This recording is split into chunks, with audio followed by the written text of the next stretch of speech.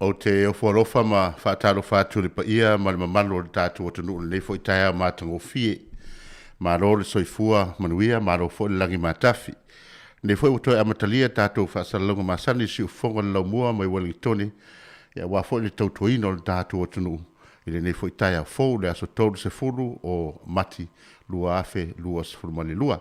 E almaia tātou ave me mtautu sa. Ia wa fo le vi inga ma le whaaftai le atua. Se sula fo ilo na lofa ma le anga lelei. Ia awa fo ila matalia o tātou ngā luenga le nei fo i taia fo ma le aso fo. Ao le tātou tāpo inga wha le ainga le nei tai au. O le awhi taitunga ei le sunga le toina wha tonu. Wha tutu setu. Ia o le whawhia ngainga mai le Ekalesia, Heart Valley. Ia o le toina wha tonu o le matanga luenga lau mua o te roa. Ia o le toina foi wha tonu ia ele pōlenga a Wellington i saute. Ia o si maia le whawhong.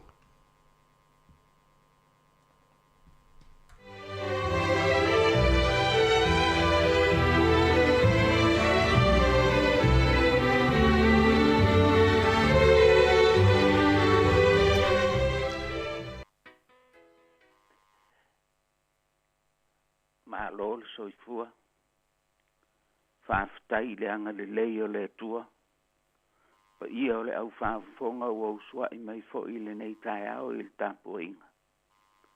Au wafe au mawhaiva o le nei aso.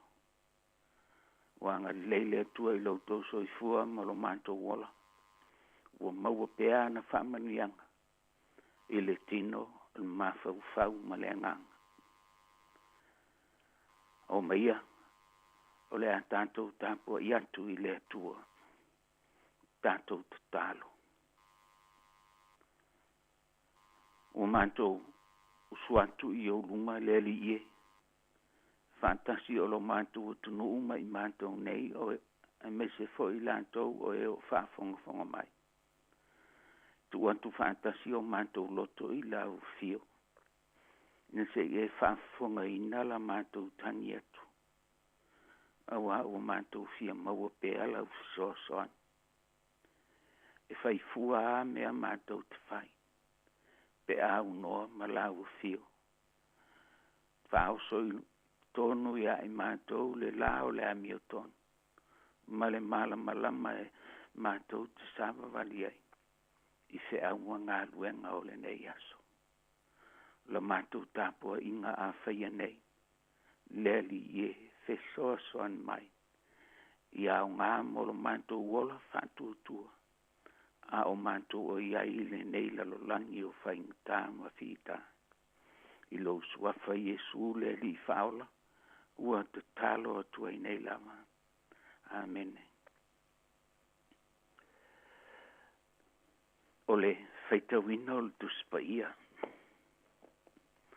O le tusi filfilia o le nei aso. Mai le whea ngai ngā fau. Tu se la apostolo o Iakopo. I lona mtau mō mua.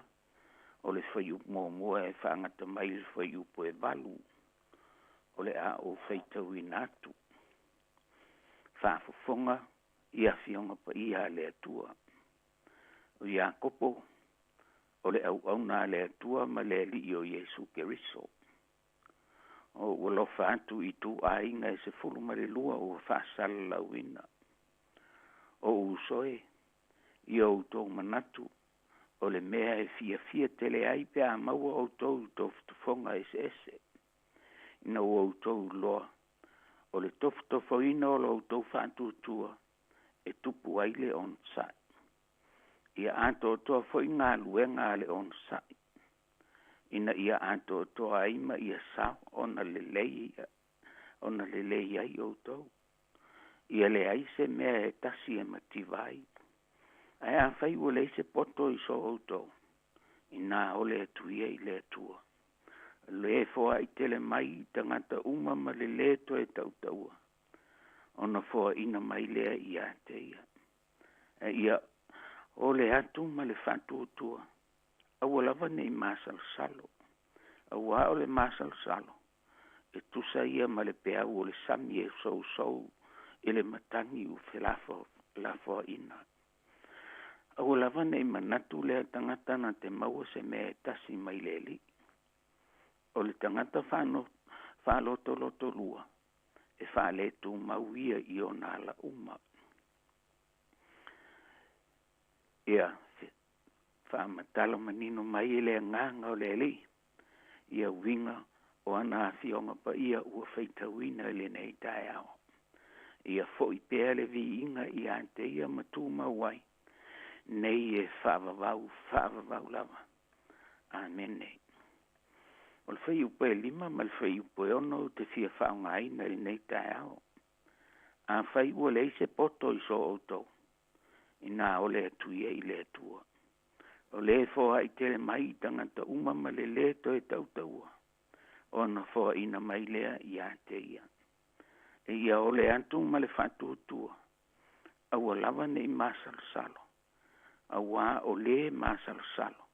E tusa ia ma le peau o le sami ua sou le matangi. Ma fe lafo ina. O le manatu au tuo ma faufaunga whale nganga I le nei tae au. Ese lava va ai. Ese lava va ai. Apostolo Iakopo I ele tau finga o ia o le usola I titi o Yesu. Lo ta ua fo I le tusi o ngā luenga non ta upo suma lima. Whaamtala I nai o ia o le taitai o le kalesia I Jerusalema. A o staitai e tumu lo tele. Ma ese le pele I lona loto tangata I utaia. Me sea ilanto o e ua whaasara la wina o no sa wanga le malo Roma. O no lo lanto talitonu ma le whatu tua I le tua. Lanto ia o sola ese. Man nofo solo I isi malo. A mata mai le taimina o tia ilo lanto uso se te whanu. Na whasi o tia I se te whanu. O na ngā solo ese tangata. Ese le pele o iante ia o nei ona tangata. E tutulo ina ilanto ele apostolo I ana te talo. I so se I tū lava o le lalolangi o hau mauai. E tala e whapea o tuli vai o le tangata nevi a kopo e mawhia pe o tuli vai o se kanela. O lono winga. O le tangata nei o Iakopo. Fia I le talo. O lona malo si anga lea o le talo. O lana wha malo si fo I on tangata. Ua au mausolo. Ia aua lava nei ngalo I ante ilanto le talo. A whai ua le se poto I ante oi. Tuli mai le tua. Ia o le kamela e. Se manu tele, se manu aonga, se manu fo I tele lana onsa. E malolo I ona tuli. E una I fo I ona tuli vai, lona tino tele pe atu. Le anta maneia lea. E ta umai ai tato. Le natura fo I o le manu, o le natura fo I lea o le tangata. O le tuli vai I le atua I aso uma. A o le whaasala lauina o le tele o tangata. Ma fua mai na ua o sfa ia e malo Roma. Ia I utaia.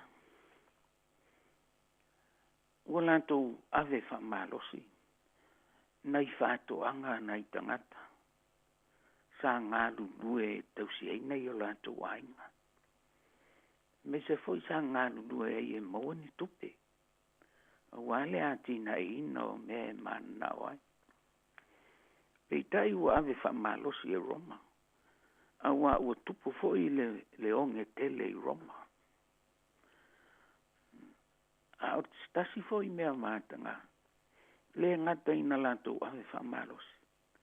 A ua lantou wha malosi ai foi lantou e ngā lulue. Ngā lulue ia lantou lava whātua. Ai le se lantou me maua. Whainga taia ua alai ona sosola ese tangata. Lanto sosola ise me mauailo lanto uola ma lanto so saulo tonga.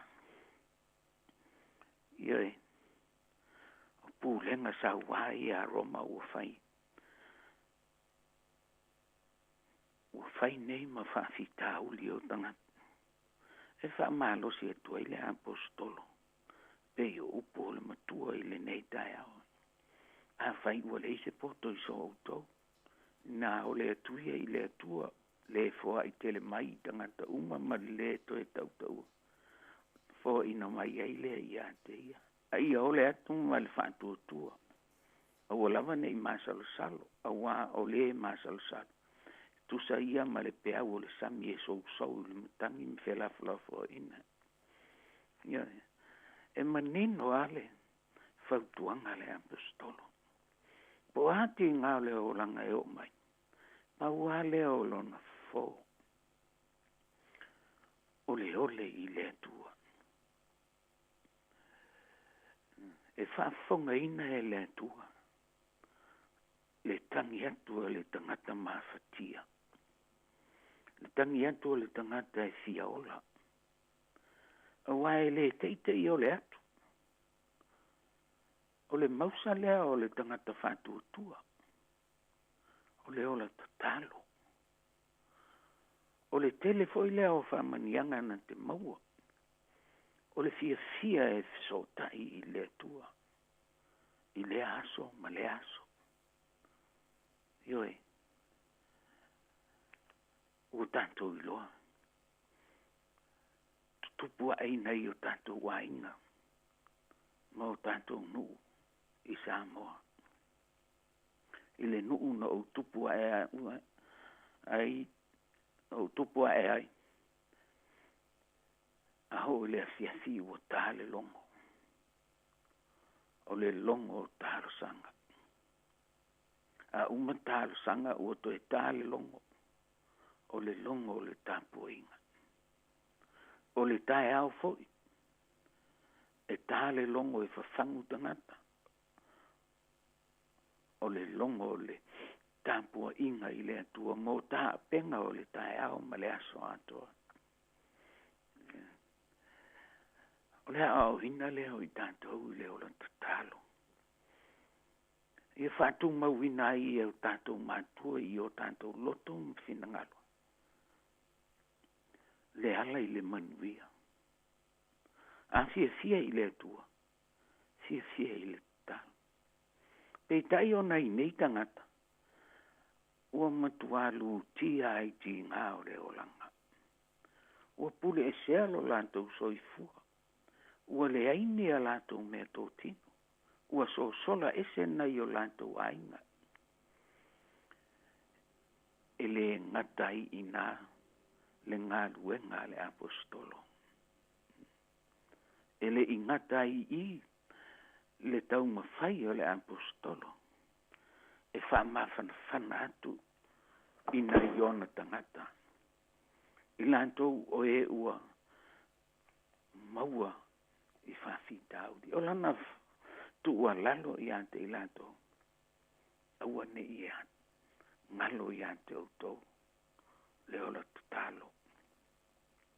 Fe mei aia. O usoe. Iau tau manatu le me fia tele ai. Te ama o tau tofto fonga ese. No o tau lo ol tofto foi o ro tau fantu tu e tu poile on sa. O le tu lalo le apostolo. Aua ne avea sa wanga. Ma mea e pe ai le fantu tu. Aua fo i nei avea le whanofo e se ai nuu e le masani ai. E matafi e se ai lo wola tatalo. I auto onsai. E me ia ato to fo le ngā le onsai. Ina ia ato to aima ia sao le lei. Ai auto. E le ai se mea e tasi e mativai. E whaingtao na whaatino lea mea. Oi a oi teimi o sāwanga ma whitae o mai. E whe mei o le ora tatalo. Rei o le upol tamalo whamoti. Tama ua nei loa ti ngā. A wā o le to tuli. O ia kopo e tatalo mo na tangata. No o ile maliu ia te ia. Ngata vale i nai o ia. A o tuli vai i lunga o le atua. Ai whaafitai e maliuane. Ai ua lewa o na sauni le nei tusi mo tātou i aso nei. E maliuane. O ungona tāpena lo tātou nā pia. Tātou te whai malanga i leo langa whaingatā i aso nei. Le pa i ai o le au whaafonga. Le mamalu o Samoa. I le neifo i aso. Ese a fōringa o leo mai i ai tātou o Sāwanga. Sāwanga e tilo ai ma wawa ai. Tō sina loto i mea ila. Mea se eno e moai. Tō sina fo i loto i le waai antu isi o tele mea. Ia ona toso atua e alea mo tātou fo i manao. Ai leo o iai leo tātou malos. E se i tātou te le mali lie i mea ua uma ona fo e mai e le atua. E tausi ai leo tātou on. A ole taimi nei fo i o lo tātou sea ngai malkoviti. O taimi au pitu silia na so e sa ila tātou. Tangi le atua i le aso me le aso. I le tae ao ma le fiafi o le po, o le tae ao le fiafi o le po. E le mapu la tātou tutalo. Ai ao loina te atu. Tō tele ao tātou. A le o le papu. O le TAP. A le o nā mea. O nisi mea whawhiawhia e o mai. Po le alu fo i e whasa vili i ta vale i le asiasi. Ai ngalo ato le talo. O lu ia e le soifua malu tanto wola. Mi e tanto wola sao loto. Au nei tangata. Ua pule e sea lo rato soifua.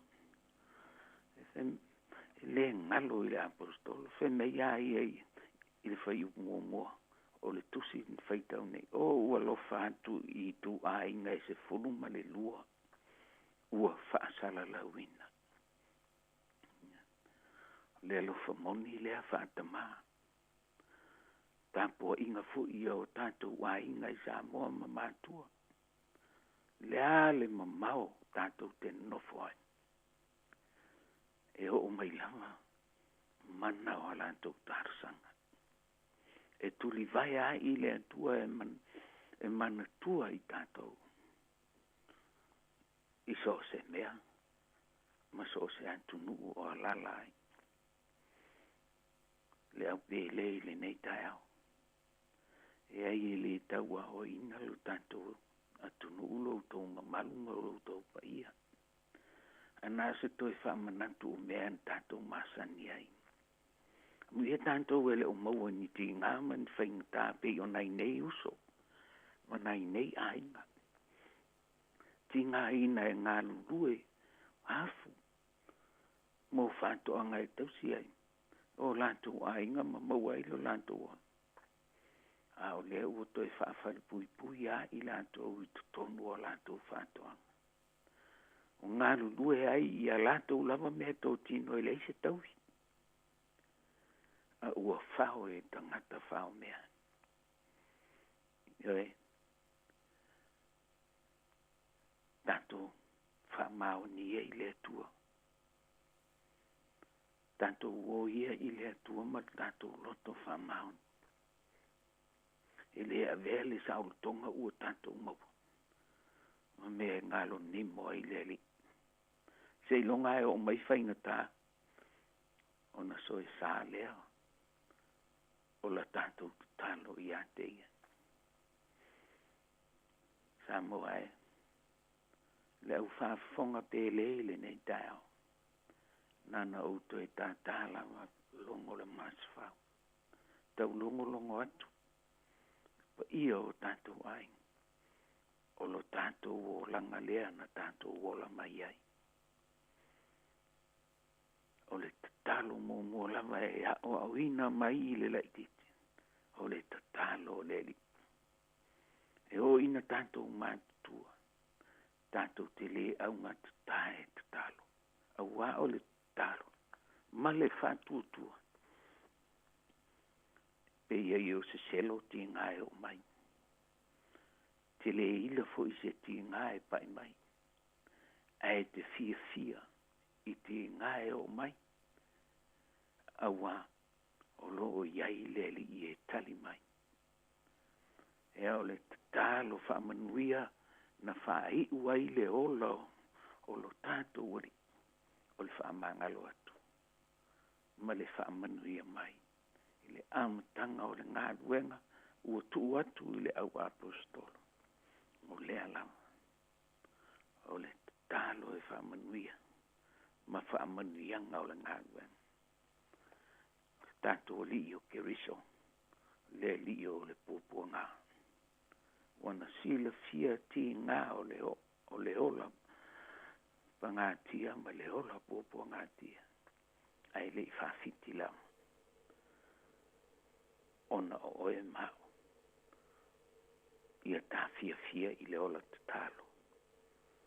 Amene, tātou talo. Le atua silsili e se.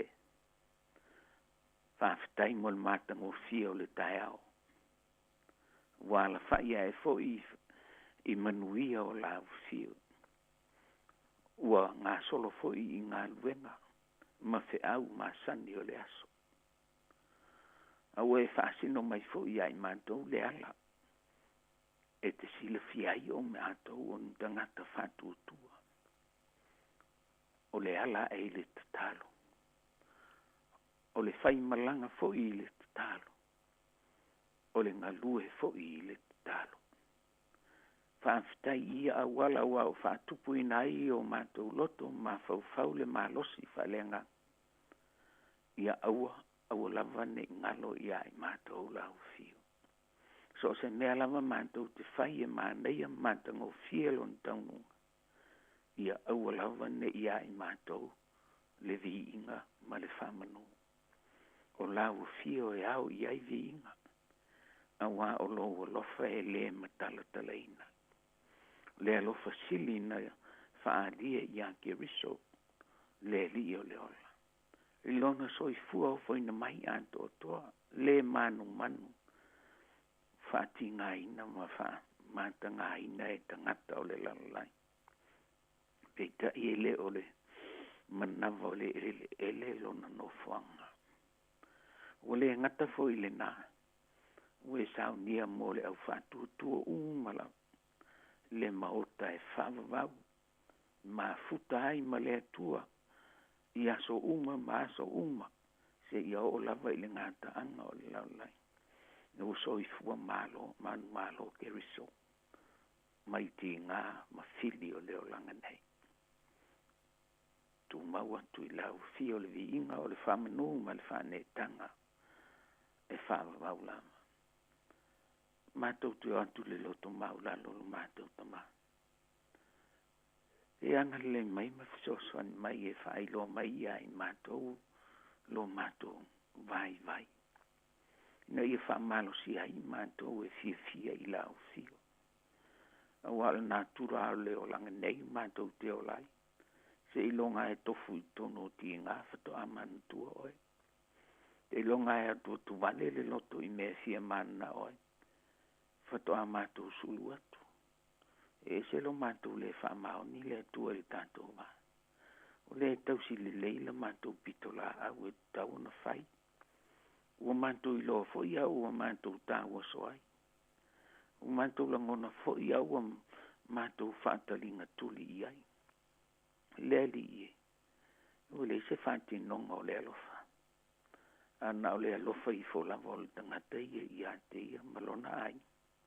O le se alofa e whaasala lau atu pe ona e alofa mai I le lalolani. O mātou vaivainga ia le atua e o le nā tura whaale tangata. Mātou tuli vai I o runga I nei tae au. Wha ngalo lau whanau. Wha ngalo I mātou. I le toto tāu o ke riso le whaola. Mātou tālo I au whamanianga o le nei aso I on tātenga. Tāpua I ngā nai mātua mātutua. E lantou lo pō al whalam maula le muli la. Wale manuia o le whewa inga. E me se fo ia manuia ngā luenga o whenga iei manai o mātou tangata. Sa ili manuia a wale lumana. Leli ie. Ia pui puia. Le soi fu o nai mātua, malalatou tāpua inga talo.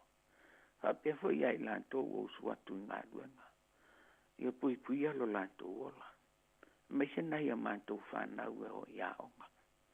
Nei vain tau o le pesi o le whamai. E le whai tia. Tō telefo inisi o e ua motusia mafutanga I le ola nei.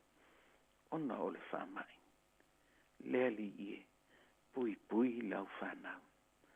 Oi ea a mātou sulu iai. O iate o e leola. Alofa mai, fe soan mai. Ma pui mai I o tangata vai. Whamanuia le. Fonga lau mua. E li pule me le au whainga luenga. Mo la lato au nanga I le mātou atunu. Whamanuia fo I lato o e o whafonga mai. Mo tāpua I whaatasi I lau fio le nei tae au. Mātou fo I wha moenga o le nei aso. Ia, le atua na ona mātou mo oa. Ai mātou te le mwhai ona whātou nuina se mea. E au noa ma lau fio. O mātou te tālo ia le atua. I wha mawhan tele ia I lantou. Ua maua I loto maling male. Loto whanono ona o e pele umotsia maftanga. Nā tō foi fia maua le sosoan. Anga le leila o fio ia I lato. Si o mātou o tunu foi Samoa o lo fia le nei wha mai. Pepesi le li ie. Watule malama male onsa. Mese I lato o taula mua. I le titina ina o le nei wha mai. Ia o ngā luenga o le nei aso. Manuia I lo fantasi mai. O mātou tālo ia, whai lava mātou loto whātutua e te whaafonga ina mai I mātou. Ma e tali mai e tusa o lo lava alo whatunoa. Ia I lunga o lo watunu whaafonga, lunga ia I lantou, o e o whai ngā luenga, le nei atunu o atoa, le manuia tele o le atua I tamaa. Le anga le lei e silsili ese o ke riso le whaola. Ia mafuta ina pei mātou e lo ungang. Nei e whaavavau lava. Amene.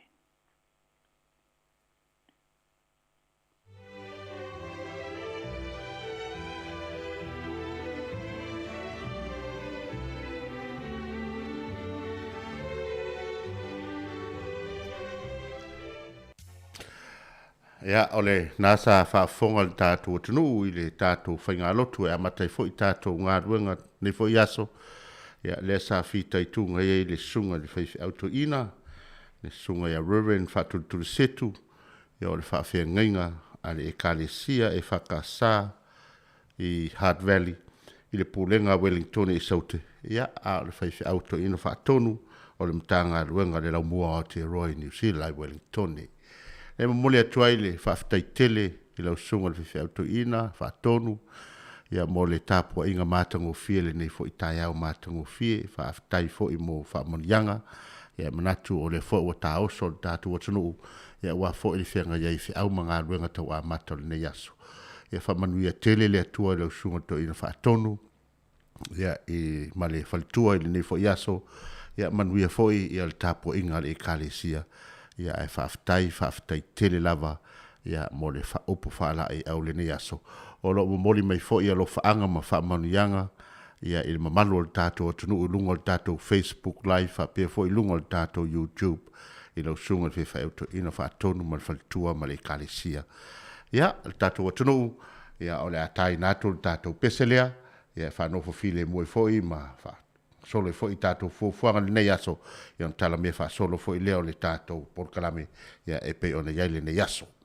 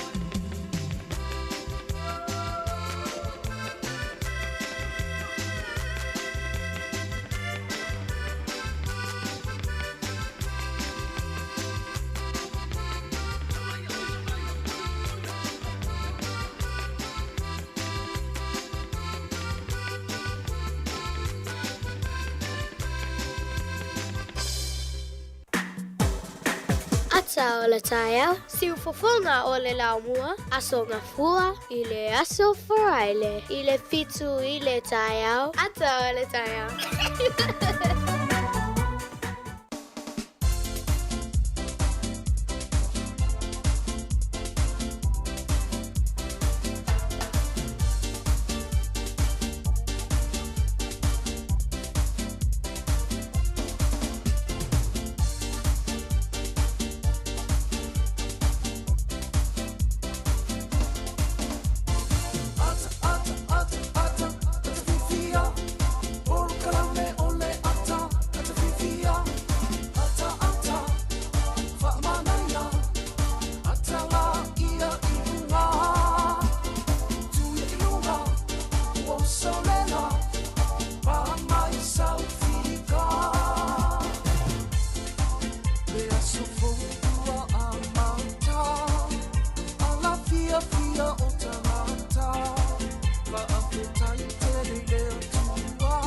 Ya, le aso fou le u amata ya ala fia le mamalo le datu o tunu nei foi tai au matango fia le aso tolu se fulu o mati lua fe lua se fulu male lua ya a o tato ya ipe le tato fo launga masani le nei foi vai tau le tau sanga tau amata malo le soi fo manuia ya malo fo le lagi mata tonu ya o le fo wara fa le tato o tunu ya au mase e mai fo male sunga ya mauri fai valu ya o ia fo le o mapa anga fa tasi le nei fo ia tai au le nei aso ia se tautua foi le mamalu ma le pa ia o tato tu fatalo fatalo suga mare ni tau maro se fo manuia ia lange mai la vitalenga silia la ia pola sunga foi le lia ma lo le se fo manuia le tau fatalo fatu tato tu le ma futa me lunga tato por kalami e se fa o sofia fia mo tanga tau su mai whaali atu lau whonga whiwhia o le stanga tam whawhelo i atu.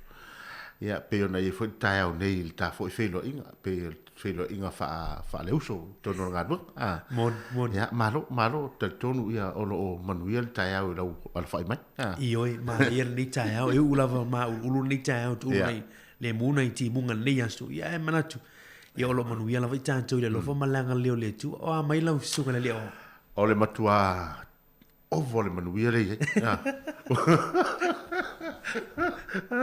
o le alava e manuia tulaga uma e pe ona iai ia pe ona tatou e foi ia e fai foi matau oi vai fo ma istai o le tafa manatu foi na ni tai au ia e foi le fa manatu nei au no fale le vai o foi le tulaga pe ona iai nei matu ina ia vai la to poi me ni tai au ia tu na ino la ele o tonu me ton fai ia manatu le la fa talo fo tatou atu ni tai au le malei fo mai o tatou atu ia ele ngalo fo ile fa talo fa atu le o fa ngalo nga to fe le tu o fe o yo tala le ia lo fa mauta le malu le fa to fa taulanga ma le fa to fa taulanga ma lo so fo manuia ma lo langi ma tafi fa tai talo fa talo fa fo i ta mam tina ma to si anga po to tai o datu to no o le fo wa la mai le nei tai au ma tango fie ia po fo il fala ma ola mo la wa fo il tapo inga maule nga so no datu to no fe au mga ruenga ai ta mai se foi o tatou whanau i awa onga ia e whatalo whatu si whonga laumua ia o tatou paanga masani ina tō rea foi wa ngātu i whiau mga ruanga masani ia o whea lava o le atunu mo tafo le lalulangi o lo e maua mai e tatou whasalonga i lunga o peau ngalo le ea malunga o tatou wa foi teknolosi ia e whatalo whatu nei tai o tatou whanau a onga ia malole on sai ia to anga pele a onga nei taimi o leo fto atau a mata foi le nei foi kuata ia manuia tele le alo atu o tou fe au mga lunga ia me se foi o fatonu fale a onga nei aso ia talofa lava le pa ia mal malo datu tru Balo ia le uta fatalofa a le fo se ia le vai le wati ia ele tulanga e tau na fanga solo ia tatou proclame ia ai me se foi o le o no vai atu na fe ta mata ia le sa e po ata mai i le vai nga le pe ia wa pe mo so le tamale le tato awala le tala io le son na file sama wa ia tu e mala fionga li pule a msanga ia ile fa pa ia ina le o awala ia fiso ta ia por rua mal moto i fo le e la pito no ia pe witpi ma wa tangi ru le off ramp le nga mai transmission kali o awala na lua le fiso ta ia mal moto i po awala ia tu e fa to ai o ile il moto i na fa pa ina la ngati toa i wila maori la so nafi mo le ngo folo ave maori na fo ia nafi o tiara kapehu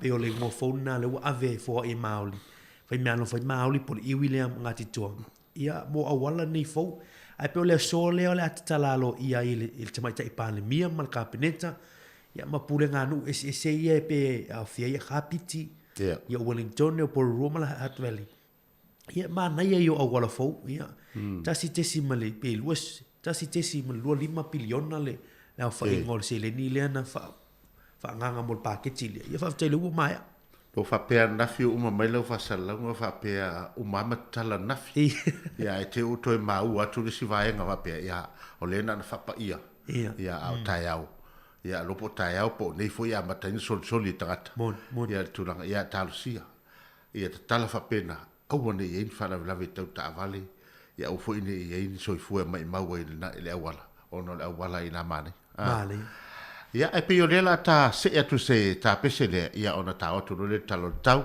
ia me se foi fa mananga o as fa na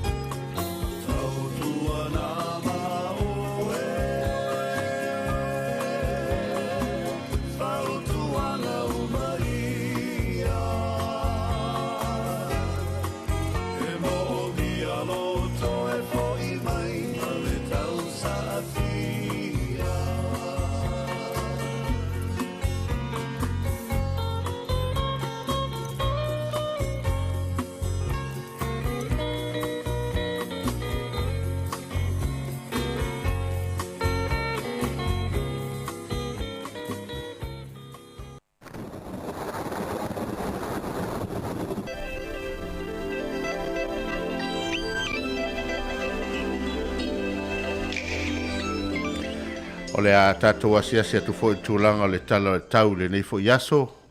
Ia e maise lava i tonu o tātou pito nu te tele pe o na iai fo i a Wellington au ki lani makala estete. Ia o le tau i nei Wellington ia maona nu tua oi. Le va i atu ia e au o lava le nei aso. Ma o le ato ulu va solo ai le timu i nisio vaenga i le laumua nei. Ia e o le ato e va ia fo i le mata o le la i le au le nei. E lua se fulu tikeli le fua o le ea mawhanawhana, ma o le nei aso, a e se fulu tolu tikeli le fua o le ea maruru. Ia e fua fo iei, ia e la tau o lo fiao fo ia siasi anga i sami. Ia mo le tala i Aukilani, mo na nutua oi, o le a langi le leile nei aso mo Aukilani, ia o le a matango fie le susuru manai o le la, e lua se fulu ono tikeli le fua o le ea mawhanawhana, mo le nei lava aso, a e se furu lima tikeli le fua o le ea maruru, ma nei le la lela e Aukilani. Ia, fasolo atu i le tātou motu i saute, mo na motu a oi, i iei kala i stete, ia, o le a uaoa le nei tai au, i nisio vaenga o kala i stete, ia, e o le a vaia le mata o le la, ia, i le au le nei, e se furu mana iwa tikeli le fua o le ea mawhanawhana mo le nei aso, a se furu fati ke li le fua o le ea malulu. Le ravalala fa solo atu e na malulu i al tūlanga i pe ona iei le tau a mese lava i al motu i saute. Ia, o le talo le tai, po le tala foi i a wā foi i la tau o lo fia asiasi li tātou foi le sami a wā foi i a whangotanga o le aso, i a whai fuafua ma wa ailoru. Ofu foi le a whaola a mese foi i a ia oni la e a wala ngai whainga tau le maruru la e mawhanawhana ia mo le tau te iwa ia o i savili ia o i mana porirua hapa i whapea fo i a leo na nuutua o i peo na iei mana luatu i kapiti le nei lava le aso lulu le nei ia e pe le tai le teimi le nei le wha luas fultonu le vaveao ia whapea na fo i le i le sfururua e 20 minute te le sfurma le lua na nei. O le sua le tai i le toe stasi minute le se furu i le tai au le nei. Ia ona toe sua leo le tai ia i le tasi i le 1 minute te le tasi ana nei. O le tato se ea tui Wellington o Wellington i le aso le nei, ia e sua le tai i le tolu, i le toe se furu ma le 5 minute o na tala, ia leo le tūla e whae le vaveau. Ngā la ua la sua le tai taimi nei, o na pele nei le tūla se furu, i le taimi le nei. Ia o na toe sua leo le tai i le tūla e whae na nei, se furu te e le whae ana nei, ia o na toe sua la ia lea i le luas fulu minute e te aile tu la e se fulu ana nei. Ia, o le taimili nā o tātou tala nā tātou tau, ia ma tātou wā foilele le tai, ia e fua iai ia hau fuanga le nei aso.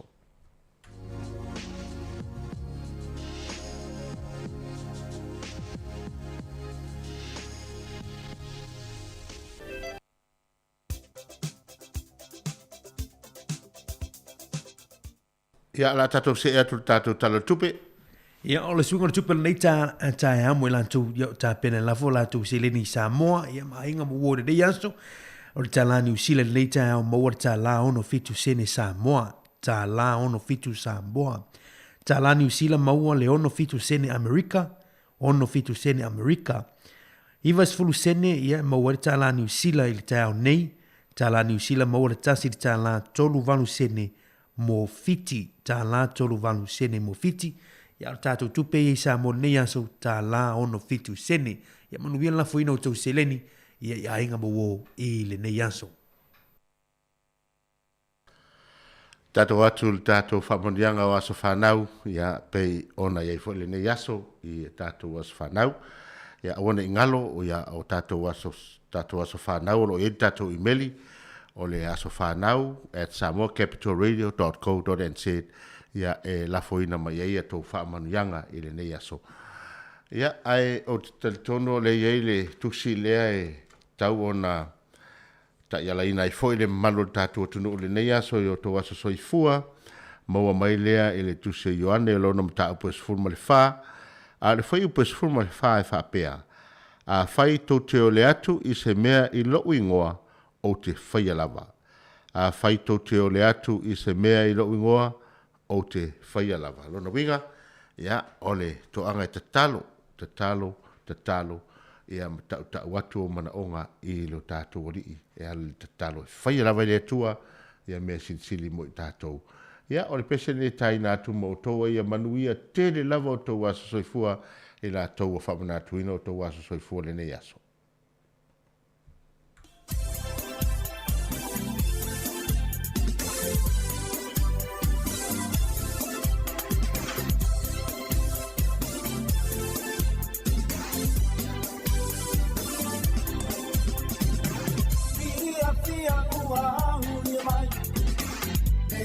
Samoa e mitiai o se tatalo pa amanuia lo waso fana waruia e oni alo mani belina e usitai uasilena e manuia i lo hola e oli ai ma fia oh my tato fia Sofana Maulia Tato vivi I mapanga petai Ile atua Maulia mai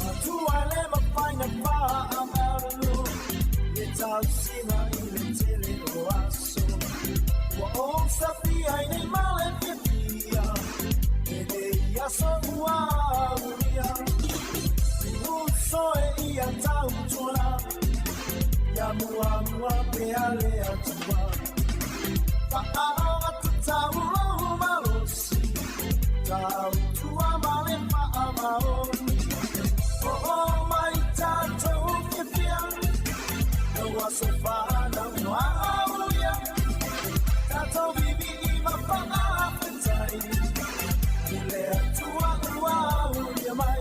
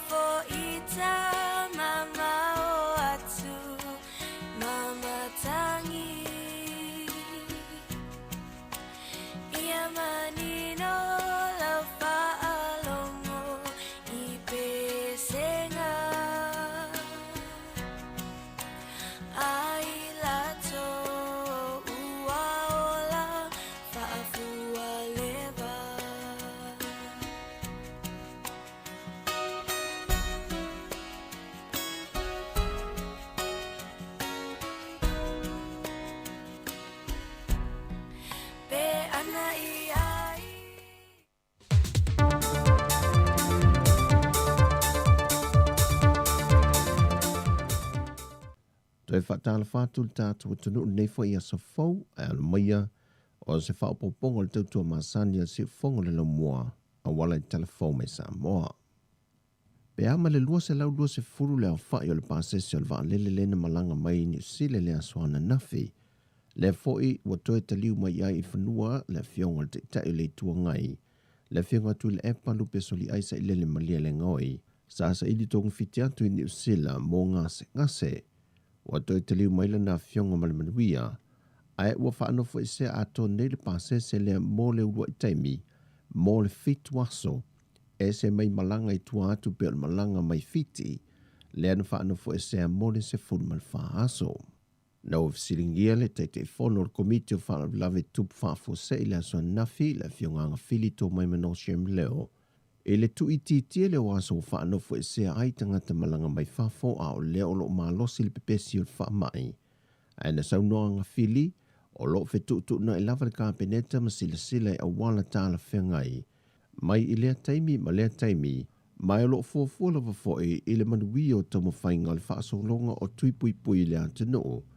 O le ngata le tui mua whanau la aiti, o le tui lo na lua mō tangata mātatua, ai whapea foe le tui lo na toru le ua nga I atu se tūlanga le leilo na whaangasolonga. E le lue le finangalo le te whono le komiti o whaavilavi whaafosei, e le tāmau pēr ia inga ua mai a whaia le kāpeneta, o lo ilano la asanga o labta inga o wawao mō le atunuu, e ala le whemalanga inga waa mai savai I upolu, lea e ui lava le soifuanga o siosi a inga o tātu tangata Samoa I teimi o whaavilavi taumaliu. Ai o lo tā mau pēr le atunuu, Ina ia na o le se fulu tangata e whaatasi se maliu lungo le tuunga mau, pau fo I leo le sauninga, ai o le se fulu lea ua na o tangata lava le ainga o loo nano whai, ma le whailo tu tasi. Mai pau fo I aso le a te tala ai ia whe malanga inga mō se tangata e mana o mie se maliu I upolu po savai, e na o aso ia whe malanga I waa, mai leono le tae au I le whai le a fiafi, I le aso lua, aso tofi, aso to nai, ma le aso lua le vai aso fau. E tolu matati au ausia nei le tamaita I Samoa si ua mea mamafa le tamaita I a whiangai ngā Star Wars. E tau vanga le Oceania o lo whaatino I ninga lunga o penga ta whaailangi. Le o lo tau vā mai yaisui o atu nuu mai au panga te itasi mai o la taula vā atu nuu. Ai whaonga ina mea poeata. O whiangainga na ia pui a foilo na manu malo le au pango le iwa 10 kilo kalama. Le na ia manu malo ai le Gold Coast de Australia le tau vango le lua fese fulmal valu. Whaalia le nganga fia o le whaia ongo le au sisi o mea mafa le atunuu le whianga tu au pepe Jerry Rowalk. E le tūlanga maua e o lo a ngai pe iai alo ma whanau o le atunuu. O lo avea masui e tau avea le tanga vai o Samoa.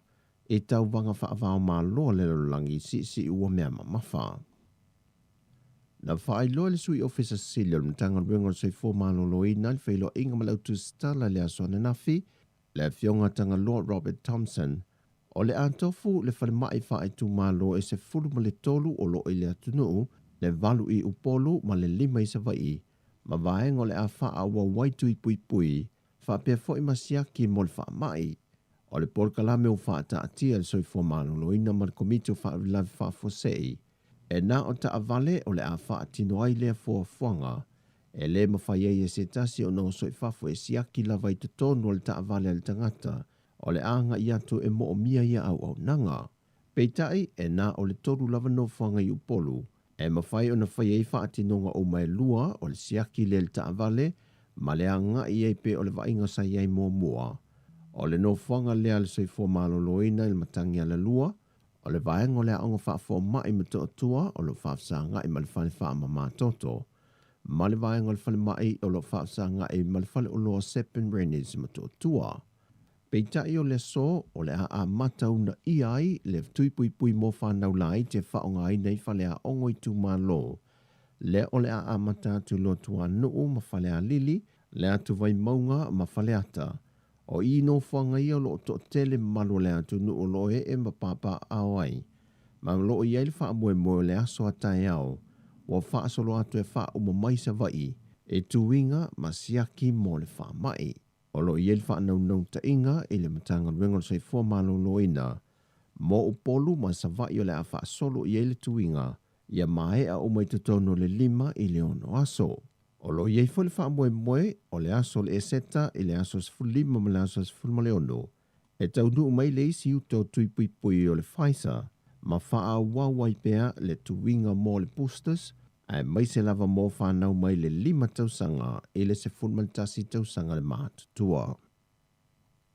I le sala lau solo ai o nisi o whaamtalanga i lunga o peng te whailangi le aso ana nafi, e ni panguta o so solo i tua mai le whalpui.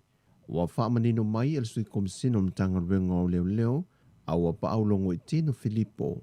E leo i eise panguta o mawhai o na sola i tua, a e si lia ma le 5 se furu leo whai o panguta, na tau mawhai e so sola i tua le to ese le aso ana nafi mai tan malala, sau no au apa au, e le imanuia la tau mawhainga, o na vave o Natalia tu iai leo mai pia, e fesoa soani malu le malo o lo il fale pui, na le mawhai ei o na sao i fafo le tau mawhainga nisi o panguta.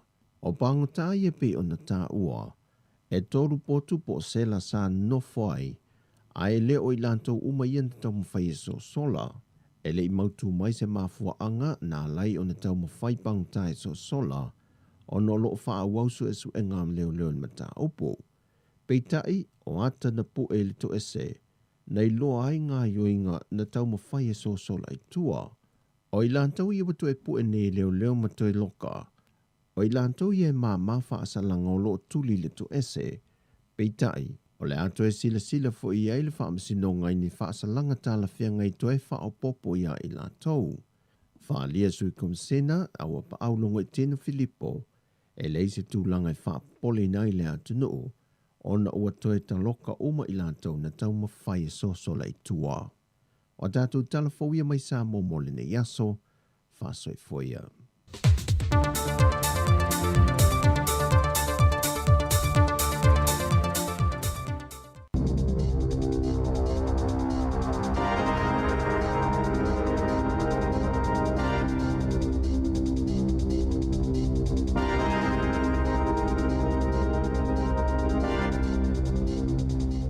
Talo flavol fa poponga mo talafo ma le si o fonga le lau moa, mo le nei tae o le astolus fulo mati lua whelua lua.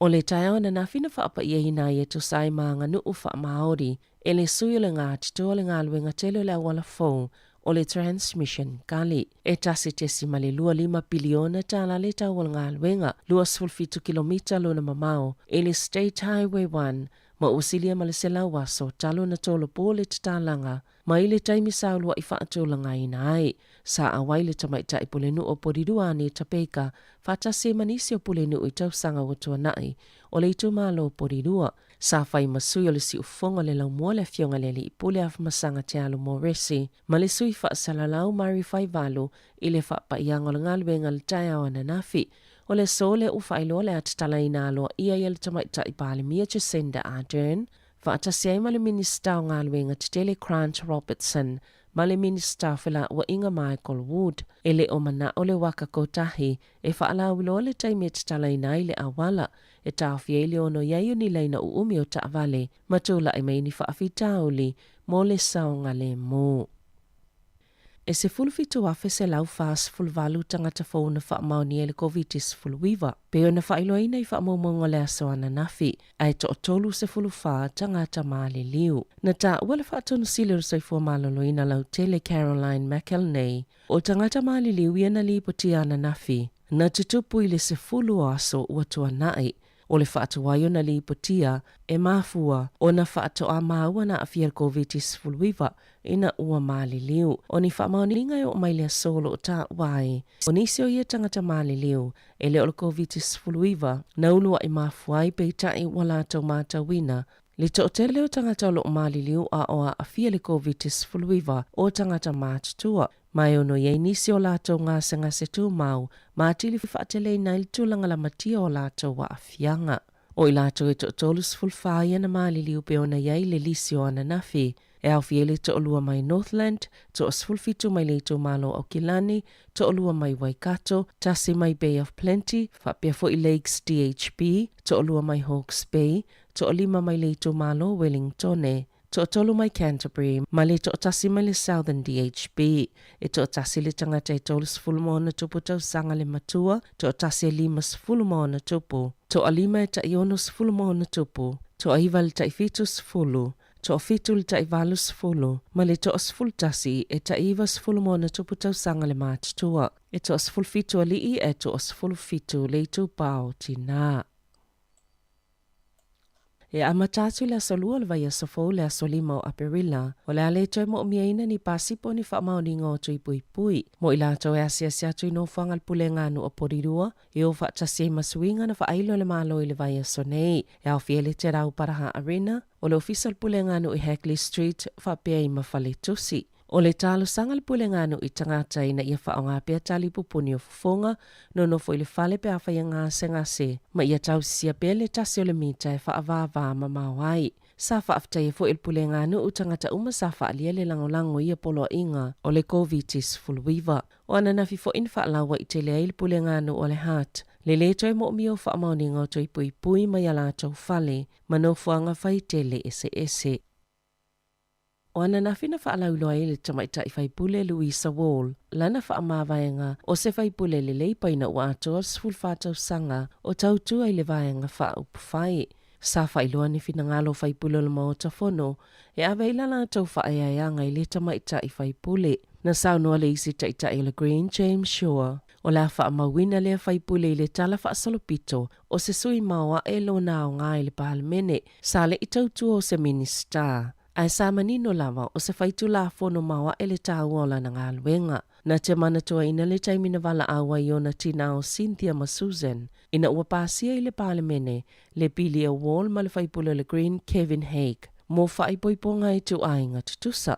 E maua ele ngā luenga Wall pe na sauno al palemia Jacinda Ardern. Ma Louisa, sa aveo se vaenga mo le tele o tala whaasolopito al palemene. Sa ta ua fo i le suita i ta e le leipa ki Alvin Davis. E whaapeo Wall. O se tasina maa losilo na sao le whaafaletu ia whaipule Māori. Ma o le amatua misia lava i le palemene. Na ta ua le whaipule le National Chris Bishop. O se langona whaanono tele le whaamāwael tamaita i whaipule. Sa tele atu ni vaenga na ia ausia le avea i mawhaipule. Na ilo le tele o minister mai lana vaenga whaupwhai. Pe ona sauno bishop. O le maunga lidia so sene le istangata leo lo so ile lise le leipa. Mai ono suitu langa ia Wall. O le asos fulmal whao Aperila e whai ele sauno anga whaamawaya Wall i le palemene. E to olua ni fōma i e whaieta o tonga i mata na whaasalaina. O na olola soli o whaatonu ngā le soifua maloloina mo le COVID-19 fulwiva. E ala i lola siakina o ni ngase, e au no ma le whaio ni o lātu i pui pui. Na sauno e so upo le matanga luenga le soifua maloloina. Ua whaalea ngā ina restala i a fōma i e to olua i le Medical Council. E le mawhaio na toi whaatino le ngā luenga. Sao la tauli maina ni whaalinga ma le matanga luenga. Le olo i ni whaasalanga e ta i whaafitala i le mata upo e tasi.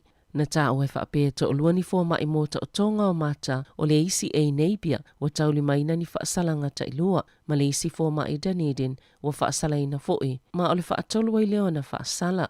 O tangata umalawa iena tonga fitia e Dr. Phil MacDonald ma Dr. D-Back Gupta mai le whai unga Januari anga i luma ua whautua ina ia whaafsota i le matanga luenga le soifua maloloina.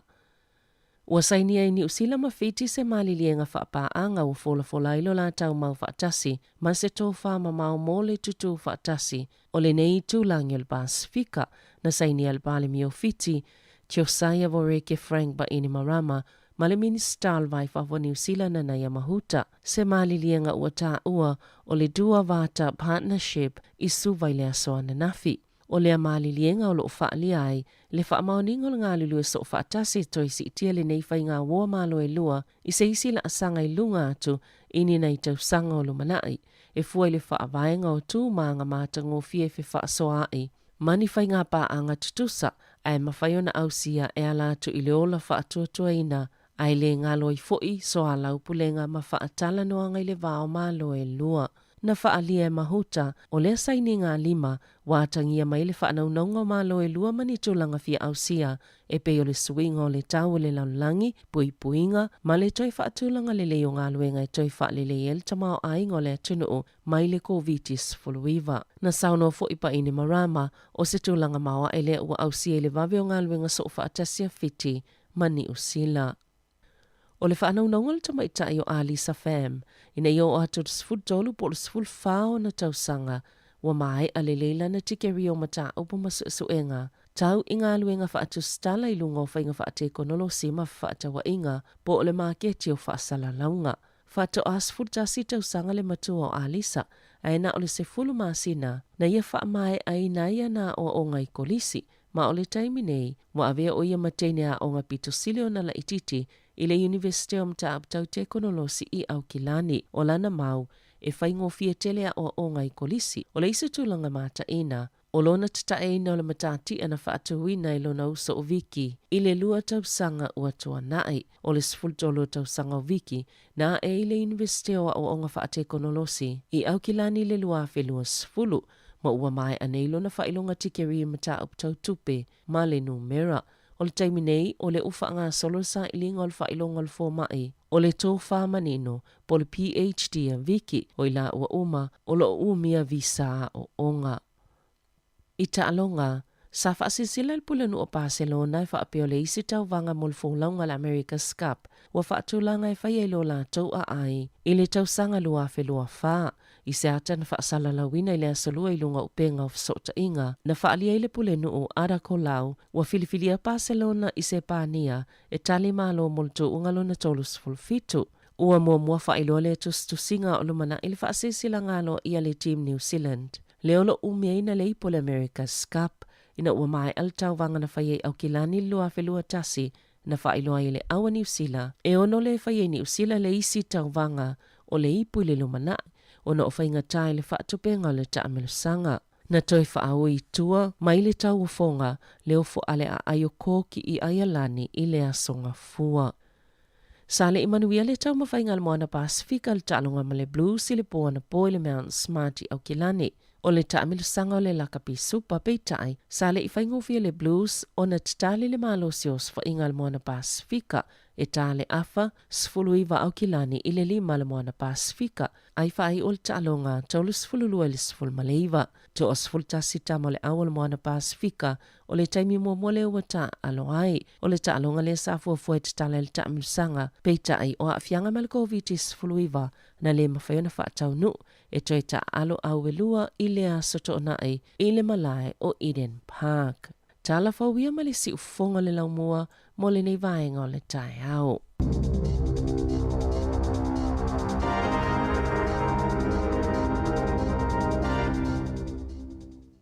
Ia, ma lea ua sfulvan minute ua te eli tu la e valu, ia le foua mai atu, ia tātou talafou, ia saunia savalina kasiana me se foi tātou tala mai Samoa sunga tasi Salem Sam, ia wa foi le whaafonga tapua ia sio tātou watanu.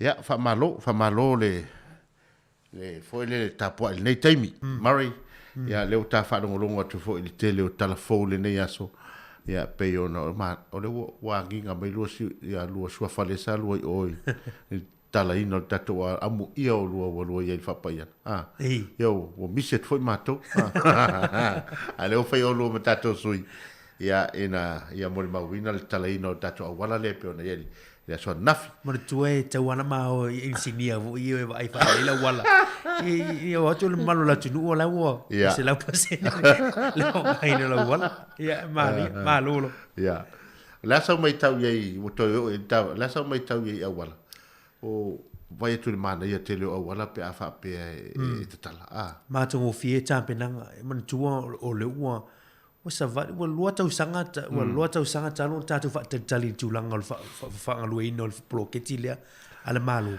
ala man na ye yo wala te lo fo yo la ye si sa fa popo sa ngale mu pe na sa no le fa pule la tatu mana pa Edmonton na fa pera na sa no nga fa pe ole o wala phone o le nganga tonu ai o wala nei o tau fa ile fa ti le la ve o ta fali ma tua la wala le tupo ma le wala i le state highway 1 le tu waile na ye telo yo fala vela tau ta vale lungo o le motorway le ia o le tarola ia ngal motorway fole ia ma la fengo fifi malanga inga mai kapiti mai lunga ia ngai mai nei Wellington a fua ye le wa suia nei le state highway 1 lima iva ia 59 ia le tamale le sa tas ia a le se e mai ia i le state highway 1 tas ia le watu le lunga yo ia la ropo o se me le afai tu la o se fe mai te mil na mai fio inga le mai le i sau mai le vina ngai nei Wellington ia pe a fua ia i le tele o a foi le o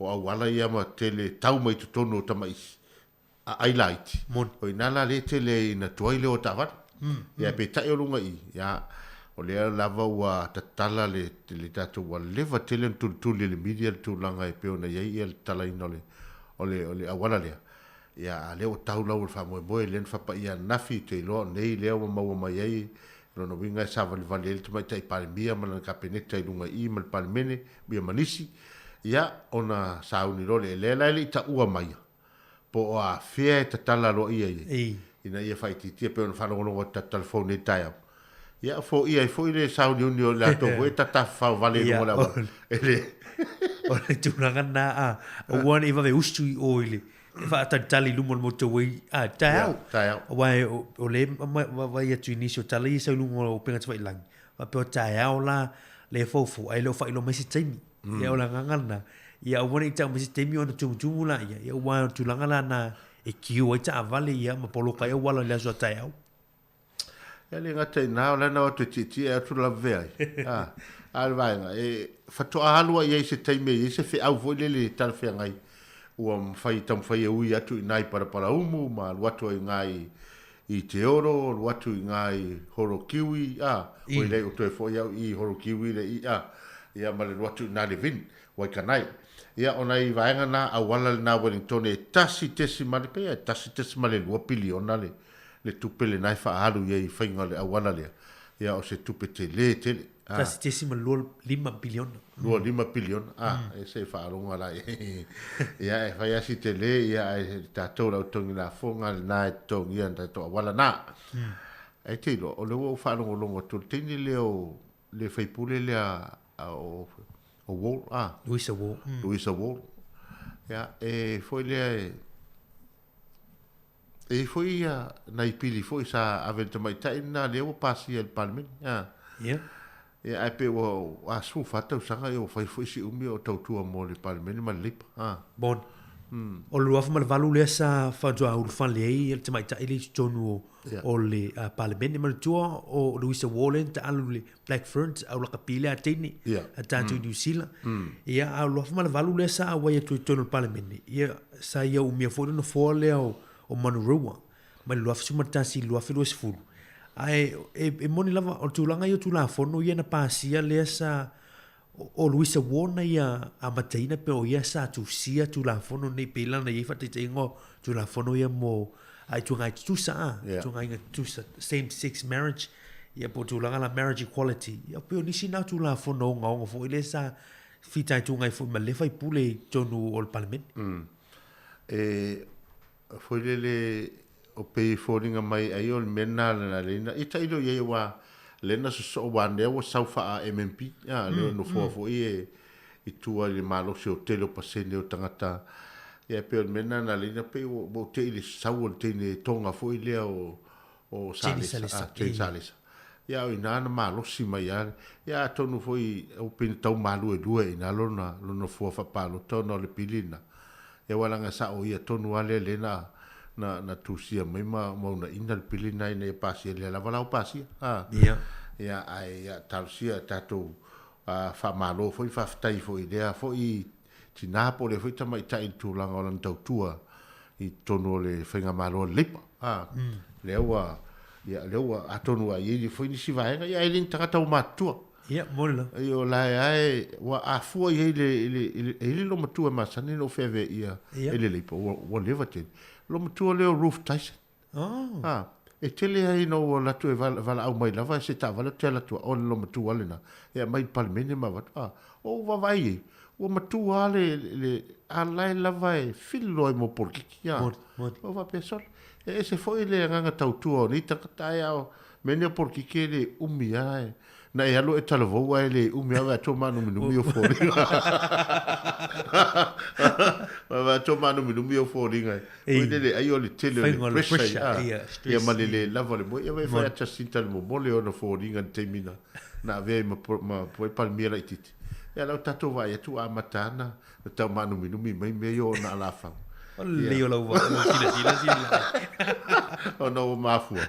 Wa tele ia na tu mai al palmia, tu lai mai a. Fa sanga ma tele o mo meu strike, mo sorte te. Ya umatu sorte te e a ngai mai ale tamo foi le na a fai nai la lo ile mosque le la lo.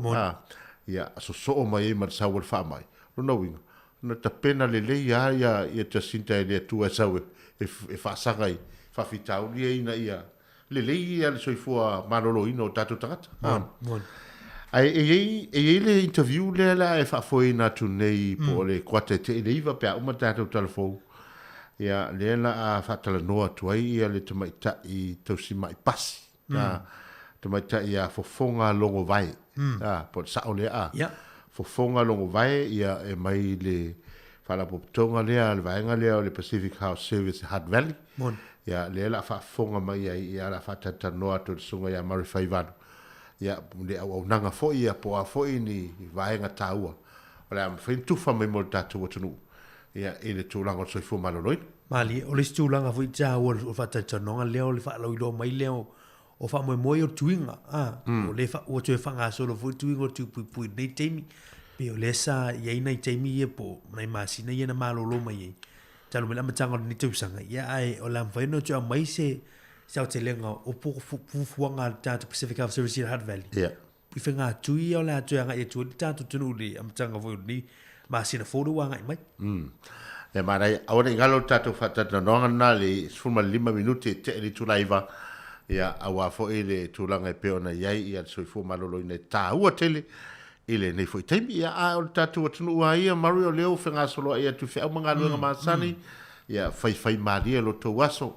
Manatua vea foi musika ia mamato pespesenga ia e fa no fo file mu e foi ia va to foi se fa mama venga ia te to ai se meu popolele loto ta foi fa fia ata mtalanoa a fai foi ni fa fita u di tunga fa so ile stangata fa so foi le tangata matu ai e tali tonuina ia e mau ia o mau lo talima ai le fa so tangata foi le na uma fa so tu nei ia ai tango telefoni ia fa lele lo lunga lo fa fitauli ia na tilia le na fa ina tatou ia al talano fa so ia tasina awala fa ngo fi tau matu tu ai ni fa fitauli lo no fo ma oil ne yaso ia la no tatu pese mari ia ona ta fa wa fo no tata tonga ia wa fa fo ta po tatu nu ia ma tatu tu tatu pese na ia vivi ingol so nu leo fa la rupo.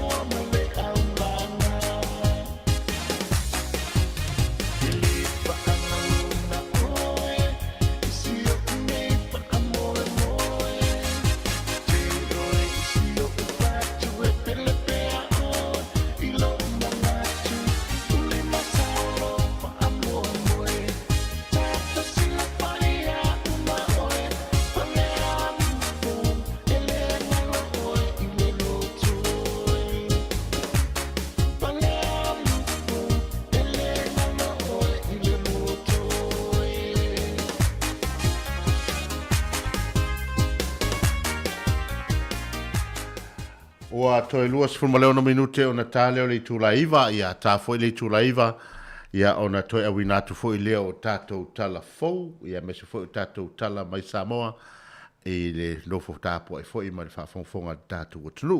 Awane ngalo lo iai le tātou interview le napo tātou whatanonga, ia ma le tamai tai fo mai pasi, ia fonga longo vai, ia le la awhitai tunga iai le sunga ia Mari Whaivalu, e le te au le iwa, anga ia tu le afo le iwa. Ia, ai malo le tāpua i tātou tunu, ta tono le whanga solo fo i tau mawhitanga o taiao, le malu o le taiao na i mātua, ia ai mai se fo i la tau fo i o le wanga ia tu i ngā ruenga, le whatoa o le ngā ruenga a la o tau mawhot san wisi e le whis ngā ruenga. Ia, on sai, malo on sai i tātou tunu. Vale. Ia, wawa ai atu le, no fai tau tu se tala i le au fai whatoa anga marili. Le au vaenga fo ile le kiwi fruit. I la tau le toina. So le mtau tia pa fai sa o ia whamtala. E watu ai le New South Staffo sa ue vaenga. Ono sfutala li tu la le o tau fai ofo. E fai ngā luenga li tangatai atu le piki inga o le. Fo ile le piki le kiwi fruit. Ia ma ave packet kongo. Fo ile lo la tau fali. A tu langa fo ile le ono le. E vai atu e se meo le luas fulu fa afe. Tangata fai ngā luenga le mana o mia. Ono tūlanga whare ole le poloka o tangata whainga luenga whawai taimi e mai Pasifika. Mon. Leo mafu ai. Ia o whamau au o le taimi wa tau le la au ia me se fwoi wa sioki le fwoi le tūlanga o le kiwi fruit. Ia te le to inga ai le e mamau matato. Ia e peru tūlanga na ia i wa nau nei farmers up tangata i toina le kiwi fruit. Ini tangata whai ngā luenga, ia ala whianga le whaama i le ua pāpā, ia le ua le mawhaina sao whia mai tangata, ia e mawhaina whao ngā ina le ngā luenga lea. Ono sa furuta ata, au nu suta lai li tūlau, mana ia te. Matua matautia le, valu i tū lai whai ngā luenga le ato. Ia matua i matua matautia le o i nai loa ai matua i mana o mia lawa tangata whai ngā luenga. Ia i tūlanga le piki inga o le. Ia o le mela e tupu temi nei mo la tau ia ona whatoa. Mon. Ia ma la tau whanau ma la tau ainga. La ua matantoi o ifo toi whenga luenga e piki le kiwi fruit. Ia o tawa ai e tu pu enga minga o ata i le matua i tau fui o le lao. Mon. Ia mai mau le pala foi lea. Ia a lea e mana o mia e. Ia mataura tasi lea export lea lu whafua tato o tono New Zealand. O le kiwi fruit. Wawa ia tu whamamunga ia sau le Stafford Town nei e ono. A fe lima se lau tangata ia le short time a. Ia. O le shortest now tūlanga fo i o tangata ia mo mia. O le mai tau atu i tātou walong whanau Samoa ia mai Samoa i tūlanga fo i le ngalua whawai timi. Ia o te loe le la ngawhatia le scheme le timi nei tātou whanau. Awai o le timi nei o lo whaingatāle au mai o tātou. Ia. Walong tam whanau mai Samoa. E whangalua i tūlanga i o kiwi o alawa tūlanga o whanau aina. Na. Ia ngau si wale tūlanga le o export i whafu. Nā la, wai, sa o le au whainga le nā le no whētui neo tangata whainga luenga la tau te whainga luenga i tono whatoanga i New Zealand e luas full whaafe. Ai lono winga la, ia o lo mana o mia se si ono afe lima se lau mo tu tangata. Ia o tele nanu mera, o whaititia fui tangata le ina ngā luenga pēa whape. Ana whapea o lele ile i talatu ile mastoni. Ai, ia... Ua oso lunga le palau mahalo lo iai. Mani. Mana ia foi, o tasina kolin. Ta oli. Tasina exercise o savali matau le kiwi fruit. Ia, ai mo la tau o laifia, ia, vava ai lunga o tatou upenga nao so tainga. Ia, pe a wha pe te ea o toi fia oso le vaa mahalo lo i lalo. Awa pe o lalo i pito nu ule i lalo le te le na mawari kiwi fruit. Ai, o vava ai tu fo i plene ma timparo. Ia, e matautia fo i tūlanga o le ia leo saman man tuo i nā e tele whawhaile le saman ia awa wa aia tu mali whanoa noa nei le tele o le uto o saman i wa pepe wa walana pe wa i lo mai whamau umi tele na mawhanawhana chuasa ia e ona pe fōringa whai mai o le soifuanga o le olanga le ia lea e ola i le sefulu lima sefulu ono tikui le mawhanawhana o le ale mele o ele suava i le suasam e o atua sefulu valu nofo ai anga i lunga sefulu iwa o inala lena tele ina whaina ia whatoanga o le ale o le saman ia matele na ave le load masasa ave foi le matua fa leo ngai na ona wa tele na mamate ia ele ai tasi foi na ia o tasi o le ia le na o le tele fa fa ile o tele foi na fame o tele foi na fa to ngama ma au mai I fa le lo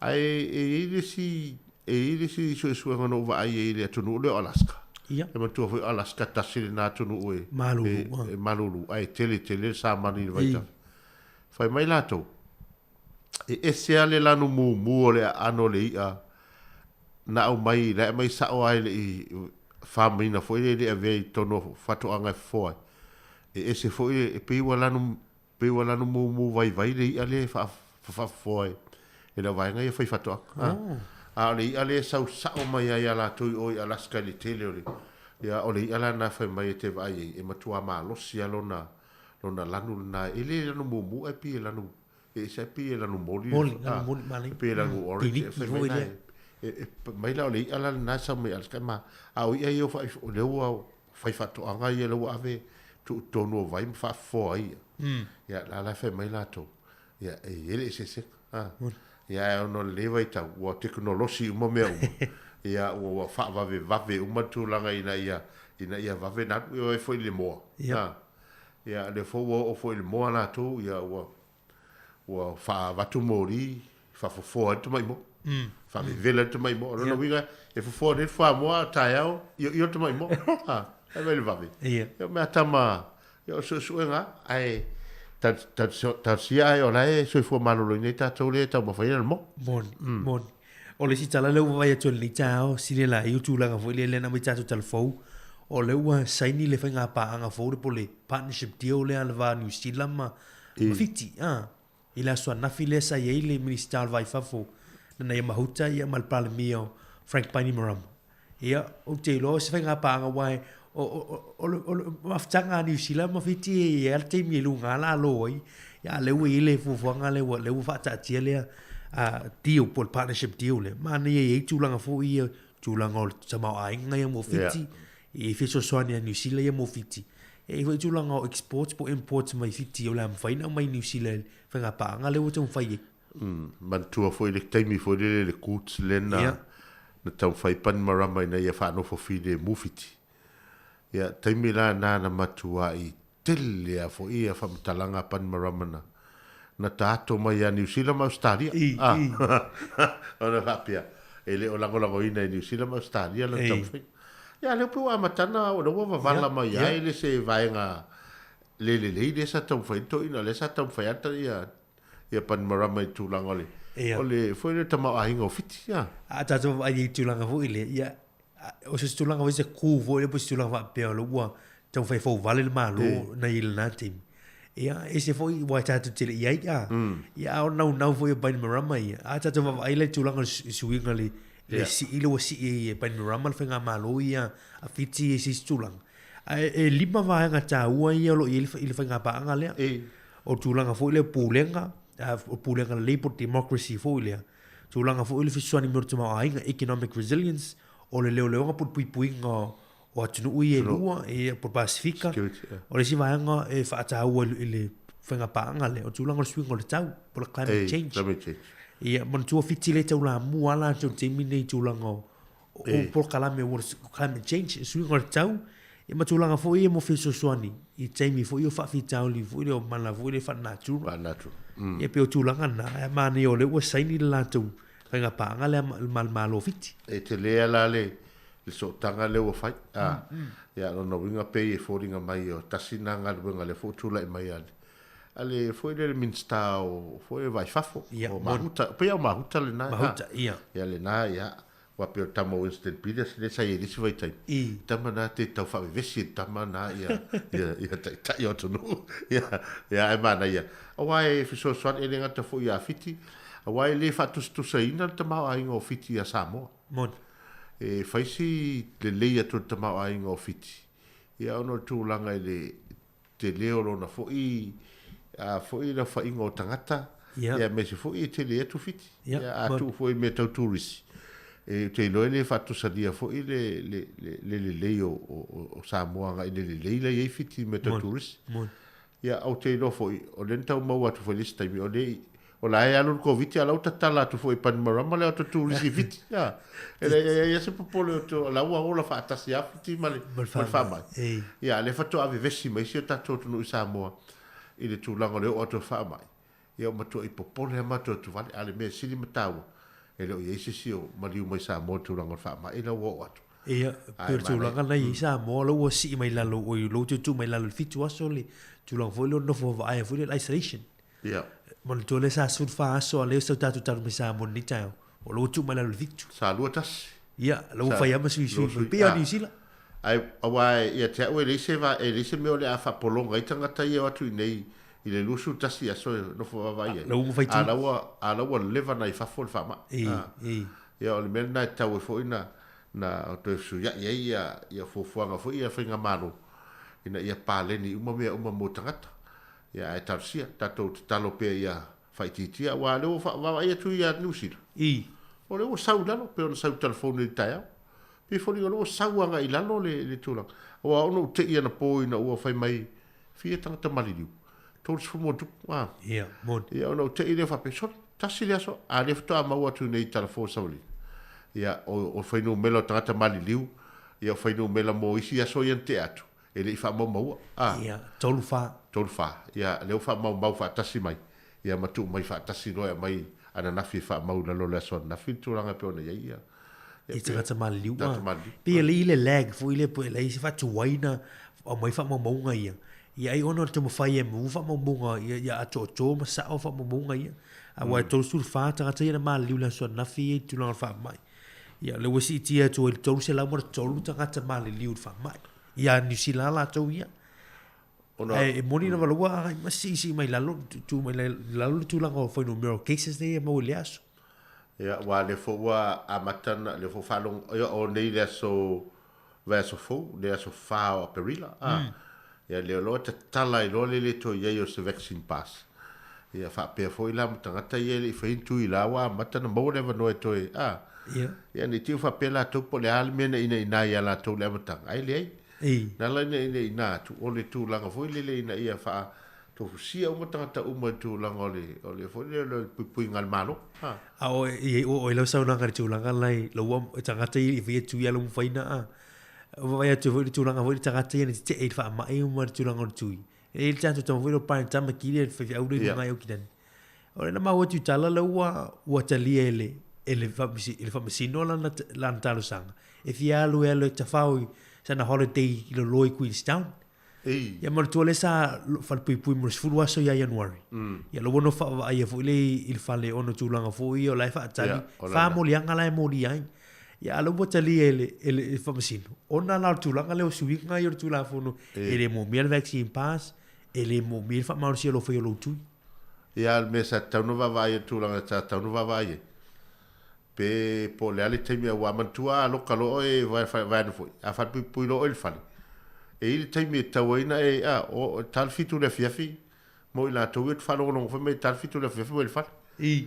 ia ale ai o tu le ko lo kamai ia ale la tala le ia o tu langa o la e alu lunga o wala tu la fono alu lunga o fa no nga sidia fa to a mo lo to ia la tu ta pese fa no file multa to no multa po inga ia ona awa ia tu ade o vai ngol tato programa ne yaso manuir fa fonga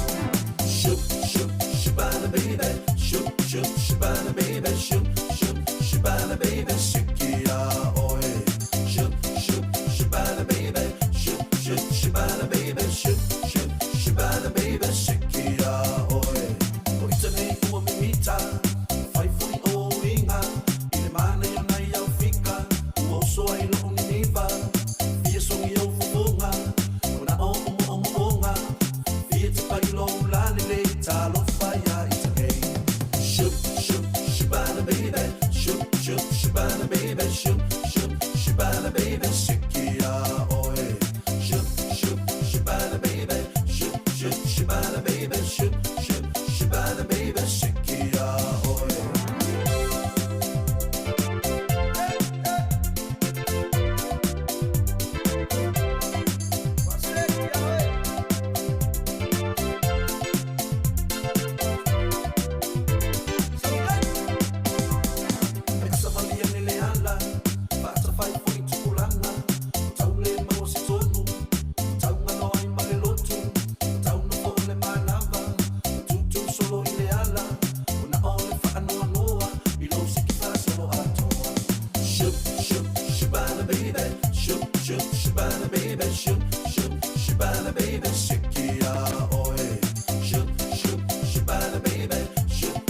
Shibana baby, shibana baby, sikia oe. E sikia oe, luku wha moe moe, saka ia manu ma le ka ma moe. O kasi moe moe oe, luku lo koe, a koa ua ai ma le lafu ma moe. E a e me mei, e ka sele, e ka sei, wha fua sei fui o ka wha me mei. Sikia oe le ka angulu o le moe, sabi ngā i se ia wamu sau koe. E teina wai lale lei, siki mai e ia i tunei. E teina wai lale lei, siki mai e ia i tunei. E teina wai lale lei, siki mai e ia i tunei. E teina wai lale lei, siki mai e ia i tunei. Shoop, shoop, shibana baby, shoop, shoop, shibana baby, shoop, shoop, shibana baby, sikia oe. Shoop, shoop, shibana baby, shoop, shoop, shibana baby, shoop, shoop, shibana baby, sikia oe. Sikia, sikia oe. Sikia, sikia oe. Sikia, sikia oe. Oe manao mia o se oe. Sikia, sikia oe. Sikia, sikia oe. Sikia, sikia oe. Oe manao mia o se oe. Sikia, sikia oe. Sikia, sikia oe. Sikia, sikia oe. Oe manao mia o se oe. Sikia, sikia oe. Sikia, sikia oe. Sikia, sikia oe. Oe manao mia o se oe. Shibya, shibya, shibana baby, shibya, shibya, shibana baby, shibya, shibya, shibana baby, sikia oe. Shibya, shibya, shibana baby, shibya, shibana baby, shibya, shibya, shibana baby, sikia oe. Shibya, shibya, shibana baby, shibya, shibya, shibana baby, shibya, shibya, shibana baby, sikia oe. Shibya, shibya, shibana baby, shibya, shibya, shibana baby, shibya, shibya, shibana baby, sikia oe.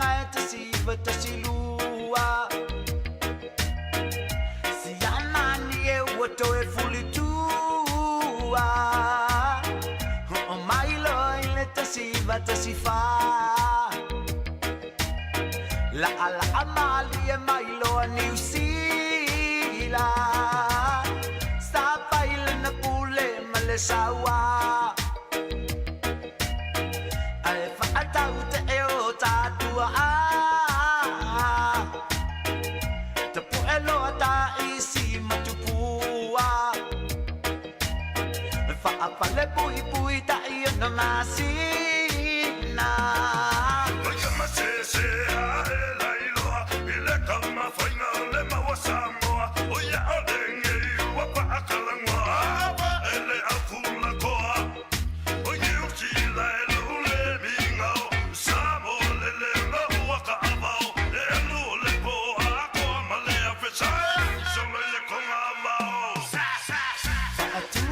se malvia sa oloto sa fa'agu tu mai I vai moto ta elo ta isi matupua fa'afale pui ta io no masina dai sinele sonio lei si toa sa ole polonga mo Samoa tui maleli I fanno ma fa muina sa pau tuaina o tu pua tu pua te masese le alofi tu pua te masese le perenise tu pua te masese o le toa tu pua te masese na sa o le toa I Samoa le tamsanga te si valuaiva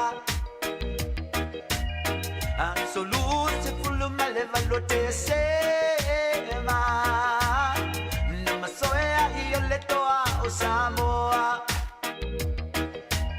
uotanga tavalei nai o tupua a oia la unga tu io na tangata ai fanai na loa le baile kovana lo utunu e fifilemu yamanu via Samoa I na toe tu pua te masese le alofi tu pua te masese le perenise tu pua te masese o le toa tu pua te masese na sa o le toa I Samoa Kiole makalia le vala we kusalava pe fa apola e kusabe fa apola we kusabe fa apola pe sala e fa la lau si au pe kuma e pai mai ai sabo e kole kai de ka e langi soka ko e fa tali ala vangi osila tu pua te masese le alofi tu pua te masese le perenise tu pua te masese O leo toe 2 minute na tale o le iva o na toe awina tu foi leo tatou tala fou a me se foi tatou tala mai Samoa ia wa foi le fonga tapo i le tatou tunu ne aso malo le fo lau i le tatou tunu e manatu ia o le lavo tatou o mai i le fai unga foi le nei masina pe ia toe tasi toe taiau ia ona tatou la sia foi la ia lea o aperila ia ona tatou watu ala ia le tatou folau le lavo tatou folau langi ma e lofa maleanga leo le tua tatou tunu mari e se foi le mana o tatalo le au whainga ruenga me se foi to ina mana I lo matutua le lava wa va alongo tu launga ni tai au to ina fa tonu ia u fa tu sai tu li vai o ia kopo I le kamela ia ai fa pela o I fa pea wale na fa mai au alu lolo ma fa pea fa tu sava ia kopo kamela fa pea se tangata fa malanga fa malanga ia te wa mai le mau to ina fa tonu ia e ta mai io ia kopo tangata talo talo lo pol mele o tele na mai tu li vai e tele o tatu tangata ia so nei o le wa fa mai o tu li wa lenga o tu ma fua le talo ia wai atawai nei o tawai nei whaingo te talo mari e to tu li vai na talo le a tatou wa ngo tatu tu Yo isi wo sa na sa fa ya matalo. La sa mau ye va. Ya lo wi ma le fa si tu ta li ma ni. To lima. Ya wa ta vai ni foi fingo te talo vai ngale il fa yuta. Ya. Wa man tu ata tu lo vai ngale la wa mala mai foi tedo. Wa te to lina. Mon. Na ifo le fa penela. Ya la to foi ta po inga fingo ta. E le son matu malanga me o kilania matu malo lola nai fox na e ila ta vale ta ta vole pus piu ta ye po te pus pi muselimi pola ai fa tu le ta vale fola fala ia ma to tu mai foi le po fea tu nga ta puinga le ia po fea po mo la wala ia la fa le paka vo ka paka le sauninga le foi tanga e folinga mai e taimi foi le fa pito ata taimi po fea le vai nga lo finga malanga nei tu ta vale ia e fai le tal ia ole la tu foi pese la tu foi nga nu e o fa tasi man ta poinga tal pe o tatou io tatou e pe o vaveao e te mile leina tau ia ma le afiafi na ua fa a mata foi o fa fale le ainga ia no fai le ala winga na tala na le fai ia ua aso ia e matou foi e kalesia te mino loto e matou e kalesia ia a fai ia loto le afiafi ia matou tato tuli le le ia mata punou la no te me fai tatalo ia ale e tate ia le umo le loto fai mai la mena le to tuli no lolo la ia la tatalo to ina le pula la pula me matou la mena vai te fai loto le to tuti ai le puno ia pe foringa mai pe ia se ai o ta sau foi o le ia pe o tele na le winga na tal no fa no tu tala le ia kopo fatu se ia kopo pe e ta o fo no ta o to fo i lo fo to tu li matalo e lo ai tanga tala talo moni to tu li matalo ia ai tato tu Mario la tu lango tato vaccine testia i mo meu o rat testia ma le pe fa si lantu o lo mo ia tato le tio nele tu long rat test ia ma tu lang o masks a fai lo mo mi tato ainga ia vai ona su mai tato le tio limatasi man Kevin Avenue fa so tai mai ona fai no tau wat vatua ia rat test if tau le mana fa ngol tu ainga ia fai fiso so ani te mini pe fai o fisa iliani rat test mani mask ia marai sau nei tu mai ia na watu leo ne au masini ia aware fengo tato testa lo taliva ia ole awinatu tato telefon ia wa fo fa fon tato tunu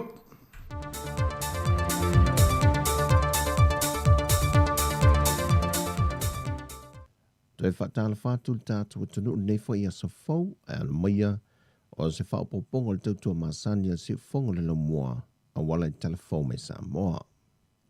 Pe ama le lua se lau lua se furu le au whai o le pāsesi o le wā lele lena malanga mai ni usile le aswana nafi. Le foi wa toi taliu mai ai I whanua le fionga le tai le tua ngai. Le fionga tu le epa lupe soli aisa I le malia le ngoi. Sa ili tongu fiti atu I ni usila mō ngase. Wa toi taliu mai na fionga malamanuia.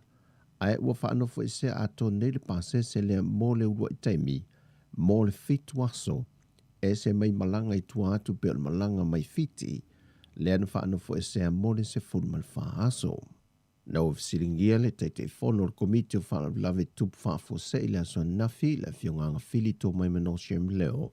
E le tu ititia le o aso o whaanofo e se ai tangata malanga mai whaafo a o leo lo malosi le pepesi o le wha mai. Aina saunoa anga fili, o lo fe tu na I lava le kāpeneta ma sila I awala tāla whengai. Mai I lea taimi ma lea taimi, mai o lo fuafua lava foi I le manui o tomo whainga le whaasolonga o tui pui le antanoo. O le ngata le tui mō mua mō whanau la aiti, o le tui lo na lua mō tangata mātatua, ai whapea foi le tui lo na tolu le ua nga I atu se tūlanga le leilo na whaangasolonga. E le malue le finangalo le teitei whono le komiti o whaavilavi whaafosei, e le tāmau pēr ia inga ua mai a whaia le kāpeneta, o loi lalo la asango labta inga o wawao mō le atunuu, e ala le whemalanga inga waa mai savai I upolu, lea e ui lava le soifuanga o siosi a ingo tātu tangata Samoa I teimi o whaavilavi taumaliu. Ai o loo tāmau pēr le atunuu, ina ia na ole se fulu tangata e whaatasi se maliu lungo le tuunga mau, pau fo I leo le sauninga, ai ole se fulu lea ua na o tangata lava le aingo loo no whai, ma le whailo tu tasi. Mai pau fo I aso le a te tala ai ia whemalanga inga mō se tangata e mana o mia se maliu I upolu po savai, e na o aso ia whemalanga I waa, mai leono le tae au I le whai le a fiafi, I le aso lua, aso tofi, aso to nai, ma le aso lua le vai aso fau. E tolu matati e wa ausia nei le tamaita I Samoa si ua mea mamafa le tamaita I a whiangai ngā Star Wars E tauvanga le Oceania o lo whaatino I nunga lunga o penga tawhailangi. Le o lo tau wā mai Yesu o atu nuu mai au panga te itasi mai o la tōla wā atu nuu. Ai whaonga ina me poeata. O whiangainga na ia pui pui a foilo na manu malo le au panga o le iwa 10 kilo kalama. Le na ia manu malo ai le Gold Coast de Australia le tau wanga o le lua fese fulmal valu.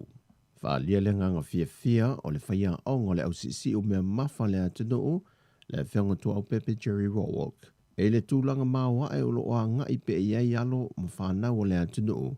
O lo a vea masui e tau a vea le tanga vai o Samoa. E tau wanga whaavao mā loa le lolangi si ua mea mawha.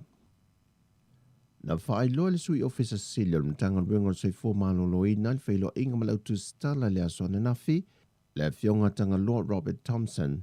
O le antofu le whale mai whaai tū mālo e se furu ma le tolu o lo i le atunu le valu I upolu ma le 5 isa vai, ma vaengo le a wha ua waitu I pui pui, wha pia fo I masiaki mo le wha mai. O le polkalame o wha ta atia le soi fo maloloina ma le komiti o wha vilavi wha fosei. E na o ta avale o le a wha atino ai lea fo fuanga, e le mawhai e se tasi o no soi wha fo e siaki lava I te tonu o le ta avale le tangata, o le anga I atu e mo o mia ia au nanga. Peitai e na o le toru lava no fuanga I upolu, e mawhai o na whai e whaatinonga o mai lua o le siaki le ta avale, ma le anga I e pe o le vainga sa iei mua. O le no whanga lea le soi fo maloloina il matangi ala lua, o le vaenga o le aonga whaafo mai mato atua o le whaafsanga I ma le whale wha ma toto. Ma le vaenga o le whale mai o le whaafsanga I ma le whale o loa Seppen Rennies mato atua. Peitai o le so o le a matau na iai le tuipui pui mo whanau lai te whaonga I nei whale a ongo I tu malo. Le o le a mata tu lo tua nuu ma whale a lili, le atu vai maunga ma whale ata. O I no whanga I o lo to tele malo le atu nuu lo e ma papa awai. Ma lo I ele wha moe moe le aso atai au, wa wha asolo atu e wha o ma maisa vai, e tuinga ma siaki mo le wha mai. O lo I ele wha nau ta inga I le matanga ruenga sei fua malo loina. Mo upolu ma sa vai o le a wha solo I ele tuinga, ia mae a o mai tutono le 5 I le ono aso. O lo I fo le wha moe moe o le aso le eseta I le aso se fulima ma le aso se fulima le ono. E tau nuu mai le isi uto tuipui pui o le Pfizer, ma wha a wawai pea le tuinga mo le boosters, ai mai se lava mō whanau mai le 5 tausanga I le se fulmantasi tausanga le mātutua. I le sala lau solo ai o nisi o whaamtalanga I lunga o pengta whailangi le aso ana nafi, e ni panguta o so solo I tua mai le whale pui pui. Wa whaamanino mai al sui komisino mtanga ruenga o leo, a wa paaulongo I tino Filippo. E leo iei se panguta o mawhai o na sola I tua. Ai si lia ma le 5 se furu leo whai o panguta. Na tau mawhai e so sola I tua li to ese le aso na nafi mai tan malala. Sau no au apa au, e le imanuia la tu tau mawhainga. Ona na vave o na talia tu iai leo mai pia. E fesoa soani malu le malo o lo il fale pui pui. Na le mawhai ei o na sao I fafo le tau mawhainga nisi o panguta. O panguta I e pe o na ta ua. E toru potu po sela sa no foi. Ai leo I lantou umaien tau mawhai e so sola. E le I mautu mai se mafua anga na lai o na tau mawhai panguta e so sola. O no lo wha awausu e su engam leo ni mata opo. Peitai o ata na pu e le to ese. Nei loa ai ngā yoinga na tau mawhai e so sola I tua. O I lantou I watu e pu e ne leo mato e loka. O I lantou I e mawha asalanga o lo tuli le to ese. Peitai. O le ato e sila fo I ai le wha amasino ngai ni wha asalanga tala fia ngai to e wha o popo ia I lantou. Wha lia sui komisena a wa pa aulongo I tino Filippo. E leise tūlanga I wha pole nai le atu nuu. Ona ua toe taloka uma I lantou na tau mawhai e sosola I tua. O tātou talafouia mai sa momole ne yaso, wha soifoia.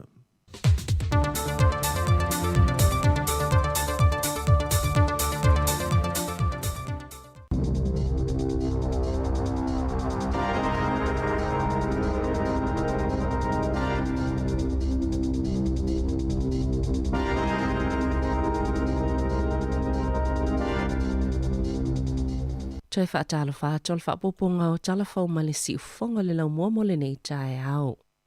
Ua iei se popolenga tele o le soifua maloloina, i le pa ua le numero o tamaiti ua whai tui pui o le misela, mami ma le rupela. A o lumana i le tatalanga o tua oi o le atunuu, po o wheoa inga mai fafo e au noa malwhaanu no fo e sea. Ma ono au mai ei nisi wha mai fou e au fia i le fulu. Sa whaasol solomali e le pa ua le whai numero o tamaiti e whai o lātou tui pui ma sani o wha mai. Peitai sa mata wina le tele o le pa ui le taimi o le wha mai o le COVID-19 fulwiva. O le tausanga taluai e to samale lua sa lau 5 afe ni tui pui o le misela. Sa la fua i peti ai a o le i wha o ngā ina. Mai le polo kalamele na whai o tui pui le lua afe sfulwiva ina ua pepesi le misela. Na ta ua Dr. Caroline McElnay na matoa popole lava le matanga luenga o soifua maloloina i le pa uol whai numero whanau witi o whai tui pui. Ai mai se lava mo le misela, mami, ma le rupela i pepe matamaiti mātutua. Sa whaanatinati ona whai ese ngā luenga ina ia si itia al whai numero tamaiti e whai tui pui o ia wha mai pe ona sauno ai Dr. McElnay. O le toi ofi mai o nisi vairusi o le fulu ma le misela mai fafo. O le ātili wha upopoi wha awhi tau li te tele le pol kalamel soifua malolo ina le atunuu. Ile nei vai tau. Sa le i whaatanga ina i le loto al parlemene le to samal to se lau ni tangata sa vavali mai le Civic Square mo moli se signing o ni suafai whaatatau i popo lenga e whaasanga i tui pui i le asoana nafi. Na poloka le parlemene i lato e leo ina le loto a msai e fo ini leo. E poloka le anga i atu i lunga o si tepo, e tau fia i le ulfale atu i a tangata. Na ta uai whaapea na tau fia o nei le itu inatu sa lātou tāra sangaloa i le official funga fitalai e mawhai e ona whaatino lo lātou mana onga. Sai lo lātou whaanau naungai momoli atu le saininga o suafa isfululu afe. I le whaipula le National Chris Bank i lumama o tau parlemene na o anei whafulele i whaipule talia le Sāvali ma na whaiei sana saunoa ngā pu'u. O le taeao na nawhina whaapa ia hina i e to sai maa ngā nuu wha Māori e le sui le ngā tito le ngā luenga telo le awala fau o le transmission kali. E tasi tesi ma le 2.5 biliona tāla le tau o ngā luenga 2.7 kilomita luna mamao e le State Highway 1 ma usilia ma le sela waso talo na tolo po le tālanga ma i le taimi saulua i whaatulanga ina ai. Sa awai le tamaita i pule nu o porirua ni tapeka whata se manisi o pule nu i tausanga o tua nai o le itu malo o porirua. Sa whai masui o le si ufonga le lau mua le fionga le li i pule af masanga te alu moresi ma le sui whaasalalau mari whai valu i le whaapa ianga le ngaluenga le tai au ananafi. O le so le uwhailo le atatala ina aloa ia i le tamaita i pale Mia Jacinda Ardern, whaata se ma le minista o ngaluenga te tele Grant Robertson, ma le minista whila ua Inga Michael Wood, e le o mana o le waka kotahi, e whaalau ilo le taimi te tala ina i le awala, e tawhia i le ono iai ni leina u umi o taavale, matula i meini whaafitauli, mo le saonga le mo. E se fulfitu afe se lau fas fulvalu tangata fauna wha mauni e le COVID-19 fulwiva. Peo na whailoina i wha maumonga le asoana nafi, ai to tolu se fulufaa tangata maali liu. Na ta wala wha tonu silir soifua maloloina lau tele Caroline McElnay, o tangata maali liu iana li potiana nafi, na tutupu i le se fulu aso uatua nai. O le whaatuwaio na li potia e mafua o na whaatu a maua na afia COVID-19 fulwiva ina ua maali liu. O ni whaamaoninga o mai lea solo o ta wai. O nisi o ia tangata maali liu e le o le COVID-19 fulwiva na ulua i mafua i peitai wala tau mata wina. Le to tele o tangata lo maali liu a oa afia le COVID-19 fulwiva o tangata mātutua. Mai ono iei nisi o lātou ngā se tū mau, mā tili whaatele i naili tūlanga la matia o lātou wa afianga. O i lātou e to tolus fulwhaia na maali liu pe ona iei le lisi o ananafi, e au fiele to olua mai Northland, to asfulfitu mai leito malo au Kilani, to olua mai Waikato, tasi mai Bay of Plenty, whapea fo i Lakes DHB, to olua mai Hawke's Bay, to olima mai leito malo Wellingtone, to tolu mai Canterbury, ma le to tasi mai le Southern DHB, e to tasi le tangata e tolus fulumona tupu tau sanga le matua, to tasi e limas fulumona tupu, to alima e ta ionus fulumona tupu, to aiva le ta ifitus fulu, to fitu le ta ivalus fulu, ma le to asful tasi e ta ivas fulumona tupu tau sanga le mātutua. e to asfulfitu alii e to asfulfitu leitu pao tina. O ana na fina whaalauloa e le tamaita I whaipule Louisa Wall, lana whaamāwaenga o se whaipule le leipaina o atoa sfulfatau sanga o tautua I le vaenga whaupwhai. Sa whailoa ni fina ngalo whaipule le maota whono, e aweila na tau whaeaianga I le tamaita I whaipule. Na saunoa le isi taita I le Green James Shore. O la whaamawina le whaipule I le tala whaasalopito o se sui maua e lo nao ngā I le pahalmene, sa le I tautua o se minister. Ai sa manino lava o se whaitu la whono maua e le tāuola na ngā luenga. Na te manatua ina le taimina wala awa I ona tina o Cynthia ma Susan. Ina ua pāsia I le palemene, le Bilia Wall ma le whaipula le Green Kevin Hague. Mō whaipoiponga I tu ainga tutusa. E maua e le ngā luenga Wall pe na sauno al palemia Jacinda Ardern. Ma Louisa, sa aveo se vaenga mo le tele o tala whaasolpito al palemene. Sa ta ua fo I le suita ita e le leipa ki Alvin Davis. E whaapeo Wall, o se tasina maa losilo na sao le whaafaletu ia whaipule Māori. Ma o le amatua misia lava I le palemene. Na ta ua le whaipule le National Chris Bishop. O se langona whaanono tele le whaamavael tamaita I whaipule. Sa tele atu ni vaenga na ia ausia I le avea I mawhaipule. Na ilo le tele o minister mai lana vaenga whaupwhai. Pe ona sauno bishop. O le maunga Lydia Sosene le istangata leo lo so I le lisa le leipa. Mai ono suitu langa ia Wall. O le asos fulmalfao aperila whai ele sauno anga whaamavaya Wall I le palemene. E to olua ni fōma I whaieta o tonga I mata na whaasalaina, o na olola solia o whaatonunga le soifua maloloina mo le COVID-19 fuluiva. E ala I lola siakina o ni ngase ngase, e au ma le whaio ni o lātu I pui pui. Na sauno e so upo le matanga luenga le soifua maloloina, ua whaalea ngā ina restala I fōma I to olua I le Medical Council, e le mawhaio na toi whaatino le ngā luenga. Sao la tau li maina ni whaalinga ma le matanga luenga, le olo I ni whaasalanga e tai whaafitala I le mata o pue tasi. Na ta o e whaapea to olua ni fōma I mota o tonga o mata o le isi e Napier, wa tau li maina ni whaasalanga tai lua, ma le isi fōma I Dunedin, wa whaasalaina fo'i, ma o le whaatolu ai leo na whaasala. O tangata umalawa iena tonga fitia Dr. Phil MacDonald, ma Dr. D-Back Gupta, mai le whai unga Januari anga I luma, ua whautua ina ina ia whaafsota ai le matanga luenga lo soifua maloloina. Ua sainia I New Zealand ma fiti se malilienga whaapaanga ua fola ilo la tau mau whaatasi, ma se tō whaama mau mole tutu whaatasi, o le nei tūlangi al Pasifika, na sainia al Palemio fiti, Josiah Voreke Frank ba ini marama, ma le minister vai whawa New Zealand na ia mahuta, se malilienga ua tā ua o le Dua Vata Partnership I suvai le asoa na nafi. O lea malilienga o lo whaali ai, le whaamaoninga o ngā lulua so whaatasi toi si itia le nei whai ngā wō malo e lua, I se isi la asanga I lunga atu, ini nei tau sanga o lumanai, e fuai le whaavaenga o tū maanga mātango fie fe whaasoa ai. Mani whai ngā pā anga tutusa, ai mawhaiona ausia e ala atu I le ola whaatuatua ina, ai le ngā loi foi so a laupulenga ma whaatala noanga I le vāo malo e lua. Na whaalia e mahuta, o lea saini ngā lima, wātangia mai le whaanaunonga malo e lua mani tūlanga fia ausia, e peo le suinga o le tau le laulangi, pui puinga, ma le toi whaatūlanga le leo ngā luenga e toi whaalele el tamao aingo le atunuu, mai le COVID-19 fuluiva. Na sauno fo ipa ini marama, o se tūlanga mawa e le ua ausia le vave o ngā luenga so whaatasia fiti, mani usila. O le whaanaunonga le tamaitai o Alisa Pham, ina i o ato sfutolu po le sfulfao na tausanga, wa mai a le leila na tikeri o mata upo masuenga, tau I ngā luenga whaatu stala I lunga o whainga whaate konolo sima whaatawa inga, po o le maketi o whaasala launga. Whato asfutasi tausanga le matua o Alisa, aina o le sefulu masina, na ia wha mai aina ia na o ngai kolisi, ma o le taimi nei, wa avea o ia matene a o ngā pito silio na la ititi, I le University o mta aptau te konolosi I Aukilani, o lana mau, e whaingo fia telea o ngai kolisi, o le isa tūlanga mata ina, o lona tataeina o le matati ana whaatuina I lona uso o viki, I le lua tausanga ua tua nai, o le sfultolo tausanga o viki, na e le University o ngā whaate konolosi, I Aukilani le lua whelua sfulu, ma ua mai aneilo na whailonga tikeri mata aptau tupe, ma le numera, o le taimi nei, o le ufa ngā solo sa ilinga o le whailonga o le fōmai, o le tō whamanino, po le PhD a viki, o ila ua uma, o lo umia visa o onga.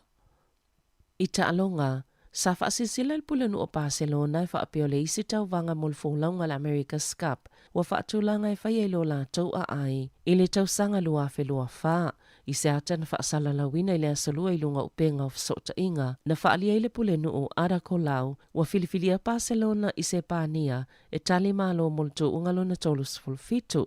Ua mua whailoa le tustusinga o lumana i le whaasisila ngalo i ale Team New Zealand. Leolo umeina le ipo le America's Cup, ina ua mai al tau vanga na whaiei au kilani lua whelua tasi na whailoa i le awa New Zealand. E ono le whaiei New Zealand le isi tau vanga o le ipo i le lumana, ono o whainga tai le whaatupenga le taamelusanga.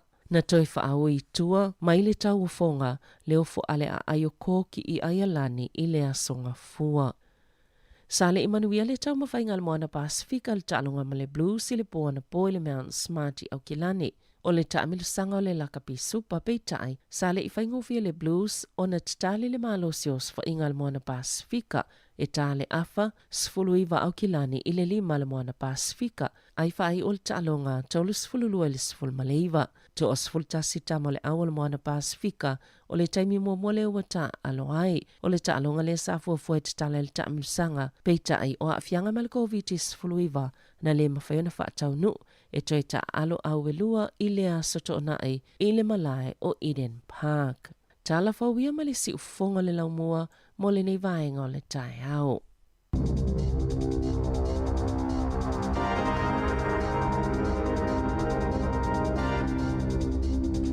Ia whamalo atu le tātou tunu o nau taurunga atu le whampoponga lona lua o tātou talafou.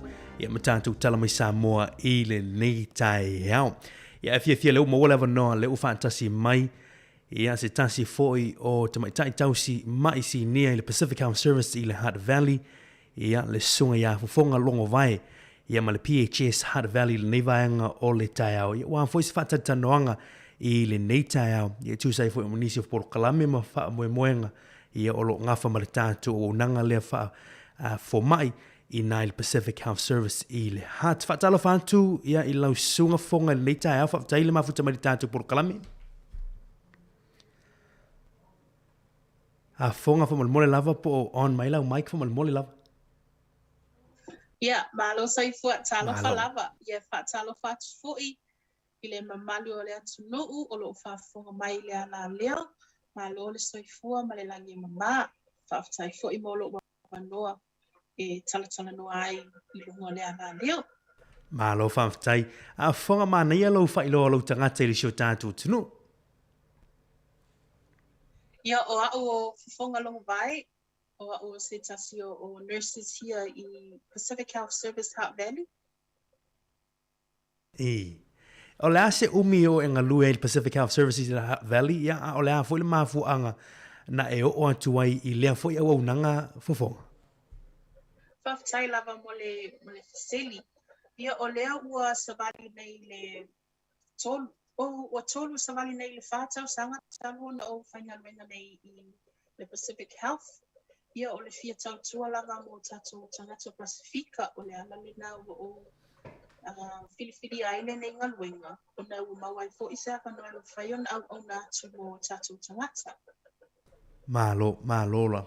Talu wai ona o le mawai o COVID New Zealand nei, ia mai la matanga luafe lua se fulu, ia sa tele ina lango e le tau au nanga, ia mai sia au nanga le whaingo le tui, pui le COVID sumaliva.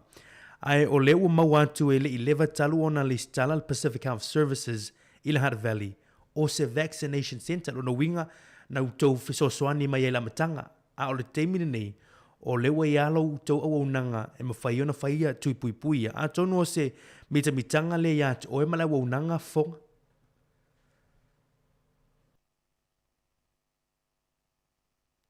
Fonga sorry lava o whale tonu mai lau Michael Moot from Molly. Sorry. Yeah. Whaftai lava. Yeah, fia lava le loto e o lea ua le sitala la mato au nanga nei a wale whaia o tui o le COVID. Yeah, ua mitai foi ona o mawhai ona au na atu mo tatu tangata. Yeah, mawhai foi ona fisosoani atu a wafo I le ngangana.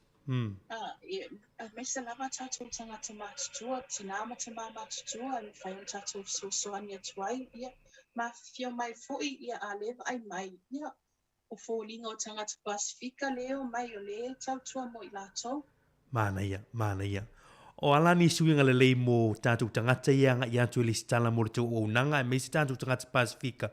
Talu ona mawhai ona whai atui o le COVID ia ele tau o nanga le Pacific Health Service. Ia, ua o le taimile nei o le mawhai ona kiriba atu mo tangata Pasifika e whai ale tangata whainga luenga Pasifika. O mātou no nofu whaatasi fo i manisi o mātou clients fo patients fo i nei i le Heart Valley. Ia, e loa e lesi e mawhai fo i ona trust e nai tangata i a mātou au nanga. Ia mau mai e fo i awale le whau maina o lātou tui. Ia ma tāla i atu fo i tāla i si tangata e o mai whai lātou tui awale puinga mai le COVID se furmane iba. Mana ia, malo. Whawho mo le tātou tunu ue pei o le vaanga le ua mai le tānu langa le nei tai au o le ua whailo atu. E le 11 nei ona le stala le ua unanga le Pacific Health Services Heart Valley. O se lantou lava ia vaccination center. Lono winga le ua whai ia le tātou o unanga le Heart Valley. Ia tui pui o le tātou tunu. Mana ia le vaanga le ua wa sao no aifu fonga le tūlanga lea. O tātou tangata, trusted people. Ia mana ia e anga ia te Pacific Health Service a fonga. O tātou lava tangata. E fe sosoane fo i tātou lava ngangana, mā lo lava. O le tūlanga lea whafonga whamole o le tā ua ia o le tui pui. Ua tātou iloa uma le tā ua o le whai o le tui pui. O le asau sila le tūlanga o i le pui ngō tātou tangata i Porirua, Wellingtone, Malahart Valley, mai le whaonga ina o le tui pui whamole. Ia, wa o le taimi nei, wa le population o tangata Pasifika le lalo le DHB a Wellingtone ma le Heart Valley. Ia e peo tātou le li ringa le mawalunga e le paseni. Ai o nei paseni. Ia e ui lava o le mawalunga. Ai o lo o te le lava senga luenga e taun whiwhaia mo le alu a tili luma o tātou whainu mera. Wa le taimi nei o lea e se fulu tolu paseni le behind nei ia tangata e le i whaia lato boosters. Ai e fitu paseni le behind ai ia whanau le lima na i le se fulu ma le tasi tau sanga. Ia ai pe o pasene na e lo ni no mera la iti. O le fo ito o tele wa atu i tangata ia ito o tele lava e le i o mai fo i whai lato boosters. Se fulu ma le tolu pasene o la tau le whai al pusta, ai fitu pasene ia tātou whanau ia lima le suma le tasi o le saonga leo pasene fonga.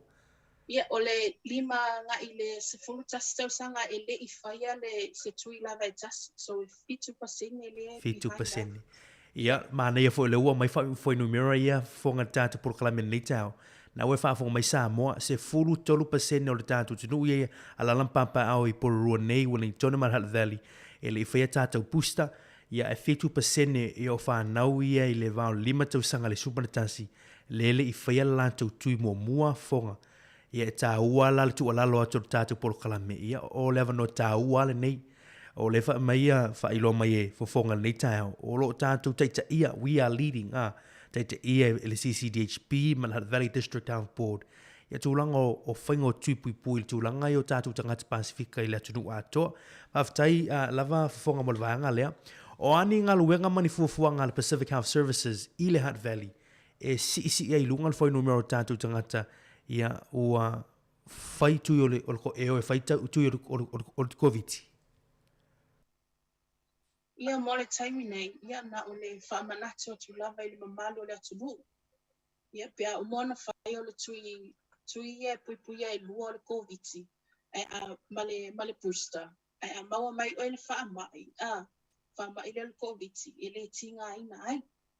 Ia o le sia wala o le whai le o foi. O tui puia. O le foi e whai mato clinics ia whai ai tui puia i foi. I aso o le vai aso, i whapia foi le wiki eni.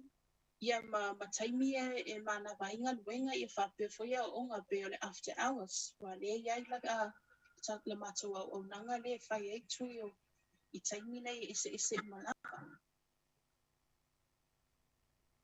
Mana i o lewa ai atu o le iele wha moe le aso a tae au a fonga le stofi le antai au mai le 5 i le 8 ia o lono winga o le avanoa le mo tātou tangata o te whaila tutu mua lua ia mo whaila vango mo le tātou boosters ia me se tātou whana witi fonga. Ia, o lea lava, o le whaia i nei le Pacific Health Service i Heart Valley. Ia, e tala i le 5 i le afiafianga i le 8 whatasau lea mo nai tangata whainga luenga. Ia whapia foi tamai tia onga. Ia, o talia lava so sesi lava ele i whaia lona tui. Talia lava. E te overstay foi, talia foi. E so se tangata lava o lo talia i nei. Ia, o le si whaamoemoele whaia nei i polilua. Pe o le e ele lato service lako clinic le it's a drive through. E a velo ta avare polo sa ia nei suatu le i le aso tu anai. Ia so dua o aperila. Ia ma le aso sa le i le aso tolo aperila mai le tasianga i le ono. Tasi la fiafianga i le ono. Malo whawtai, mana ia, tele ia o nanga. A whamal mole whafonga, e mana o mia la le whai o se appointment, mo se tangata fo ile fia anga ia te whai lona tui tau tendency e whai. E ai, o so se tangata lava, o le alava i taimi e whaatulanga ina. Ia ele mana o mia le appointments, it's so mai lava i walk-ins. Everyone's welcome. Malo whawtai. E nisi clinics o fua mo lumana i fonga mo le fa mo le tato tunu o le mo tino atu ele mo mia le booking ele mo mia first appointment fa ia na suatu anga ia tu tantu tangata I le tu o nanga ia ona fa ile o tato tui without having to make an appointment.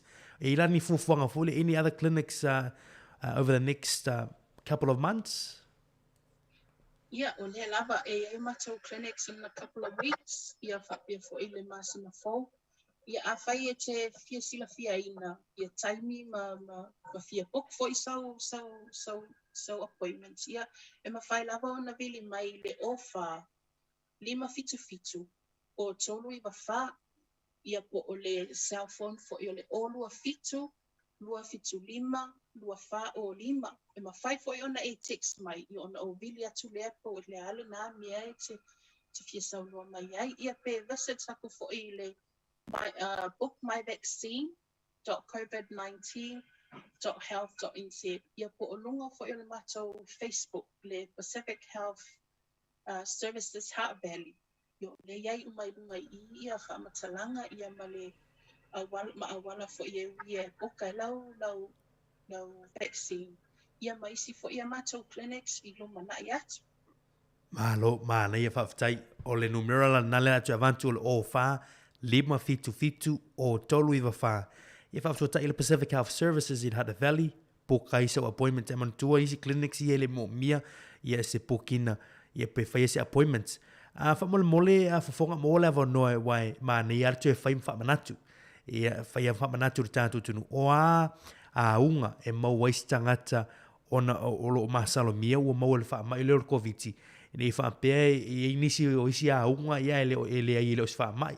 Ai mana ia tu atu leva nole faina to if sau no fa manino vanga le o ani a unga e mo tangata ia o masalo mi o mo fa mai lau mic from Molly sorry love O le tele lava a unga ia ba ai le time nei ia pe o le fever o le kale ia pe le lava foi ia pe ele manongi se tau mafa. Ai pe o isi e less common symptoms. E ia ile tinga o le whaai, tinga o le au, tinga mo pepe le tino. Ia e fo i pe o le diarrhea se I tulo. Ia ma po o rashes ma mu o le tino. malo whawtai ia lau whawhomari tātou tinu na ua whamala mātu ele sunga ia fonga ia ole tamaita I tausi mai I Journal Pacific Health Service tūlanga o aunga ia e aona mata I tūle tātou tunu tūlanga o le fever ia o le tale tūlou ia o le longona voi le fia ai pe o le manoni voi isi tau mafa ia o vaanga na e taua isi symptoms ia o le whaai o ti ngā tūlou ia pe niwa voi le ulu tūlou ia e tauana mata I tūtūlanga ni ia a wale tūlanga leo le masalo mia o mau le wha mai fofonga a wha pēla u wha maoni estangata o maua I le Omicron ia po o le o positive i le whaamai, o le ale mea te tau o na whai e tau whiere pisi o le whaamai le mai isi tangata whape o le ainga. Ia, e te tau lava na isolate pe whaano fo i sea mo le fitu aso. Ia whapena fo i matangata o lo tau ainga o lo no nofo whaatasi i le whale e tasi. O le toi test lea i le aso tolu ma le aso fitu. Ia pa, mo nisi o whamatalanga o lo iai uma information nei i lunga o le website o le Ministry of Health. Ia pe wala au mai fo i mātou nei. I le mātou numera lea o le 555 o tolu i wawha. Ia po o le text mai fo i le cell phone le lunga i. Ia e toi vili atu ma toi tatala noa haipe e se fasili o nisi fo i concerns. I le COVID-19 ma le iwa ma le tui. Malai ia. La uwa vonga tātou tunu fitu aso ai se leitai, tūlanga māsani ale iai, o lo mau umaha mtalanga na i lunga o le Facebook, i lunga o le COVID-19 website mo tātou tangata, whalongolongo mai whare tātou li tio mo nisi wha mtalanga e tu inatu. Ai wha mole fofonga mo ole avanoa o le vaianga fo i leo le fesiri lea, a whaila uwha maunia tātou tangata i le Hutt Valley po o whea lava i le wha mai, au lo mo mia si fiso soani. O le asa tau nu meram whaiona wala awa tua i o tātou tangata wa lea sa mātou whaalongolongo atu. O le ua tatala tau leina fau lea a specific line open for our people if so soani mo tātou tangata. Whaiona e sa unu le vaianga lea whamalmole. Ia, pe o le mātou numero fau lea o le oval se lau. E mwhaiona bilina mai so se telefoni. Pe ala isi credit o le wa i le mātou numero fau lea o le oval se lau. Fitu fa fitu, lua tasi tolu. Ia a whai wa maua se si o tau a inga i le ua positive le test o le COVID. Ia awa le maa, ta awa lapa le reach out. E maua se fsoswani mo oe malau a inga. Uno maua le tele le fsoswani, tele services le ava no. E pe iai le MSD, ta manino trust my services. Ia mawhai po ena e vile mai mato 0800 number ngā. Ia e mawhai ona mato directinga o e le next tau na mawai le fsusuani. Ia pe mato te whai po isi referral. I au nanga ia e available lani le fsusuani. Malo whaafitai, o vauru se lau fitu whaafitu, lua tasi tolu, le numera na le Pacific Health Services i le Hutt Valley. Ia mo tūlanga o le fisosoani pia mo mia e o tātu ainga le uwha maoni e le wha mai. Ia fofonga o le fesiri muli lea wha mole ia maua lea no whaafitai lava mole o nisa i mali tātu pulo kalame.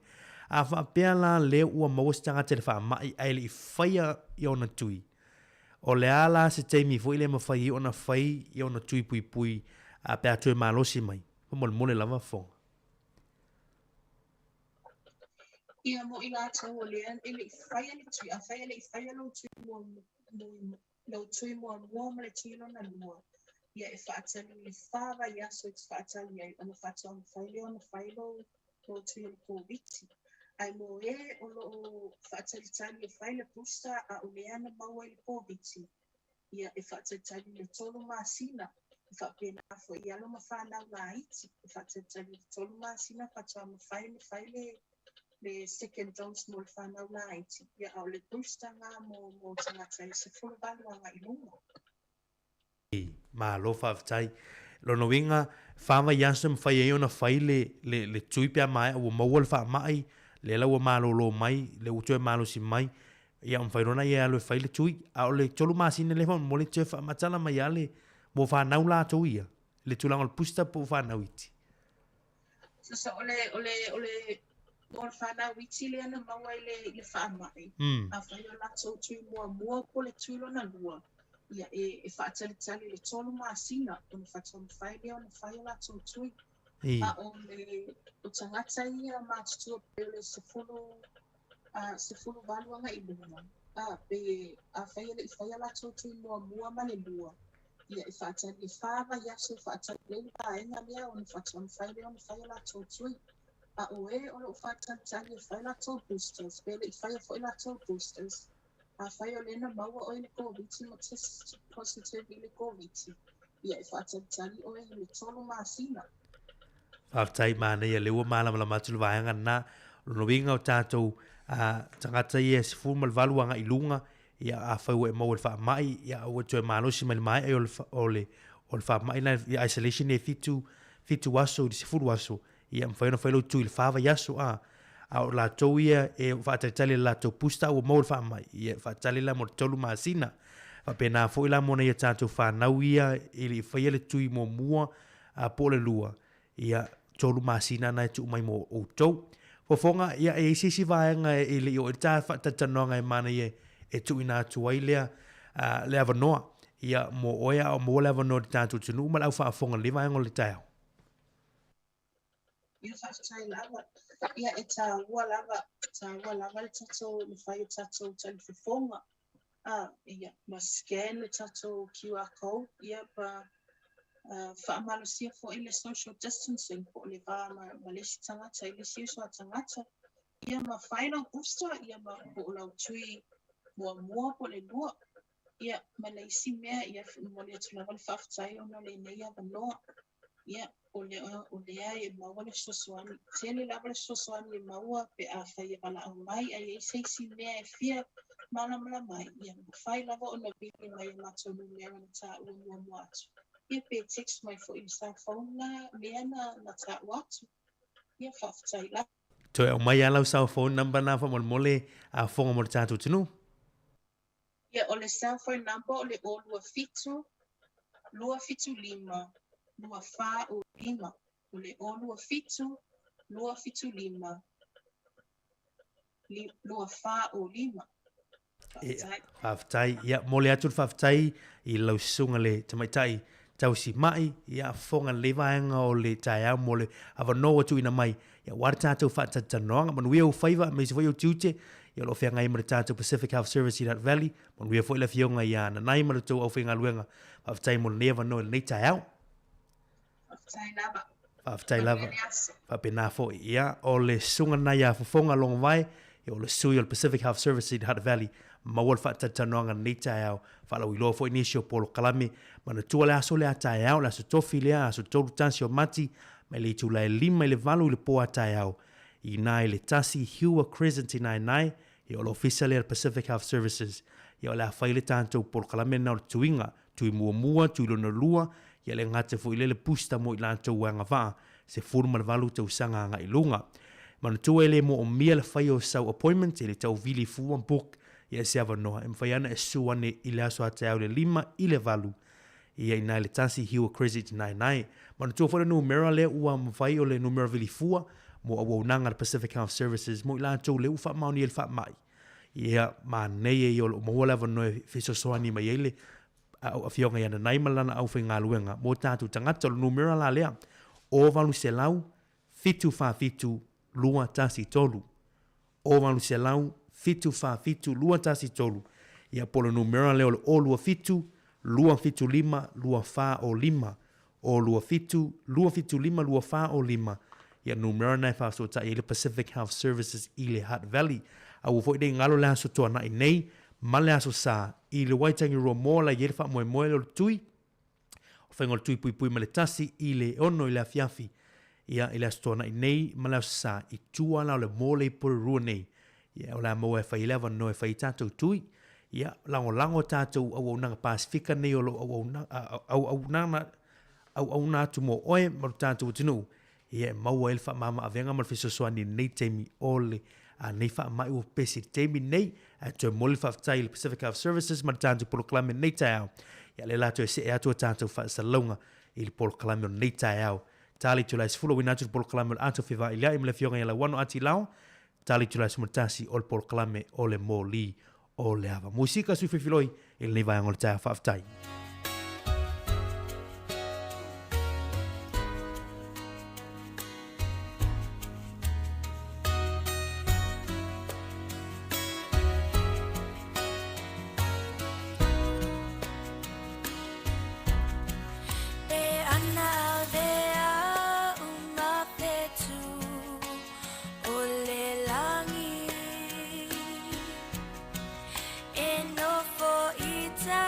Mama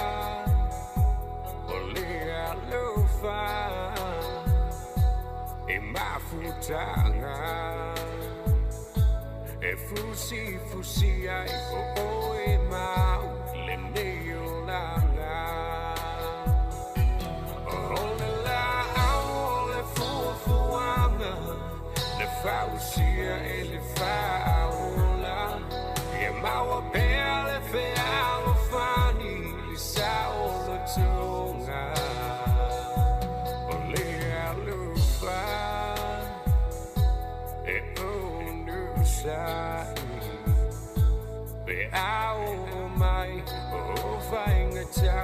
pua bunga ole alofa fa vale tua ele ole timpe ole o ole fia ole la ole fuanga le fausia ele faula e mau pele fe ao fani li sao lo tunga ole alufa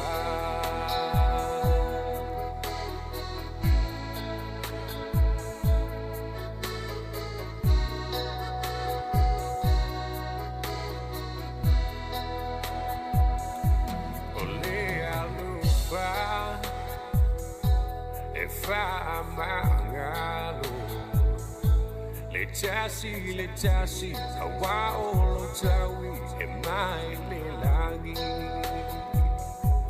ole alufa e fa bale ole ne ulanga e le tu ma pe le tafi vai tafi ole la le fausia e le faula e mau pele fe ao fani li sao lo tunga ole alufa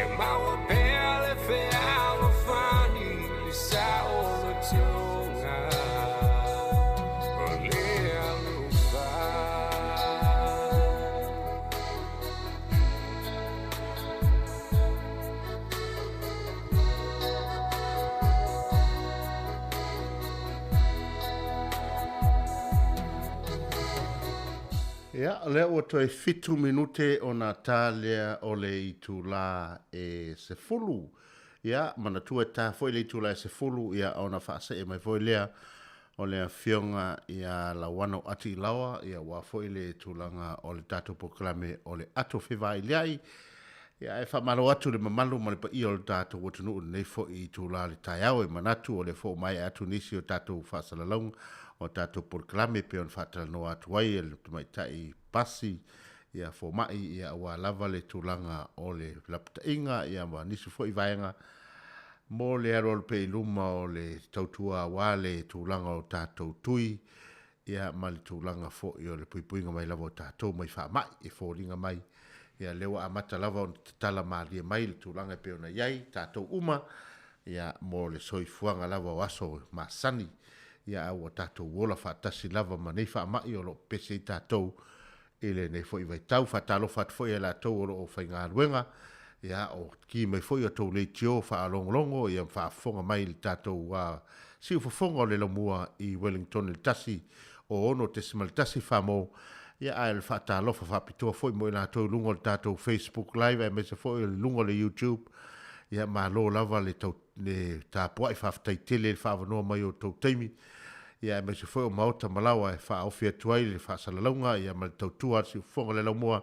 mai lava le aso fua se ia pa ia le aso faraile pe ona masan ia manuia le alo atol tato tunu i faiva ia ma ngā ruenga o whenga iai ia manu tele ina le nei aso i whawe mo tau mato talo foi na ia talo sanga foi na ia lofangia le tūlanga o le whioa i lungo a wala mai se foi o tato o wala fou lea le a tala lope te o tala tai au ia manisi ia o le lapta inga lava ma le tu o lalo ia fai malie ia o tō vai a wale so ona whasao ina ta vale o se mai tātou mani me tupu whafua sei ia maua pe tātou a inga le fia ia o wha mawhanwhananga fo i mo i lātou ua to e sea o lātou a inga ia wa nei foi o pe le ona o le maliu male oti ia e watu fo i wha mawhanwhananga le tātou le tio ia mo nei a inga talo pe ia mo pe wha mawhanwhananga mai le li ia e mawhanwhana i tātou ma maua pe tātou fia ma le tonu mautino tātou whatuatua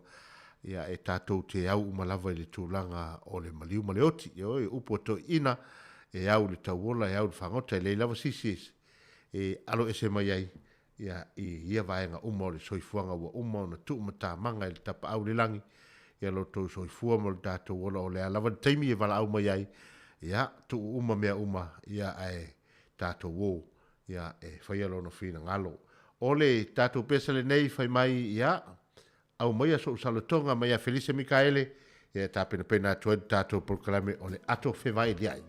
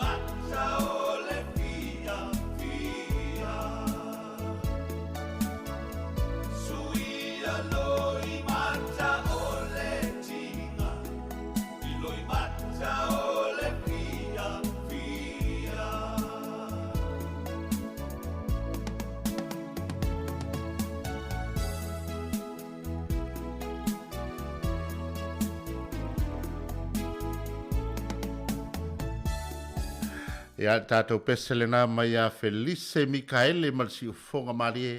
Ia wa fo el tātou pesele nā o le au mai so salotonga. Ia e au ngā fo i mo i lātou o mawhatia o lātou loto le nei aso. Ia pa ia tu se wha mama avenga mai whātunga al sunga le li pese. Ia walon si o fonga mātanga o fie. Ia wale alo ato tātou fi au mga luenga. Ia le fo o mai teimi o le tātou ato whewai diai. Ia ole watu tatu programe le ia ona vai foi le po le asem ta uporo e fi tala no ai ta talatu tatu le ne vala uma ai ia ole ta taliatu le fionga la wanu ia o fo mai o fa fi tau le foi vai tau tatu programe ole ato o fe a varia in so o se mai va fora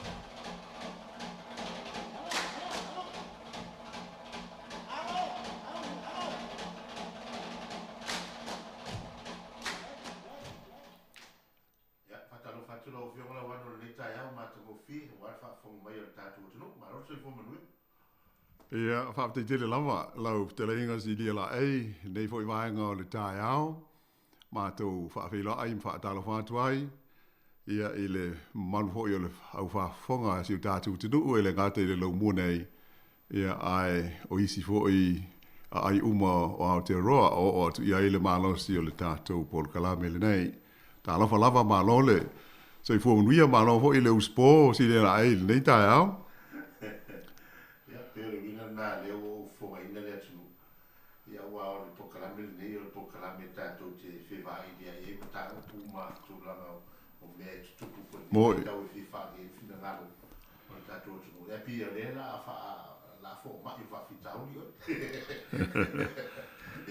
ia o le lei ma lo lama ma lo se fo manuia ma lo fo ile fa ma lo si ma le aso ia wa fo ile foi le tautua o an fa fo ta po el tatu lu marole tawata aloha tai ole fa pena vai ane le fa fonga ale tatu tunu u le nei tu la o por kalame o ato fe vai ia i de talatu le tatu leina ia e fa pe on tatu tale no fe tu fai ia i mata upu o le a tu lo loina tu ia mai se fo se si am ta upu o e fina ngalo ia tatu te fa so ia e tele ana im tau ua wali mai nei vai aso ia mai se fo yo nei aso si lia lai e pe mo tātou i Wellington nei o le taio nei lea ua te tala alo i ai i o na tūlanga ma sani ia lea la tele fo ile nei whaingoina o le Transmission Gully i le laumua i Wellington ia mai pe ona whaafongo fo i ma si sila mai lea son nafia tātou por kalame na muamua ona de tala ia le vaisua lea i porirua e o e pe fa penale le au wa i o le fa o moe le fa po ia ina lea o le foi vai ngo le tele ia mai i porirua ia tu i matu ia o le sola ia le na fa mai ai loa ia ona tala lo ia i le taio nei sa ningo foi sa fa sia le palmia ia mai se o le podunu o porirua nei ia o tai o le malo ia fa pena ia le company ia mfala butonga sa fe ngai malanga luenga e pei o le maita watu o le atelier lava se fe so ani le fa ititia le o le taimi o fe malanga inga ia mai se o le anga ia tu le mai i porirua i nei porirua anga ia tu i le tu i ma tu o le tunu ia awa o le awala le nei e fe so tai o ma le ala fau ho le nei o leva na fa nga mai para mua nga ia tu i o e 11 pe o na sila fia o te le lava se fa mama avenga ia so ia sa umi fo i le fai malanga tu po taimi e ia i tono le ta vale ia ona o le poloka sa ia mai sa parapara musa tele ina poloka ai. Ai talo ona te tala la ia le awala le nā mai parapara muanga i le venu. Ia te le ale taimi e whaasawina mo i la tau fo i malanga mai i nai tu i nei ia whapenta tau e malanga atu mai Wellington ma le Hutt Valley a ngai i ma tu. A ole a so o la ia awala i e lua e awala la i le ala fau leo le transmission kadi ia mai o le a tātou loa nei wa tai au. O le a tala i loa mo fe malanga inga pe o le mai tau atu le i whaasisi langa o au mai ia mai se o sauringa pe ona sa fenga ia le tawa na le lazi le lai. Ia. O le lewa e ta ual vaenga leo o tamimita fo ile vaene le saunoanga ni tayo. Ona pi foringa leo mo fa ia le awala le mato pitonu. Le lava o mai le mato kau matua ma fo le mato vaenga le na titoa. Ia la tau ia le no fa ia ina le mato awala le watu. Ia e fo te tonunga wa pe folinga mai o lesi o la ofionga e te no fo pito le o apahat. Ia au te tonu o se awala le leite le mo le whenga solo inga mai le anga ia tu apahat mai anga i mai nei. Ia le o vave atu lal vaenga le pe a whapea e whaingo fiona e uia mel vaenga le. Ia e le to ia la so tua i mai tato pokala. Ai e moni au. Ia o le lawa whanga solo fuanga tu mai taipan mia mal whenga malo. Ia ona pe o faitele si leva ona to loi mai le tūlanga o le foi le talaina o le nei awala a pe foringa sa tauna te tala le luafe lo sutas. Ia ale ua pa ia le luafe lo sumalua. Ia le foto ata tala ia e le se tamai ia o le foi ia tūlanga o le saunga le mua le awala e tau foi ona le leina na va aile le insinia.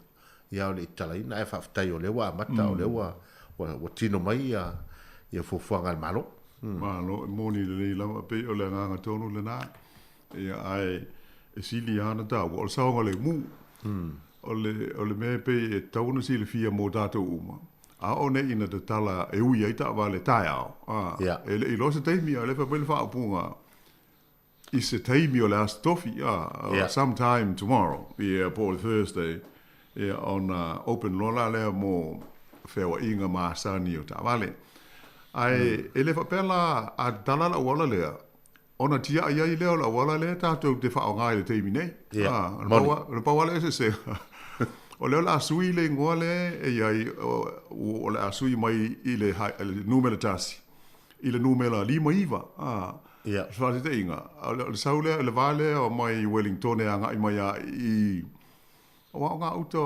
o Linden le iai la ia le ia le fetaula inga le wala a fia oso loi le motorway fo le transmission kari o inala e te ai fa sa awai ai o la fo ia o umona tusi lunga la wala tuai ia le numela 5 iwa lo no winga le 5 iwa a fia sau porua mai sau te ia fa o mai pe i lalo lo papa a o le alu lunga lo papa ia o le ofina i le transmission kari e turi ai lo taimi anga i o i po porporo mo te alu ai po 11 e pe o tulanga na mo le silfia la ta to lo foi pe a o de tala ta ia wa mo le e moni e wa nga fo ta tala no e wa silfia nei te wa fa fo e fialu i pukeru pe por fa te tai le la e le se e le failana e oso le wala fo le pe a fe te fialu pukeru pe o le alela e tu dia la wala tuaida le o su le li maiva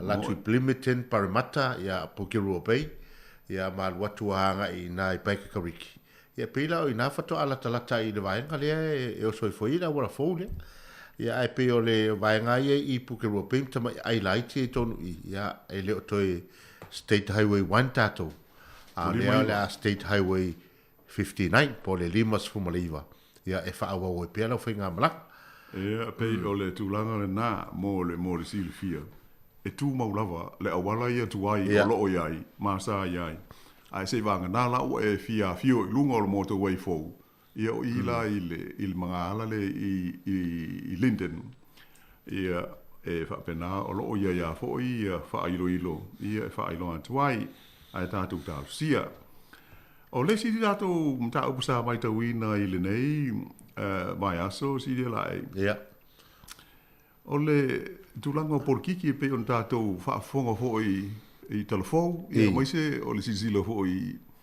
whaasara launga i TV, ma whaafonga i le tio pālani. Ua whamawai stasi o te maita i whai pule le pātia le Labour. O lunga i manu rewa, le tū mai ai ia le te maita i le nei swafa i a Louisa Wall, ua whaalia nafi lona whingala ho i whaamawai mai upwhai o mālo. O le a mālo lo, o lona winga, e le toi whai pule. Ia mai o steimi o le masina fou, e whai e lala na sauna ngā alo ia e whaamawai ai mai lona tu whinga i tu tonu o le maota. Ia o mea lava e du tupu i le soifuanga whaupwhai o mālo. O le hoi pe on tātou mōli mawina i le wātu nei, le whaamawaianga hoi le hoi pule o Simon Bridges la tau o le pāti a le National. Ia e ui hoi sa si nia lava, ma maurunga, ia o na tūlanga tofi sa au nai i le nā hoi, whaanga whaupwhai o mālo. Ia ai, o lana ia lava hoi whaaiunga pe on tātou mōli mawina o pēr, e le leio na wha maamunu mai, o iai nai fuafuanga hoi ia malona, ia ainga, ia pe o tūlanga wha pēr. Ai, e pe ala na ona tāua le tāupu le whaamawai ngā Louisa Wall. Ua maua i le awa noa o Stasio Alo Samoa. I le maita watu iai. I le lisi leo le pātia le Labour. O lo o iai i le whalitua lea o Lydia Afoa Sosene mai au Kilani. Ia wa o le whainga fwoi silvia fwoi le whainga le tātou te iai o le Momo Pi. E le ngata o fai pule filfilia mai e tu malo palota. Ai e ei fo ia to fo pati malana lisi o la tu sui ma nao ia un fale il parlemene. E pela o le mai ta watu le ai a fai nei o alo ia fa ma wa nga Louisa Wall. Ia lo no winga e so o tu wai fa so longa o le lisi a le Labour lava ia. Ia le faltua le o Lydia Sosene. Ia pe ia swafa ia to fai e o le mana tua le ia tonu e fa fo mai se o le to fai le to fai io i nai a le lo monga o se o fa le vao ai a tonu o lo fa fo mai se tau i fo i sia ta mali io le tonu e pe o se tala fi le ma nei mo la to ia mai se ta to sa mo o la a fa po bo to se si te mali o le tunu i le tono le mauta mo i ele i malo i se i tu malo.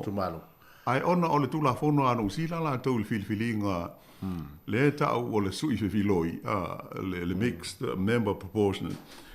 Po le momo pi pe o le wala na ia a tātou tālusia o le fau e sauno le vaenga lea. Lono winga la o le lisi le i nei le leipa. O nala e pito ai lunga ia le suafo o Lilia. Ia o lona po le fiong foi atu fai, pe a whapea o leo suafa. Lona winga la o le tangata lai alu ese, mai le leipa. Ia le ala wa sawai e tonu. Ai whatoa, o lona winga e whatali whainga palota le sone. E mawhai, po leo wa wai tonu a pe a whapea alu ese mai ia Louisa Wall. E le whatali, io e... Pe o le afo i o le whaasalonga nā ma le whainga, o le lisi, i le tulanga e pe o na iai. Ia a tātou tālusia, o le pe o se awa noa tāua lea mo stasi fo i o tamari o le tātou tenu, ia i upwhai o mālo, ia o lisi fo i tulanga e le ngata i mea ia. E tauan tātou mana tunatu iai, i mea i o whainga pālota. Wale o toi mao fo. Le pālota tele i o le tausanga fo. Mua awhi rufu tonu. Wana o solo na ua vai atu le tala. Na whapele lo mawhau. Le la toi whaili pālota. A le la whaili pālota la titi le fo i tu maru. Ai o toi mantua lo. Le o Louisa Wall le na sau tonu o le momo pi. Peo le tūranga na e la ma Simon Bridges. O Bridges, langa o le sui na whiwhilia mai le tū mālo i le pālota. Peo le se senga e te tāwa la o na whaile le by-election le pālota le ititi. E sua iso na sui le anga e le isau se lisi. o suia ia e la vei lisi. Fa ma vai lesi ia pe olale me adi mai. E so o lesi, o tangata so o tua i lisi. O ia na e sui tulanga. Au se tala mana i tele, pe fa pe sa o ia tata matematenga ia ele tomo ta ile le lisi. Ia o no winga la fa popo foi le si tato sui o tanta Pacifico. I to tonu al parlamento fa ma fa la mai o fa il maroni sil. Mo ile ngata il Pacifico. Ia tato wa ia Samoa. O la amutu ato tele. O se tulanga le tele. Pe ia o Silvia, o te mi nei male marone tuna el tula mai. Ia o le malo mua le o ia le furisia o la palota e langolango. Talu on fa malu ia fai nga fidinga ia o le momo pi. E amata mai lava le iva on le palota mua na amata e le momo pi fa to atu kwale se me fa pe le palota le te ruai. Ia o le wa folatu ni so tamtau. Ia pe o tasil na o mta upu mo si foi fie fa so mai ai o upfai o malo. E o lesi mele sa mai te wina le hoi vai aso le lope na e sila il fa sa longa al TV. Ia. O le mele tu fa nga fa i longa hoi nei ala te wi fa ti fa. E o le sa mata madai hoi be sila le 4 miliona o le langi. I se mea mo kau tia. Na ali mai se tasi fo yo ali I faiata ti fanga lawi loa ta ua o Will Smith. Ina ua le fia I se fa opunga ale sa MC le po. Ia on fa o li mai le wa la o le vai o fa o li. E boy o le po. Ia e o pe o tele foi le au fai tio. O fa mai isi. E ka kaunga ona sei le fa ilonga le na malo ais I Smith. Ave ese mai. Ia ona o lana mea o fai isi tangata sia sa. Fa aururu ia hoi ia pe fai ma MC o le po. E pe la o le kanga e le il tato tal no hoi. O le mea o le vave o le levie fia po le ita. O le ita vave. Ia pe fa pu o le ai o se onsai. Ma se fa palpare. Ia. A tonu e tatou te manino umo iai. E tofu a tatou mo le lagona. O ke le ilo pena sila iai. A faisa e mai mo. Ia mo isa ufina ngalo. Pe sa tala fea ngai o le tatou te ma ua le lei. Pe o le fia le li ini la fonga al MC o winga I lono faltua. E ta wai le ngase o le tina. Ia ai sila ho ile situ. O le fai ngā leo o anga ma mio ho ia atangata I Amerika. E pei a mai se ala le au fai me mali ia po o comedians I whapeltania. E le aia alo ia lātou tala mali po jokes. Kusa pol pele stene Amerika e fai ia I whaapunga whapea. Po o I lava, o le fai fe au, o le fai lotu. E pe o le culture wha Amerika. E tu sa hata te au mai a lātou whaapunga. E pe taila ila mai tau atu. E pe u fai asi ma mafa ho o le lefi fia o siri o Will Smith. Ia ma leo a ia lona lima. E tamba sia sa le o Chris. Ia ta sil nam ta apu mo tātou a ia. Mo salo anga o tātou I nei. E te lea se me ali mai. Ia ai mo ia sa o ia ile ao le I whaitifanga I le MC o po. Ia ai sa le ia se si e vesi. O umana toi whaato e se muri. Ia ai pangale o masale I puwai pe o le tātou upsa mo. E mo mai maule. Ia. O lasa o fina ngalo le nane. Ai o mātou la ngona. Ia o le mea o le lava o le onsai. Ia e o I pōpua ngā. Ia ma whaaluma ina ho I ni steimi. Ia pe o le tasina o le tātou mta upu. Ia, tala atu ai le tātou leina. O lo tātou iei pēla o fo I le wha mai si le la ei. Moni. Ia mai amo lava ne I whapea o leo la tātou walo.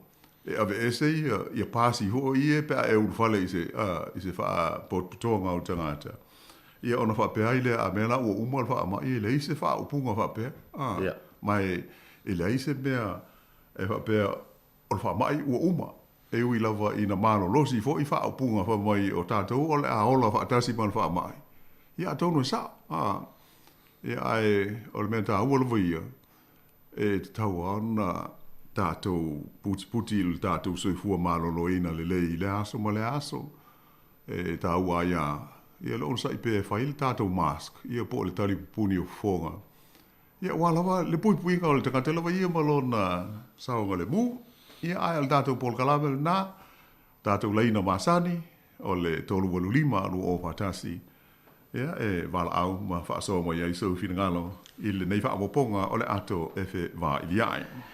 Ja, lela vavai atu i se pese ia tūlanga i pone nei tai au rawano ia on tatala lole o tātou leina po ia matata tala noa po le ale tūlanga ai se ia mai ia finangalo le tātou tunu i le tai au.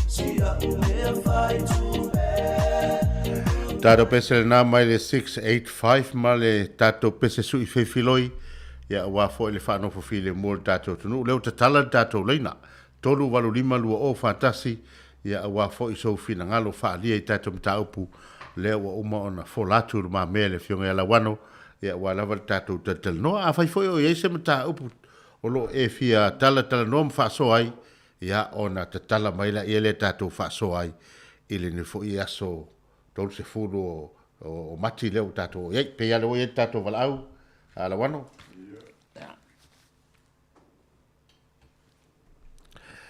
ya se talo fa mai le valau malo sai fu moa si la ema no one malo malo mo kala Se fua. Kau fai wha malo a wha kai rea kua le mawane. Moni. Ia kako ke. Ia ne kako mo hore kai au ko amal kai au le le wha fuinga kako soi pua ma. Ni lawa. Sao le mu mal munguia. Avo yo. Ia le falongo aku po kalame. Pika kalangola ile mele ho. Ya Will Smith. Ia. Ia kia wa ia waru hole po maka ima renga sau fa solo ako fa ai news. Moi. Ai si au vai kala po ai au fa news CNN mal ABC. Kau mai ngil kai au. Au ma kau po ia ko fama ma fo inga fingal falia. Luai kur kupe. Moni. Luai kur kupe. Iai longa whaangoanga.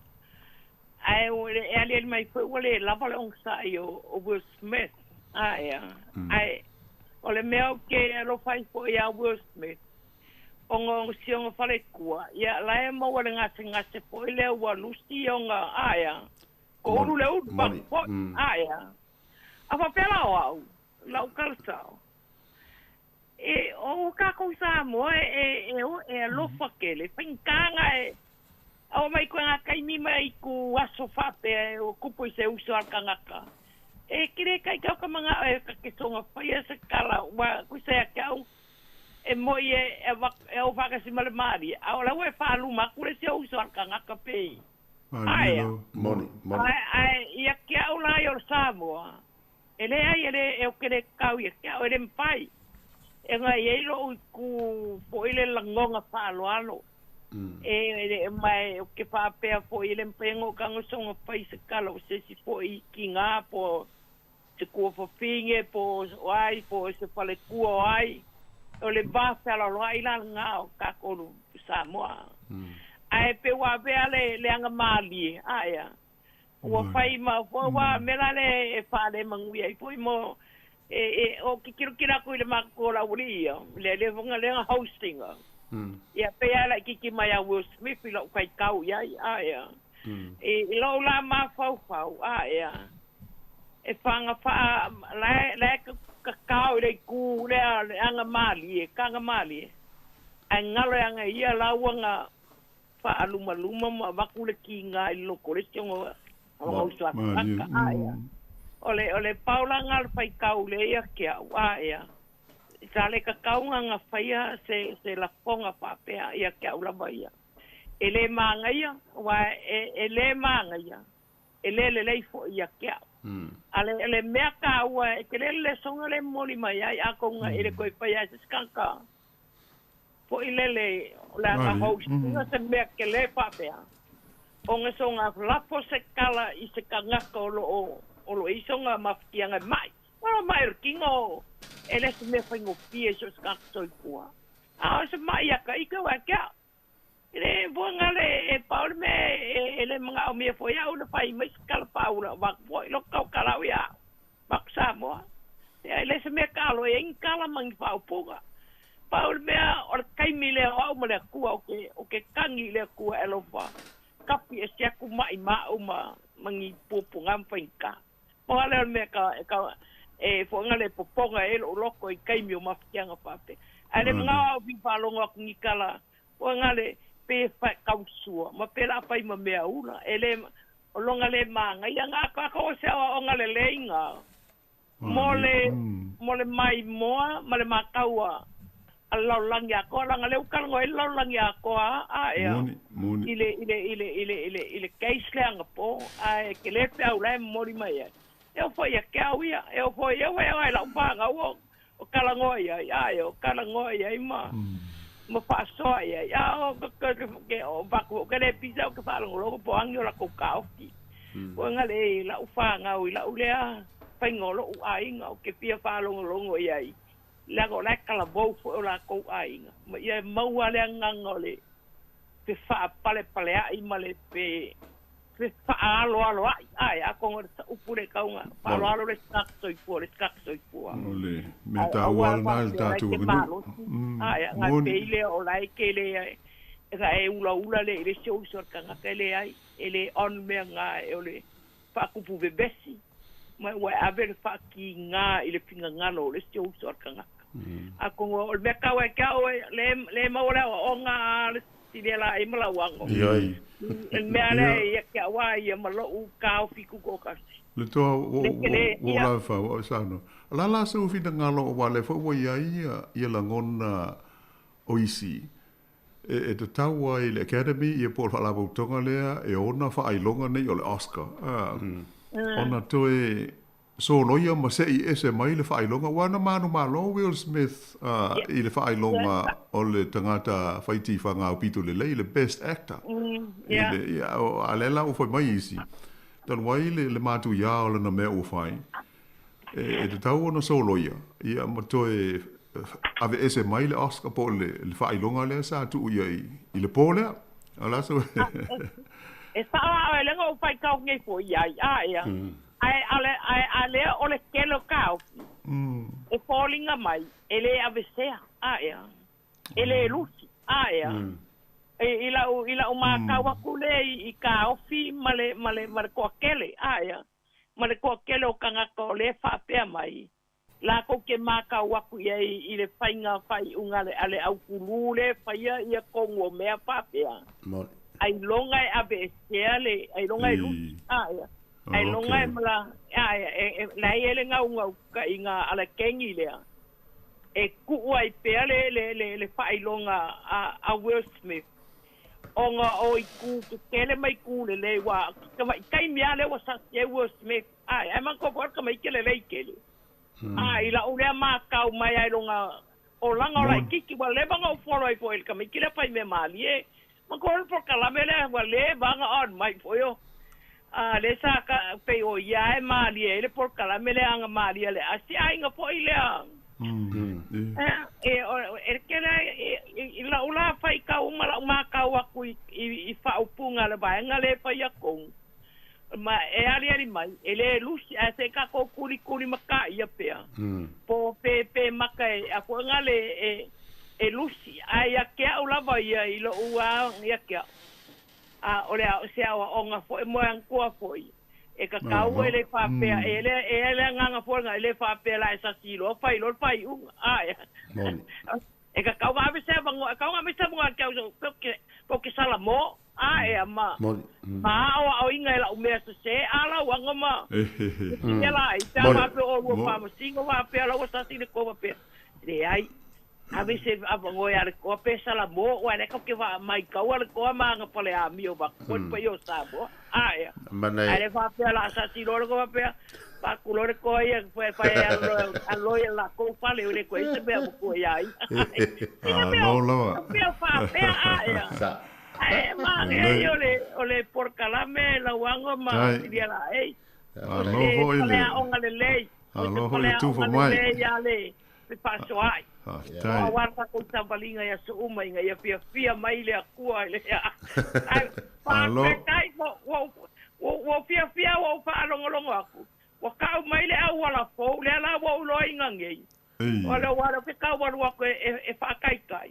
ale la o fa fe kai ko wa sa ngo mai si la ele o ai alu ala ko alu o lo winga lai ke ai o e ko sa o e ko kinga ko ya sa ia polu o lo winga lai ke ala ko o la wala ku ai Moi. Ai fa pera ke fialu i lunga. Ai ngai o solo le ile lima i fa o sta o nga. E oso ele tasi. A fa pe te fianga i atu e te fialu tuli para umu. Ia ona e al sa o ala ia lele wala foule ia nei. Ai fa pe te fialu i foi le te fialu fale inga foi le masani na alu i le fisherman staple i talato pa ke kariki ma puke rope. Ia o lona winga lai te alu pe tato a wana le lima i vale ia nei. Ngau fangu mele lima i fa. Ia na. O lai o tusi ia i le mo le ala. Ele ia ma se. Ai a fa pe te fia alu lo alu sao i parpara umu. E te tausi la le tu nga vale i le numero tas. E a lai lungo le wala lo papa. Ala si ili ia ma se finga tapa o le tala taia. Io ala se senga na o numela. E tasi le tu nga vale pe sau mai Wellington e nga ai mai nei. Ia ai lima i vale alu sao ale sau tau i porurua ia ma watu i o Plementon ma o ia hoi i nuunai i Pukeroa Bay ma langa i fo i le whanua tanu i whanua tap o le lima i va ala tātou te tausi ai le ala tuai a le ala fau e numel tas ala wangu oi o pēla le ke whaonganga o le ke pēla o e whaonganga le o sakura i kua po pēla kui ngā ofisa o kākou ia o te mine ia o saua i lala tuai le sau i lalo i le coach mai le hat mai pitone o so mai i lalo ia saua i nei a foi ia masarina o so tu tua pawal mea ona sa itela ina poloka o lai fai a oi i lala foi la i sau mai oi i le hat ai ele i mutua i motu le po vela se o la fa o ngane pe a umana te tala la fo le ma umo fo nga luenga la fo o le wala lai o ele o so di tua ai alo lava pe yo le si vai nga ta o le tai after te le o to yo va pena lo fai se fo e man ia e manela o fionga wa no ta o va nga le pe on fisilia ia le to le la wa tasile va nga ta o le tele na fenga solo mai tato o tunu mai Wellington mo i fanu tapu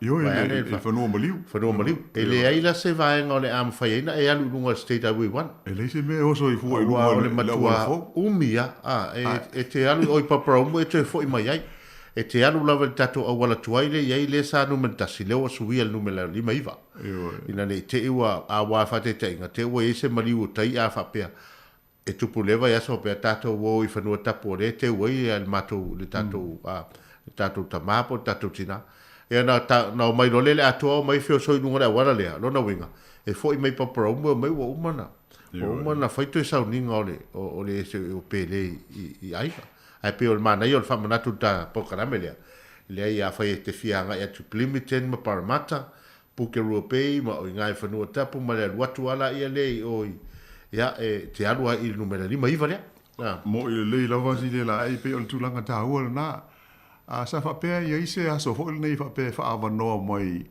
e fa tai ai e tato o e fa tai la wala ina ia silo fi ai o pe o televisi wala ia la so fa pitol na e ma fai ma drive ai taua ina sisila ia e so ia o me silin tau o le o tala ia pe ia la tala moni la le o so o ile le tele le sila ai mai Wellington mai i le court anga i mai i matu nei o e te aloa ia le off ramp fo le e afa anga i taua sa mai Wellington ia sa le pionga na le umi a tau mai lola i le manga leo awala i le va o Linden ia ma ai foi lisi no o Linden mo lo Linden por kene pur ia pe anga i mai le awala mai o i tau o ina la e a foi o lo ia ila la wala lo papa le le tuwa ka vale o le wala no mel tasi fo ia ai te silo mo ia e lua le insi o le lima iwa ia le mo fai lava la na se o le lima iwa la le o sui ia il tasi no winga o le sawanga i pori rua nei ia manga ia tua ia i lai pitonu ia i lai tu mau pela wala tuai le na pe ona tātou masani ai a e fia se fe lolo taimi ia no so lo le ilunga o le wala fole le transmission gali ia ma fa sa o ia o anga ia tu inu lai para mu ma ai ele se wala off ai fa pe afe il fonu mo liu il fonu tapu ilunga o le wala fole io el no vinga pe o fa fo mai e mama o ale ia le titi enga i fa atu e mo le fo mai ole a foi ngo le fesili alo ma fo ta pule ya Will Smith ma pe ona sa no foi le toa le tu langa pe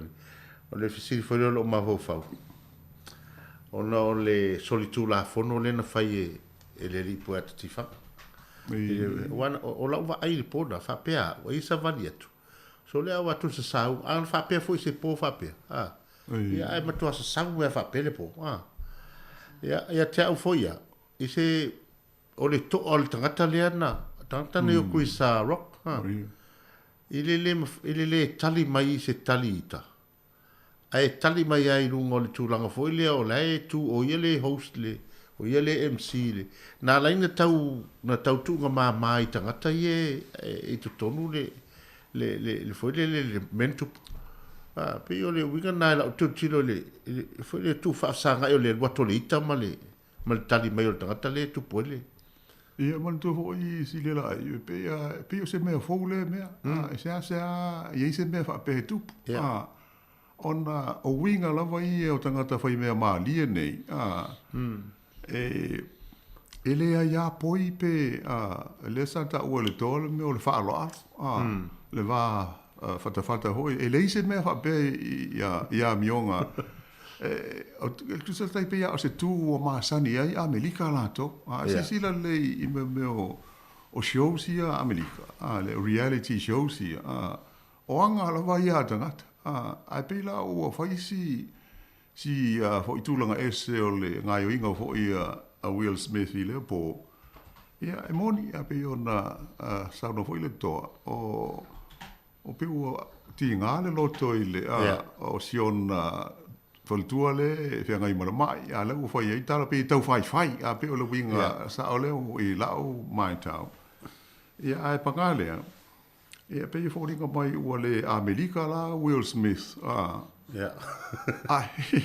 ina ua na le la va on sai ia tu langa va pe ia wa pe ole wa pe o la fau ole tu langa foi le vai ngale tu pue o te tal no walenta e mantua i la wali fai fale tu le o fai me maria e mantua o ai palemia e o ai pale i prestini o America ele poi ai tala tamani fai e pe o tangata o pito sili le nana tele i ai tala ma jokes ale oli o le Palestine o America po ai al Palestine tātou te moli mawina lava e fai eita i tala va pe ele va pe o le tau fai e pe o se mea o masani e ala tau se la tau tūmanga e faula ia tātou e le tātou mata mo tātou le ngona mawinga fa tātou le waia e whaing tātele tātou tel tonuina ia e pangalea ia o le soi fuanga lava e whalanu lanua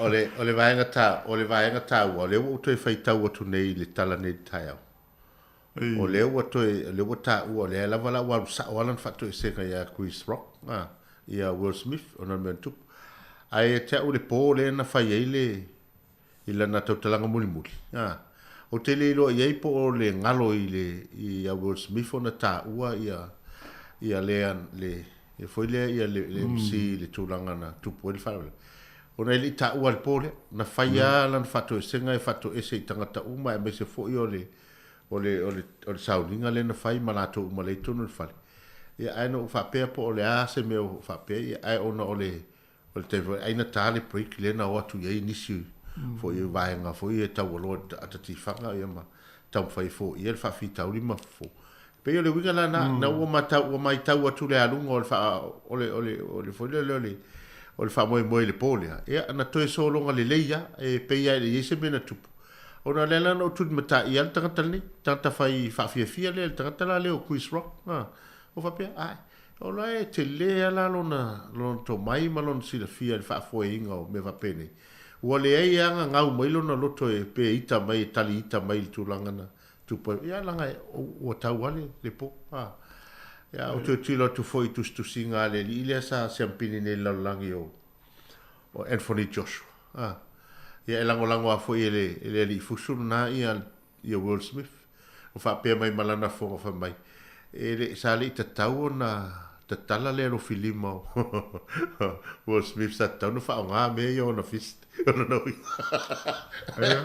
pe le tu langa na ho ia tau a mo tau ia so fuanga masan ia ona tau tele masan ia ia tu fo il tu la fono o le fa o lima le mele le o le lima na ton wa le tau ia e tātou te le mai rana pe e ni mōli anga e whai muri e leo ai e pe o sauringa te tele nei ma sauringa alo ia ia tonu hoi i karo si o le a Jesus winga hoi anga le au comedian sia e whai ma MC o pe o le mela nai e a hoi tātou titilo ia i sauringa nei e lai o ngā haia tangata nei ina ia maali ia ma hoi ma fia tangata e a wai sauninga te lei ai pangalea e pe o fe tosi ai le leina o le mali ma le tau fai pe o le isi na e pe o le tau wonga le na tau na sila ia a wai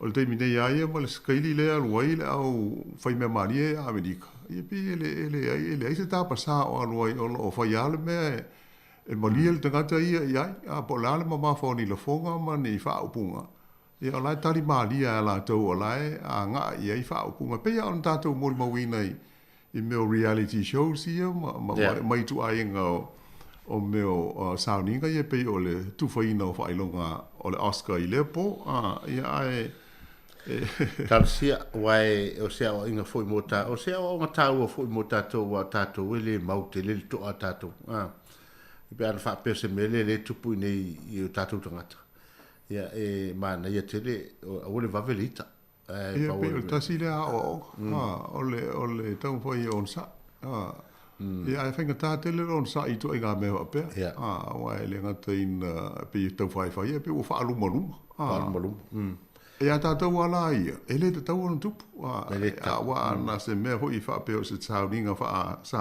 tatu sa mo le fai ele se me tupu ai ele fetau mai ele tala fe ngai ia mai a fai fo e fai ia no inga la e no kwa vesi o na po e uma ia mal sauringa ele ko isi me tu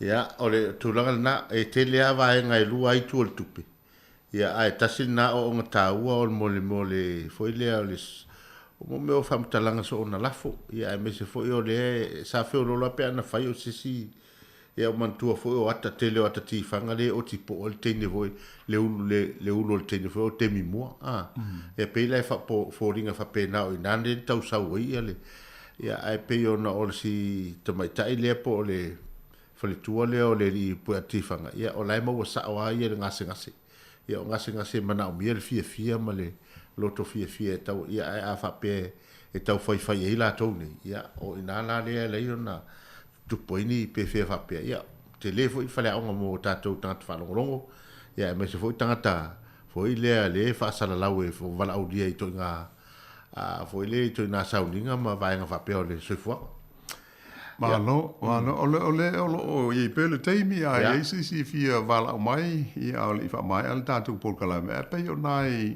langona nai nei foi taiao mal tatou nga luenga ile ato fe va ia ina i mata upu atonu e mawai fu sia o nga mo loto malu e misele pa yo la fa fonga ina i me o lo ari mai i le nei taimi tato laina na tolu walu lima lu o fatasi e po ia i lava se mata upu ia o manu le maua le to e 5 minute lea ia e tato te fa soa ia ai pe le fa manatu le na la wano le foi na ta o lisi taimi lea le vai a sofou ia po le a sofa lea le a tatalai fo ilisi vai wa lea lava wale to e whaunga ina le QR code le ma sani ona tu i ele o telefoni fai to o fale o loa ma bisilisi me se foi o ia e pe o lea le a tala tu le vai nga lea e pe ona i tato vaccine bus o le pe o le tala fia le na o le ua amatao na talai no tanga ia sa fai ei fo ile te pe on tatu mol ma wina ilu mol parliament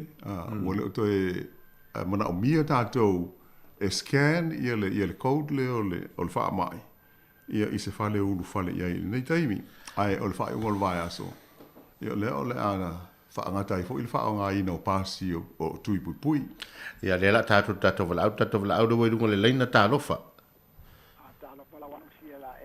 ia so fo manuia po ia po ma lo la vale so fo manuia ta lofa sa no mai o to e vile to o martaimi ona o te o la vile le o se vile te a on tana no ina ia a o po sa onga sa mo ya sola a o alu te me titi mo na fala fo le ei mo o no winga na te mam la me mo la tana ia a le ta ua ia te o tala i me te tupu te tono fainga malo tai ia fia la vala wana le por kam fo ile o e ma bu fa yo malo ei na te sir fel me la fet wa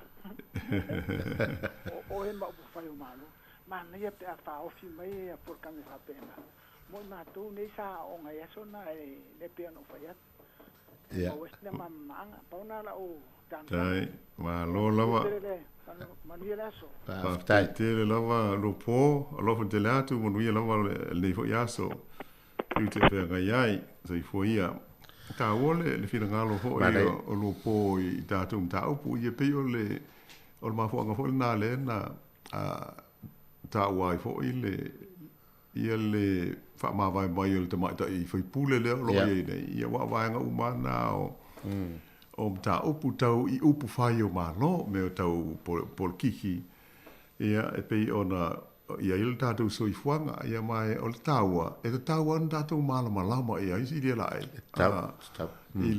ile fa foina o me o upu fai o malo ia pe la o le leiba le tu la nei le foe ia lena o ta ua le matua te le o le majority le na malo ile leiba le palo te te luai e ui ai na le mana o mia e le leipa, ia se si pāti e whaso ni atu.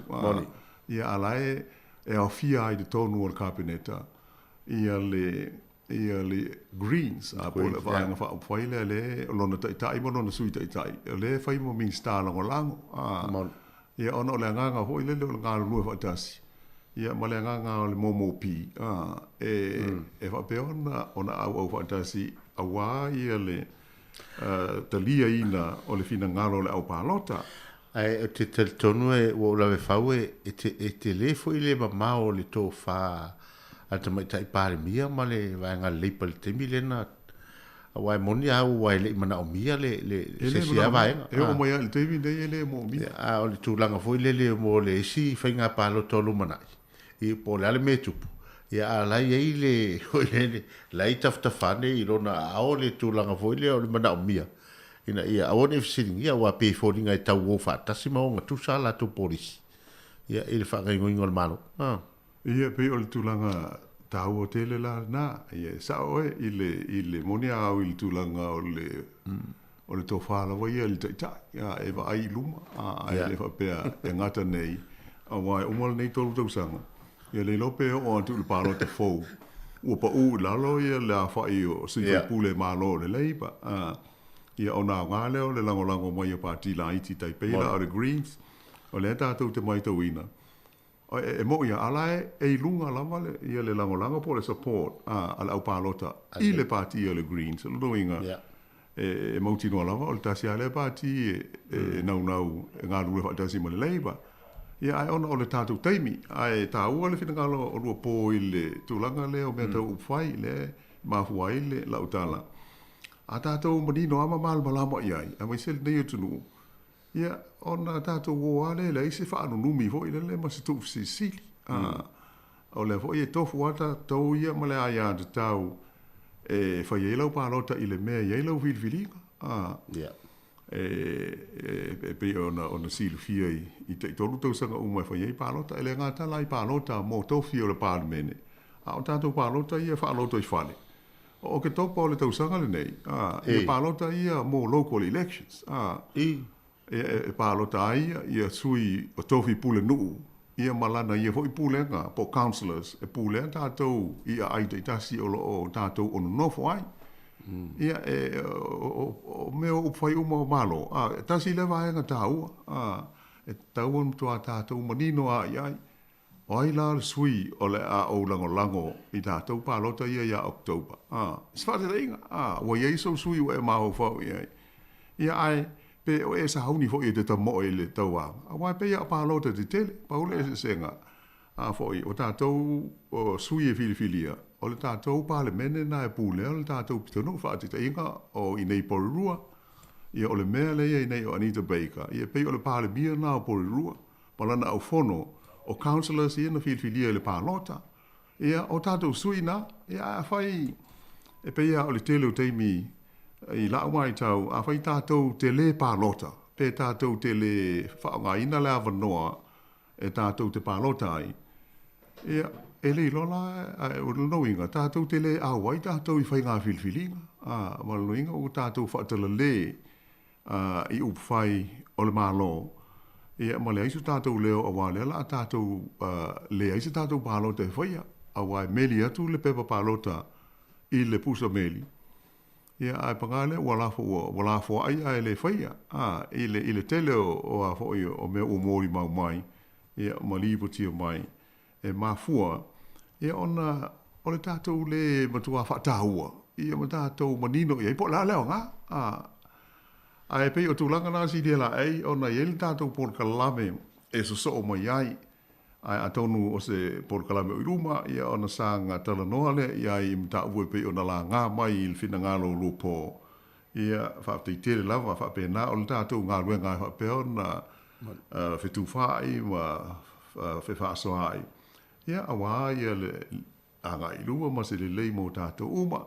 Ai o manatu si le la ai ia la fa popo I nei fa popo ngol ta ato e fa ia I le nei fo I ta hao ai tau ina ia manui lava le ta po inga mo malu si ta tu no fa te telefo I le mamalu sa fa ilo mai to fina ngalo ia ma alo fa anga fo I lunga o tatou penga of so te inga ia ma lo lava le ta tu po mai I tu e fiol ke lope o to alala ia monopia ia ai fa moe o la te mo se fa o poponga o le nei lava por kalabe I le teimi lava ta silva so mua fa tai fo isi le la le lango mai Il tatu nga luenga I nei taia ia ai ma tu fa beatu le nga fa lalo ia mu lava ia le tapo inga si tatu tu no to fa sei fua sa moa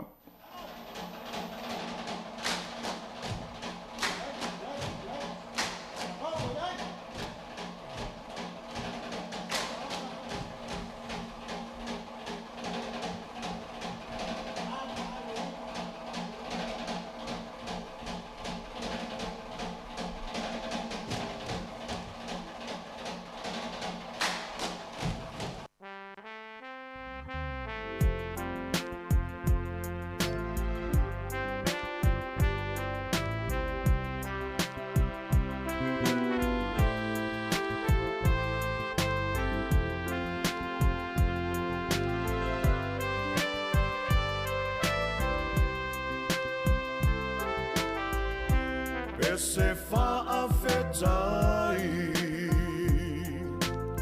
ya Yesu lo umatai lene fa amoy moe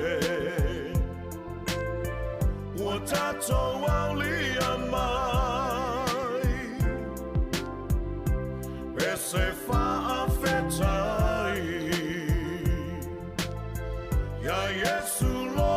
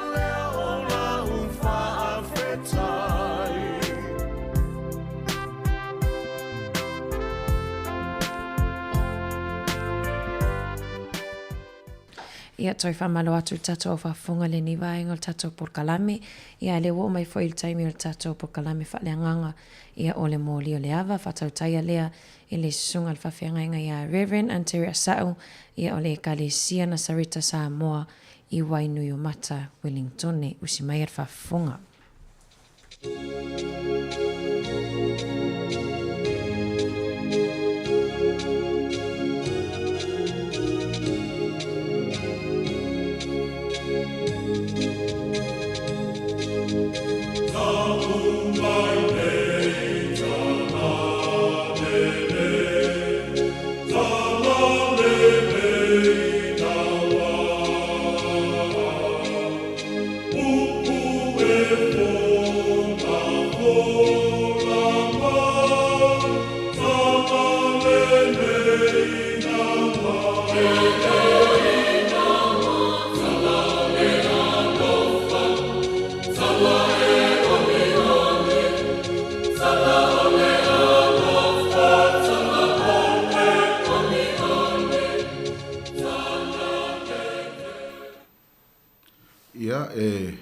Ave nei ava noa tā ua o te whātalofa atu ai fōi ma o whalofa atu ile pa ia ma le mamalu le whaafonga Samoa nei fōi vaenga o le tai au whātalofa whaapitoa atu fōi le si ufonga le lau mua sunga ia awha masanga tali molesi ia whaapea le au whai ngā ruenga ia malo lava le ngā lue lua whaatalofa whaapitoa atu fōi pa anga masani o le tātou polo kalame o le mōli o le ava fia fo ia savali mai le tai au ma won nei ava no taua ia tātou te whaaso ai ma fitu fai ia ma mau ai fo se ma fau faunga whale nganga ia wal tātou savalinga whale whātua tua ave nei ava no taua tātou te whaaso whaatasi ai le fionga pa ia le tua ina ia mauas whaamalo si au mo i tātou wai moni lava le telo taimi ia e leta i tai ona lava le asu sālo whapeon tātou wa ngai i whalsa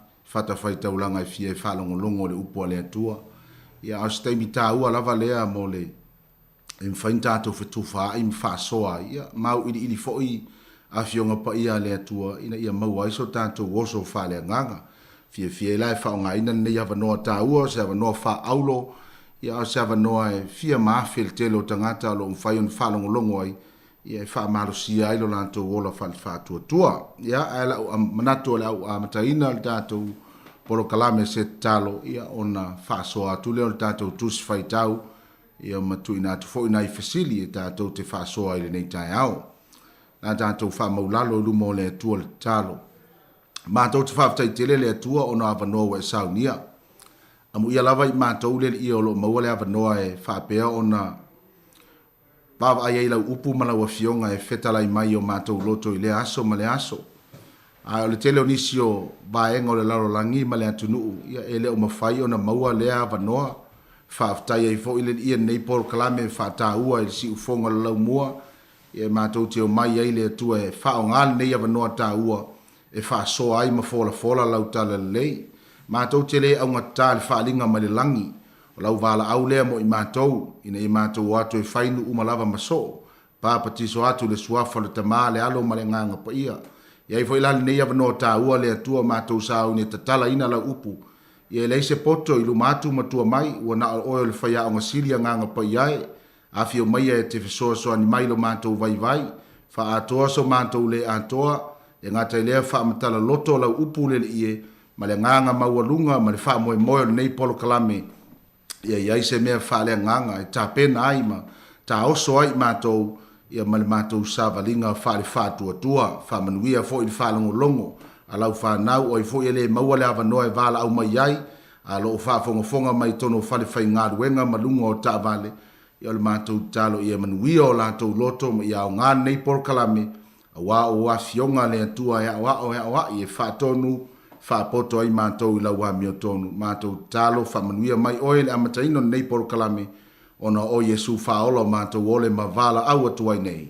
Amene, ma amene. Ia ua o whiriwhiria le tusia Evangelia Ioane lona mata upo e valu, mau mai eise tātou whaasoa le nei tai au, alona whai upo e tōrus fulma le tasi e whangata mai le tōrus fulma le valu. Evangelia Ioane lo mta upo e valu, fa upo e tolu sifu maltasi, fa ngata mai tolu sifu malvalu, ole tala atoa a maua sa wavanoa na e fai tau atili le ilalo. Ia ai mo le fa sa ino le tatou teimi, o te manatu e fa ngai nai nai fai upu lava ia tatou te fa soa ele nei tai au. Fa fonga o le a o fai tauina. Ona fetalai atu lea o Yesu ia iutaia, e ua talitonu ia te ia. A fai tau te tu mau pea i lau mata upu, o uso moni o tau. E loa foi o tau le mea moni, e tu sa o loto foi o tau e le upu moni. Ona tali mai ei leo i lantou ia te ia. Oi mātou nei o le whanau a Abrahamo. E le i fai lava i mātou mapolonga o se tasi. Pe whape whea ona e whai mai e tu sa o loto o tau. Ua tali atu Yesu ia te i lantou. E moni o te whai atu ia te o tau. O se whaia le angasala. O le polonga lea o le angasala. O le polonga foi. E le tu mau pea ia i lona ainga. A o le atalii. E tu mau pea lava ia. O le nei. Pe a tu sa o loto o tau e le atalii. Ona sa o loto wha maoni ai lea o tau. Ua au iloa o le whanau o tau a Abrahamo. Au o tau fia fasioti ia te au.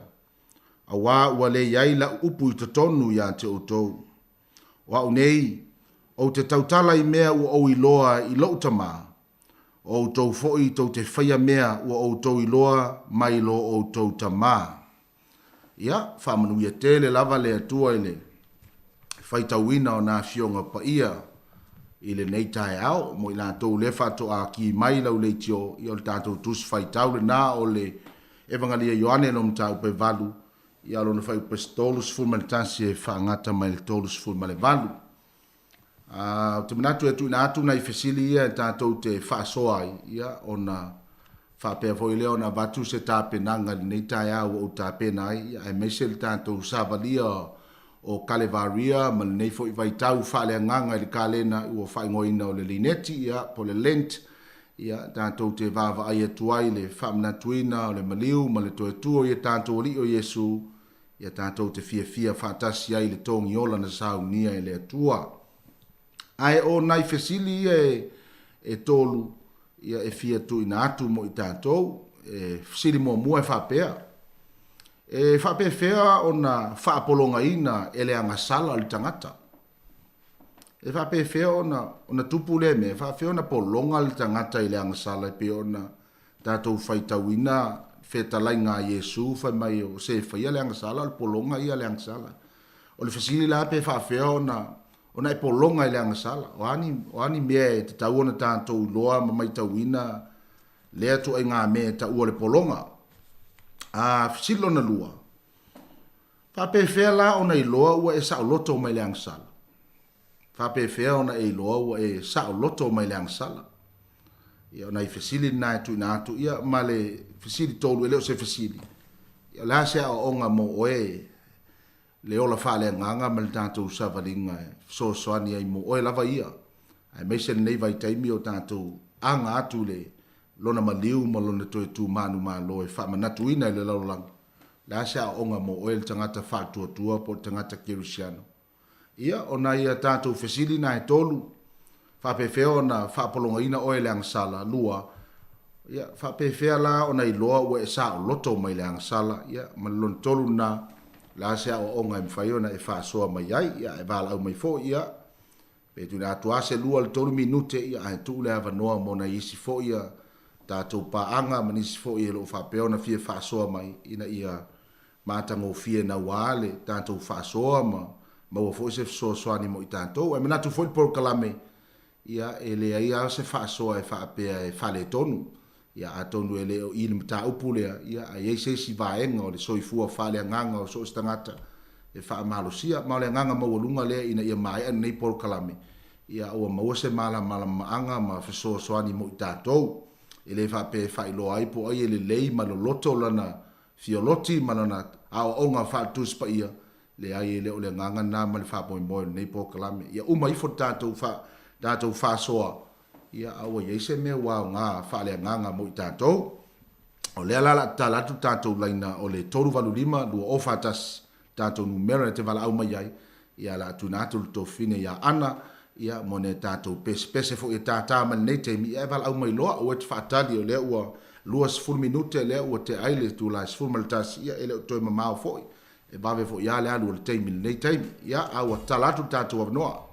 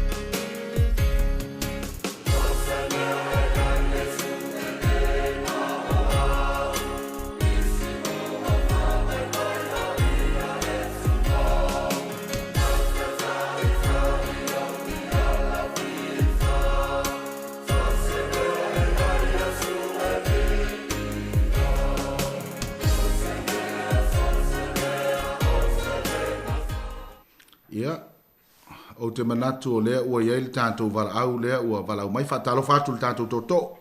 Ia, whatalo whātu I lau sunga fo ia le taite au fo I po lau sunga lau wharupenga.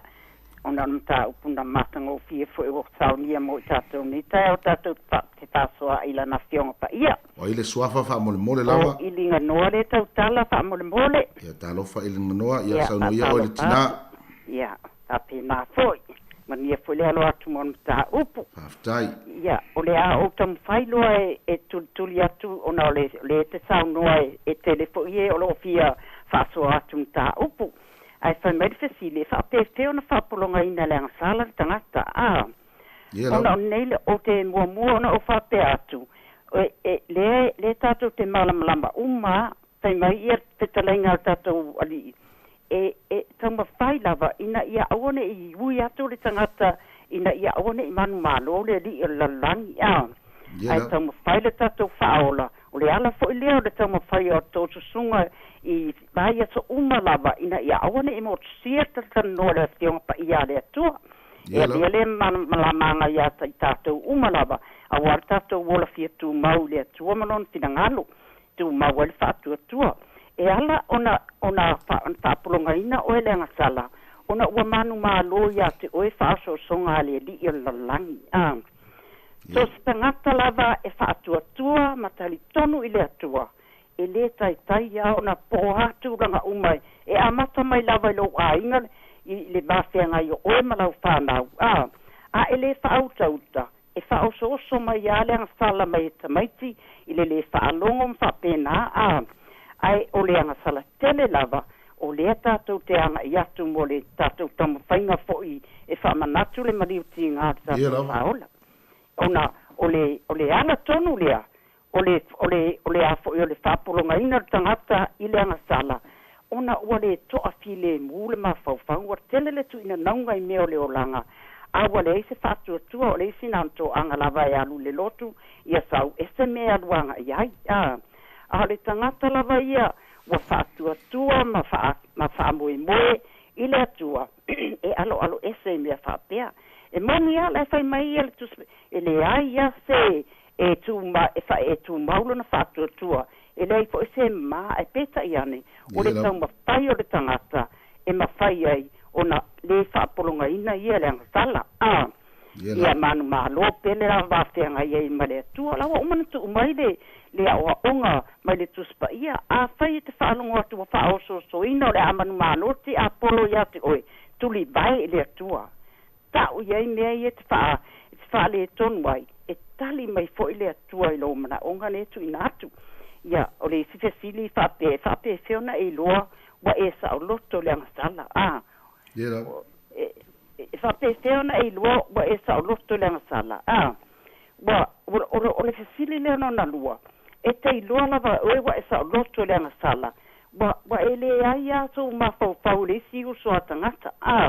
Wana alo wa e pia ki nganga vai atu sene lau fai mai lo uso e te le awa wa ngofo ma fa ika lo loto wa fa so o e ti apolo fonari ina ia manu ma lo al mele to mo fai atu ia oi ai fa mai a fai lo wa e ma lo me ia mai lang sala ia lo na winga lai fai mai le upula to spa ia e tama ole ona ole tua lava ia mar tatu tama e alofa e tene ngeselon to sa e mua molo na alofa e tama fai lava vanga nala wa fi warmus musunga le nganga pa ia yate oe alo e tama fai pe te iona i lole wa e sa loto le sala awa le se lua mastanga va lata martama o le lang ia alo le se wa unga matango fie wa au mai ia ta to mo le nei foi o lea o tātou saununi atu. Tā pena lo loto mo le taimi. O lea o le a tātou saununi atu. Mo le whamana tuina le mariuti ngā le tātou whaola i lunga tātou. Ona o lea. Ona o tātou o le whanawanga sala. E toi whamangalo i nai tātou. Ia, ma toi maua se tūlanga fō. Ma le isi mea. Ia e alo whātua i le lua te tua o ia pei o ia te oi. E maua le loto whamangalo. E maua le loto whaapale pali, ma le loto foi alofa atu. Nona winga, e tele maua le mea o le wha e te sa o loto i mea umalawala o whai mai e tata maa langi, pe a whai e te whaalongo ma e usistai, nona winga o se awa onga tā ua mo i tātou sa uni uni lau loto. Tā pena ta tala noa i lau whanau po whapewhea le mawhea ngai o e maro a inga, pefia ia o le taimi o le whaamana tuina a wakila pia le atua o le wa umana tātou saununi atu mo le whaamana tuina o na mariuti ngā e lunga o sātauro o na o le toi whaamangaloina ma le fesota inga e tātou na tātou paa uma i e le angasala mai le amtanga ia o sea o whaasua pu atu lea i le nei fo i tu la ia a tonu o langa lea fo i e fia whaasua atu ni tasi e tutamana upu matango fie Paftai tele lava molo wa manoa ia manuia lo atu lo sunga fai au monta upulene itai au paftai tele lava ia paftai tele lava ile nganoa mo le fa so matango fie wa manuia fo i ma talinga fo i fie fa longo ile fa so mana ia man itai au ia fa tupu la ia fo ile taltununga ma fa tu ele tu fa manuia le tu i au ngar wenga le ne yaso ia lo tala tu pel tanto wa noa ile tanto au whaafonga e te walau mai ai o le tolu walu lima lua o whaatasi tātou telefoni. Tolu walu lima lua o whaatasi tātou telefoni. Tātou siri nau uma na whaaso atu e te au mai ei sau langona ma sau manatu. Ia, e tātou te mawhauwhau e nei aso. Ina ati a ana mas tātou pese.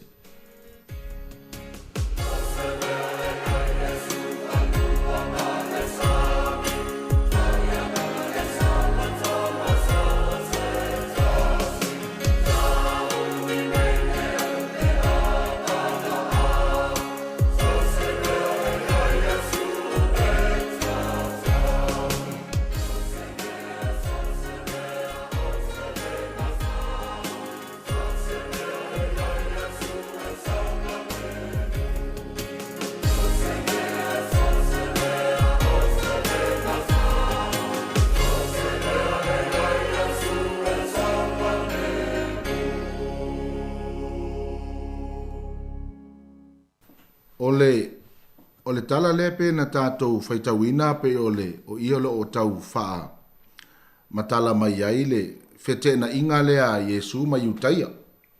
Ile tā upu le pe on tātou whaitawina. O le ala e tau whaa matala tua e Yesu le tā ua o le saolo tonga o le tangata e au wala ile iloa ma le sila fia o le mea moni. Pe o ina le tau o watu iai se whaa matalanga. Ia la fo i ese fo le vai ia fa yutaia ma la to fo tale tonunga fa pe la va la to i ole o langa la e soifu ai ma ola ai o se o langa o tala fe ngai ma le upo le tua ia talo ai no le wel tanto vala au fa talo fa tu tanto vala au ia kala fa lo su o fo e wal ka ko poto kala me fa le nganga ni taya ia ma lo soifu e lo su ai fo de suafa o palo. Palo. Ia, sau no ia lau sunga leo maua lo avanoa. Tai. Misalo la o wanga ilo e fisili. Se tato tai. O le fisili le va bea. Mai lo sunga. O le ale me tau o le polonga le ngasala. O le polonga le ngasala. Ping whaka ua kuspa ia. O lo walu ese mai le tua. Ia la. O e voi a fa upule le ngasala o le you miss the mark. Ia la. E pe o Yesu o le maka le kaula i umai tātou ma o le levo foi le kawanga ku o ia sa o ilunga sa ili le levo le sa o Yesu. E foi le sa o Yesu o se maka upu fou le tono yutai. Ele fa alongo mo mo. Ia la. Ya. Le sa o Yesu o le kusale misi le maka ka. Kusa o le makua i le malama ka. O lai fai ale o langa o tangata ia, o lai o lai ia mo ia, lai o lai o manga, lai o lai mea ngā wa o mai o lako mākua, lai o lai mea whaalongo i el farisa, i la aunga ale au farisa, lai whaalongo i mea ngā mai isi. Ai la pukere i loa kongu ale mea ka o le mea sao, ma le amia kongu la le sa o Yesu, lenga fai Yesu. O le kangaka fea le ngasala, o polonga le ngasala, o sea, ele ai masesio. Ngi foi vai kau ka ko ia. Ia e longo fia kangaka wa yake viso. Wa va ka ke vai pola ko ngai ka le shero e fia ia. Ma dia la. E fia ele ave ese ku langa foi le fa pe fai longo loko sfikule o loko mamunga ala la ko ia male sa lo konga la wa ke ia. O la o fei loa i mai Yesu. So se mea rai aru e la longa ori. Wa sau fa ka ngaka fo. Wa la longa ori e sea. Ua ia Yesu kanga. E la o fo ringa nga o sa lo konga ka ngaka.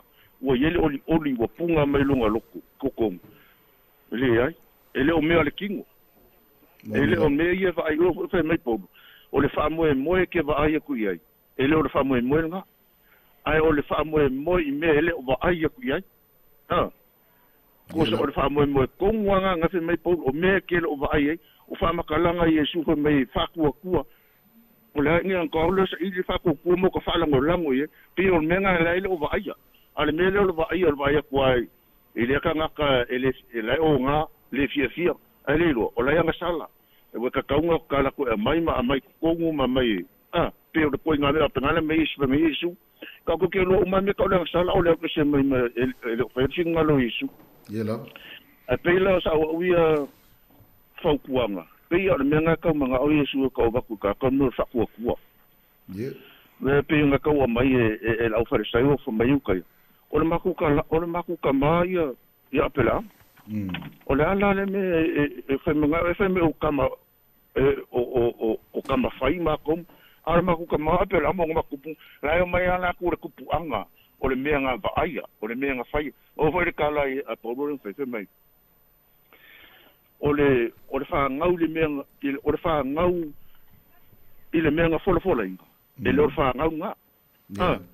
O makaruanga whola i a ngelu ia apela ambo. O le whapengi laka usanga e maua lua kama. O le mea ngā whola. O le mea ngā whola, o le kangaka. O le vaainga, o le mea vaaya kui ei. Ai whai mai pol, o le whaakua i mea leo vaia lewe. Ia Yesu, o le whaakua nga, o le mea, o le whaangau mongi ngā lai manga, iai. Ia le tua, o le mea whaakua.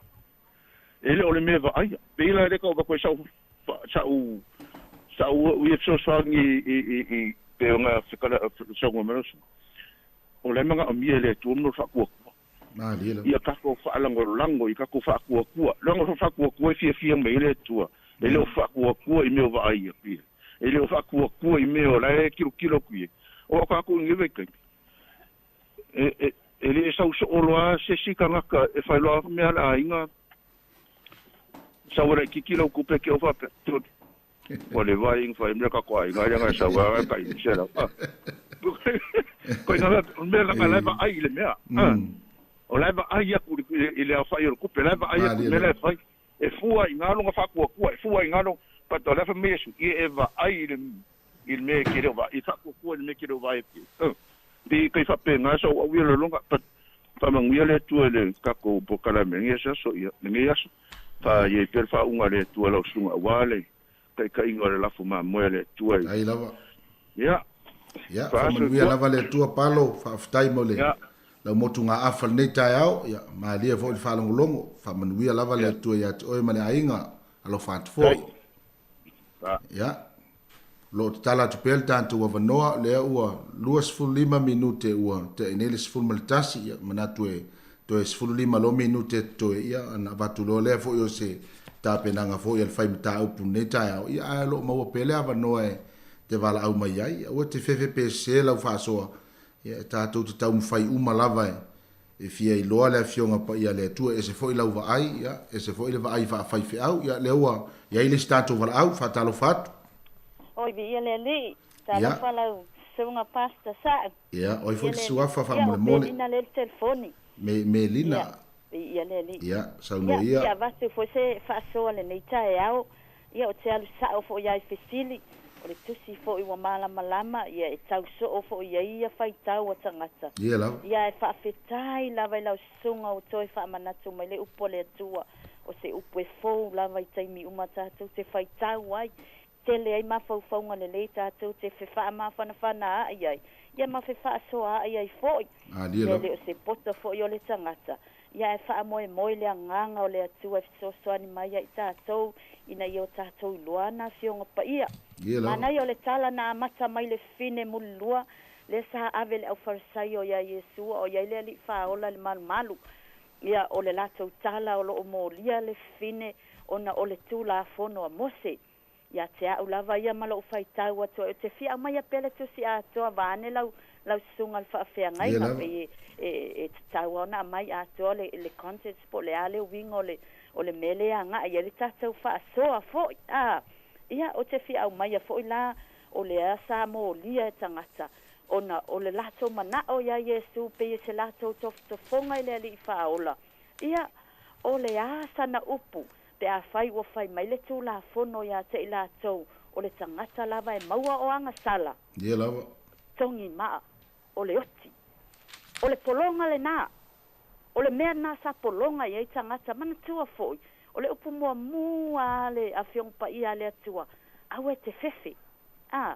Whanau mai Yesu o mai angelfa mai. Awe te fefe. Tau ia Maria. Awe te fefe. Ai sea. O lo o fefe le tangata ola. Ile mea le ta o le angsala. O le ale unga le angsala. O londe tongi o le oti. O le ala ua whaasa o loto Yesu, fa mai Yesu. Ile whawhine. O te le whaasala ia te oe. Pei lao I nālai te ai lo le au wharasaio. Ona o le ua whai ei sina vā o lo lato I lo le tū la fono. E ta tau lava o na oti. Awa ua maua ua angasala. O mea o lewa wa ai e o lato mata pe fo istuanga ne lewa o matu o mea o lato molia ona fai mai o matu mato mauti noa o le fesili la ngalo ia lato o aina tilo iai ele o maua e le angasala o le fa mata ai tu lo te tau sa o ale upo le atua o le foi wa au mai na o le fafine o le mea ta o le mulilua e ta tau o na lua tangata o le ala fia fa mi o tonu o le ola le me tau o le anga sala a tau lava na mea uma o le anga sala o le tula fono fo I peo na tau tala I le apostolo Paulo e mata ngō fie e le lei ato atoa fo I le anga sala peitai e tonu fo le tula fono peitai na ala ona au mai le tula fono le nu o le atua ia lato I loa ai le me tau o le anga sala ava ai la uanga sala o ese mai le anga sala o le ala polonga leo tangata o le tele o avenga ua whao popo lunga o le tūla fono ua leilo e tangata po o le ale mea moni petai o leo fetala Yesu o le taimi a matau lia foi o aina mua I anga sala ai le ulua I tangata o le ti Apollo ale fa matala tala le leia Yesu o lo lato manatu lava, o lato o whanau a apera amu. A leo tau tala sa o ale li whaola. Ana o tau whaapea mai o lo tau ta ma apera amu. Tau te whaia mea na whaia apera amu. O lea, o lana I loa e aper amo au mai fea lunga o le maunga mo ria ina ua wa ai aper amo wa tepa I tua wa tā ofele angelu ai lo atu le mamo e po o lavi la veo na nifo so se mamo e tauna lavi la vea le tino e mai o nifo o le ata o le pale ali o le ata o Yesu la tau mai lunga le sa tauru la e le pale tui lunga o le maunga o korkota pe na tepa I tua pe atato fatusa iai o le nana I loa atu le fetalaya ia Yesu o le ala manatu atangata o le matau ta ma apela amo matau te sao umai le o tonu ma fo ia matau meo lo fai petai o le tau tala Yesu a fai ato te fa moe a matau tu silima fa masino sino tangata o leo te fai atu ia te otou e le o so tau ta ma apela amo o le tau ta ma le ti a polo e le o ia te otou le alofa fa ngalo e le o ia te otou o leo o sau e tatala no tanga pe ona ia tau tala fo fai tau tu se Isaia o nusu tasi o sau o yo ulunga le nganga le ali o yova o sau e tala I le tala le lei ia ie o tinga ina tatala ie o le fale pui o e o popo ngatia o le o sau le o sau la Yesu e tatala no tanga yo le tangata o le mea sa fefe le tangata o lai polonga fo ile tangata ile anga sala o le anga sala lea o lo faalu fesasi ai mafau ma le tali tonungo tangata o e faalongolongo ia o onga le au farisaio o le fai mai o e fai le mea le ma te fai atu ai atova ai mai me ma te fai au te fai ia o le ala o sau Yesu o le upu moni ia pe fo na fai mai le evangelia Ioane ia o le tulafono na mai mo se o le mea monia e mai a Yesu Keriso ia o le polonga la le angasala o le tangata na te faia le angasala ia o le polonga na le angasala la tau tau sa mai la fiong pa ia le atua o le tangata na te faia le pepelo ia o le tangata na te faia neo o soli tu la fono e au noa malona talia o le manai ai o la ofisili muli pe fa pe feona e loa e sa o loto mai le angasala o le whaatalonga I tātou o tātou loa uma e te talia lo Yesu I lo loto wa e whaamaua lalo wa o salamo wa o tau tino o ia lava o le upumoni o le alo le atua soifua o ia na liu tino tangata mai ma liu mai le lalo langi na maliu mo wa wangasala wa o ngalo o lona manu malo wa o manu malo ai o lana mi o tonu wa tawa mi o tonu na ia o le wa to soifua manu malo wa halu le langi o lo o le tu tau matau o le tama pei se mea fo ile le wa o tau tino lo ngutu a tali tonu ia lo loto o te whaalongo ina lo sa o lo tonga o le sa o lo tonga moni lea ia te au lava ia o lea o onga fo ia te au o le wa tau tino mai e Yesu le nei tusi lea o onga mo I tātou talia le upumoni o ai o Yesu Keriso tātou tu mau la tātou e tau tino atu pe fo le apostolo Paulo tātou whaamalo lo se tau le upumoni lea aua tātou te toi fefefe wa o leo le tangata o lo le angatala ia o le tangata fefe na pe e tau tala fo I ai e tau pelo le staimi a o tātou ai le upumoni se tātou te le toi fefefe o tātou tali tonu o Yesu Keriso lava lo tātou wala I le langi tātou te leo fua le tama te a tātou le talia o ia e a vea mali I mawhaola I te tonu ia te I tātou ia moni ai o tātou loto I la tātou e tau tino ma ia fua mai fua wa aia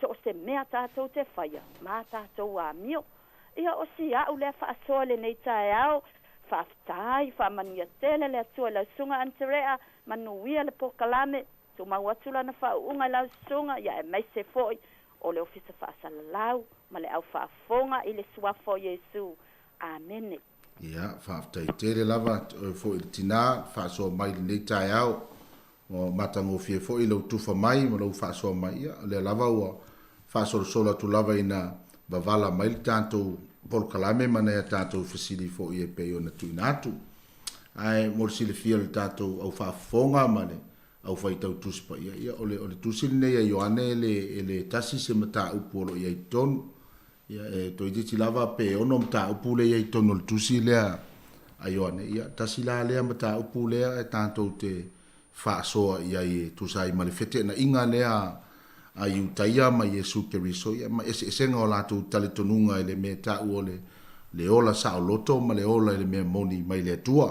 ia lai e le tātou whaasoa i le nei tae au ia o tātou fisili nā pe wha pe feo na whaapolonga ina le angasala le tangata ia ai wha pe feo fo i launa i loa e sa o loto mai le angasala ia la se fe au fo i mo oe bo se oso wha le anganga e au tātou sa valia kale varia le nei vai tau ia o lo tala tu pea lo mo pel tātou vanoa e tala tuel tātou leina ia tunatu ia ana mo tātou pese vai fo i fo il nei taip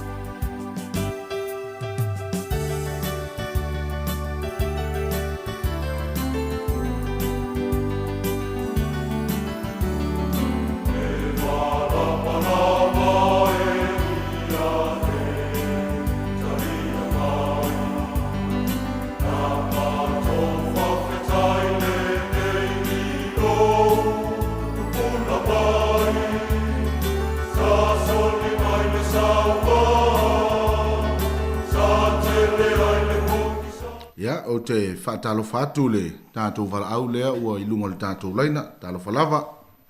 Ka lofa, la sunga. Ia, o ele suafa wha mole mole. O fualia. Fualilia, Ia. Ia, sauno ia o ele tina lewa maua lo wanoa. Ia, whafkai mo leo noa. Ia, sauno lewa maua lo wanoa. Ia, whafkai lava.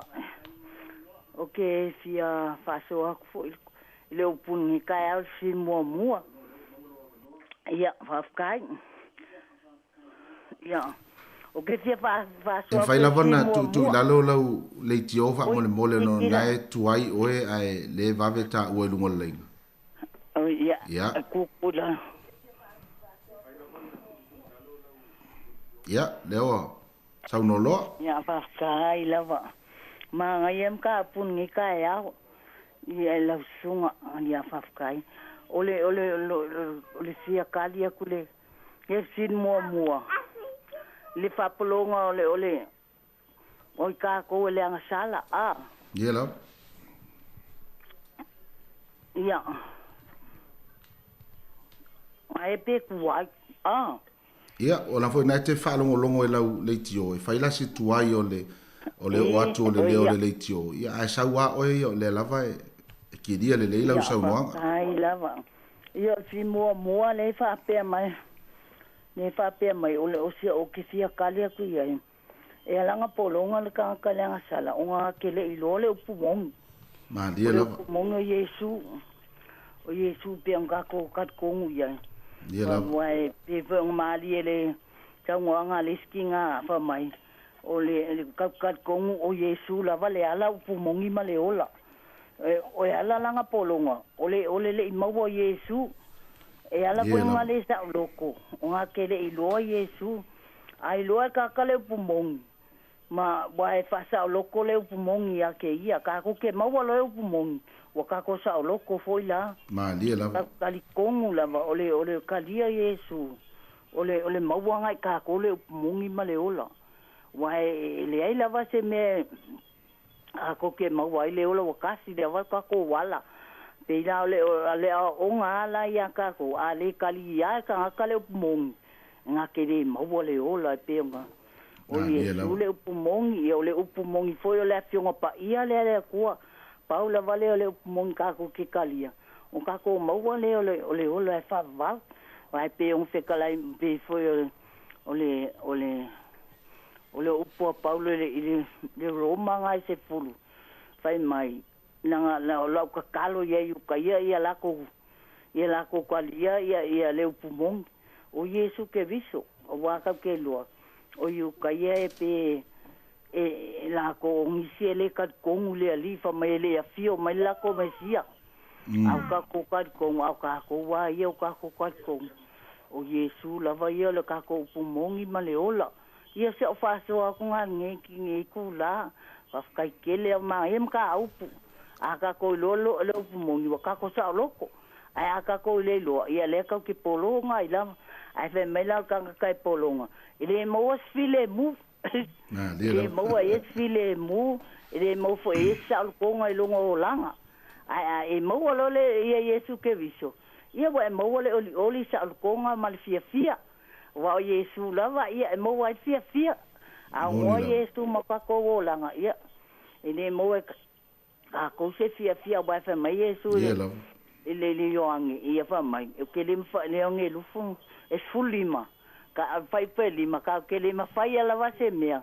pe a ngoma ia ole si fa so ala ki ku nga e so angi fo ka upu ngai ku lava ka ke le lava mo le ava ngoa ania ngai ku la se fa so aku nga le upo le atua fa tai te lava fualia mo le fa so mai fo i mata ngo fielo saule ni tai ao le o ya fa kai fa lo fo i la fa fonga i lo tu fa mai ma le fa so mai ia ele fa pe mai ma wale le tauti ngai pe ona e fa so mai ai o lo ia stanga ta lo fa pe ona ao nga ia ma so so ani lo na ia fo i o langa ia fa manu ia tele lava le tu ia o fo i ma le ainga ia me se fo i fo fuanga to ni aso ia so i fo ia ia o lo tara peta to vano vai atu e ma losi tele le tu pa tamai tai de tatu fa soa e tau fa le ai tatu ali ya fa ma losi mai tatu tu pa li il tatu fa so le tai ao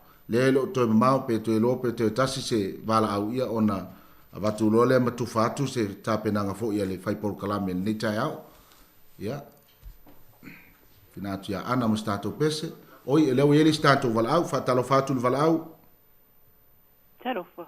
Ia, sauno mai, o ele suafa fa mo. Ia, la sunga fa fenga inga. Na lo la verso fu o fenga wi ai. Ia fenga wi ai, ia sauno ia o tina le o mawalo wa noa. La sta lo tatu fsidi wa e o pui ko inisi fa tali mai. Ia o fsidi mo fa pe feon fa pulonga ina ele anga sala tangata a. Pe tama fa ne mai taimi a. A fa pe se me se me se ta to po si ta mai titi fo se me se.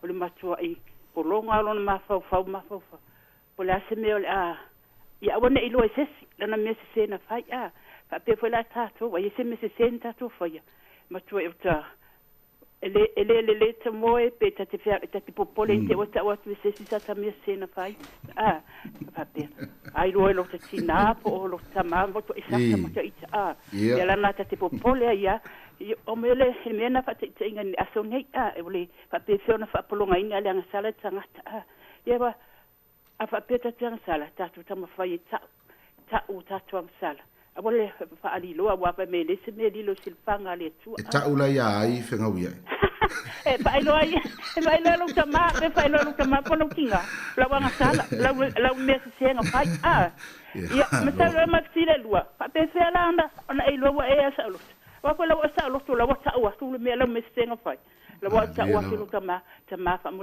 le na u fai se le ala me le se na fai e te fia lua ela te fia lua lo ta mama lo kinga langa me po le ase me se me ngata ia ta ita po le asa ta tala nga fai se te toi fo ia ma ngalo mai ya pa ma ngalo mai ya o le mere na o fai o se pela la o fila na lua ia sa lo fil mul la ga sa o le ta to la ta tu le fa mana tu ina o mali o ta to li le se me fa mo me o mai le li na mali o ta to li mo ta to na mali ule ali ele sana ngasala ana na fa ele fa pele ina le tu alo na tali etu tas na ia awina mai e fa mangalo ina tato na mai na mali mai ina ia ma fa la va au lungo sa tau on ole tongi ola ina tato le fa na wangsa ia paulo si vai ngalo matua ia tu fa fetai la mo lo no manuia tele la mata opula sunga fa fe ngainga manuia le aso manuia fo le su fonga le la mua fa fetai lava tai lava ya te oil tina fenga uia e mo le fa soa ya moni fa maoni le lei a fa ya te le ta ua se mea ia e fa pe na fo ona e le se to fi le mui lo ma fau ma yo na mana ye ma ma le fa long vo fa so mai fa manu le tu ni aso ma fuanga yo tala tu pel tanto avanoa ya te lola tasin tato pese le yo na vatu loles fa so pa fa ua le se si vala au nei te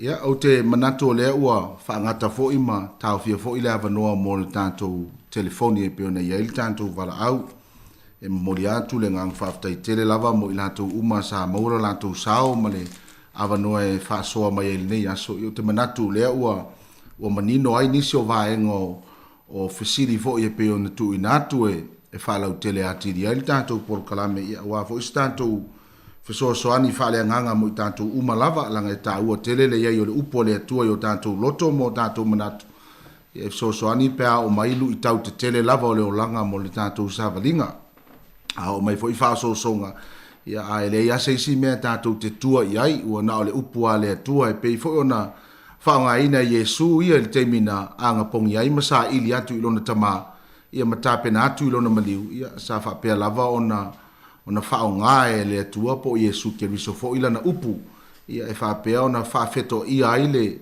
ma losi fo ima o mai fo o fa so songa ia te ia o ia ile le lolangi la na misiona ai ole ona i fasile pe ona tu ina atu le neta o pe fa pe fe ona fa polonga ina le tangata ile anga sala ia ole o te manatu e o le tala noa mai o Yesu le fai upe tolus fu malitasi o lo o tau fa vala tua ye Yesu le meta ua o le so'omoni po ai le meta o le so'omoni e mantua fo ia tatou talanoa lo le so'o lona uiga o le tagata e savali i tulaga a o Iesu ia po le tagata fo'i ua ususita'i ma mulimuli ua tagata lea ua mulimuli i afioga le atua ma o aʻoga uma le tusipaia o le mea ta'umea na e ta'ua le so'o o lea la e fetena'i ai Iesu ma le au iutaia i le ese fo'i le manatu o iutaia ia le latou faapelava latou o lae sa'o le latou mulimuli ma le faatinoga o le latou ola faatuatua ia ae pei o i la le talimanino ai Iesu le faiupuna e tolu sefulumatasi le faapea mai atumau pea lau mataupu o uso a fai atumau pea lau mataupu o uso o moni outou e lona uiga e o ina la le taumau mai ai se tali o le fesili le pei ona malia ai le tala lea na o mai e fualilia e pei o le tāua lea o le upu le atua po le mea moni o wafo o Iesu o le mea moni o le ala upu moni ma le ola o ana afionga uma e peo na tuina mai ia ele ia se vai panoa le upu le atua e fa le tonu ai le savali al tangata pe a fai etalia ele tangata le upu moni lea o le yaila o le upu moni tono le tangata o te manatu e o le ale mafai fo i le anga sala o na yeise avanoa ia te oe lang fo le ua e soifua ma iai le mea moni le te tonu ia te oe. O la whapeona e ola i pe tu sa ma le afionga pa ia le atua. La le mwhailao na eise ava noa mea le tonu pe o upu pe pelo fo i seisi tu pe a tātou tilo iai. Ma so se mea e le tu sa ma le file ngalo le atua. Aise a langa ua ola le mea moni i te tonu ia te oe. Le tua lava tā vita wha mai le ali ie o te teua ua fionga i lo loto. Ne i o wanga sala i o ruma. O le mea mauti noa le nā a le eise upu po le a fionga le atua i tonu ia te tātou. Tātou te polonga lava le angasala. Langa o le mawhai ona pepelo le mea moni. Langa o le mea moni o ia leo Iesu Keriso e tatau ona tonu ia te tātou. O le ai la o le upumoni a le atua I tonu ia te tātou. O lo tātou polonga pea. Mai le ia se sina whanau mai le laulangi nei e le ang sala.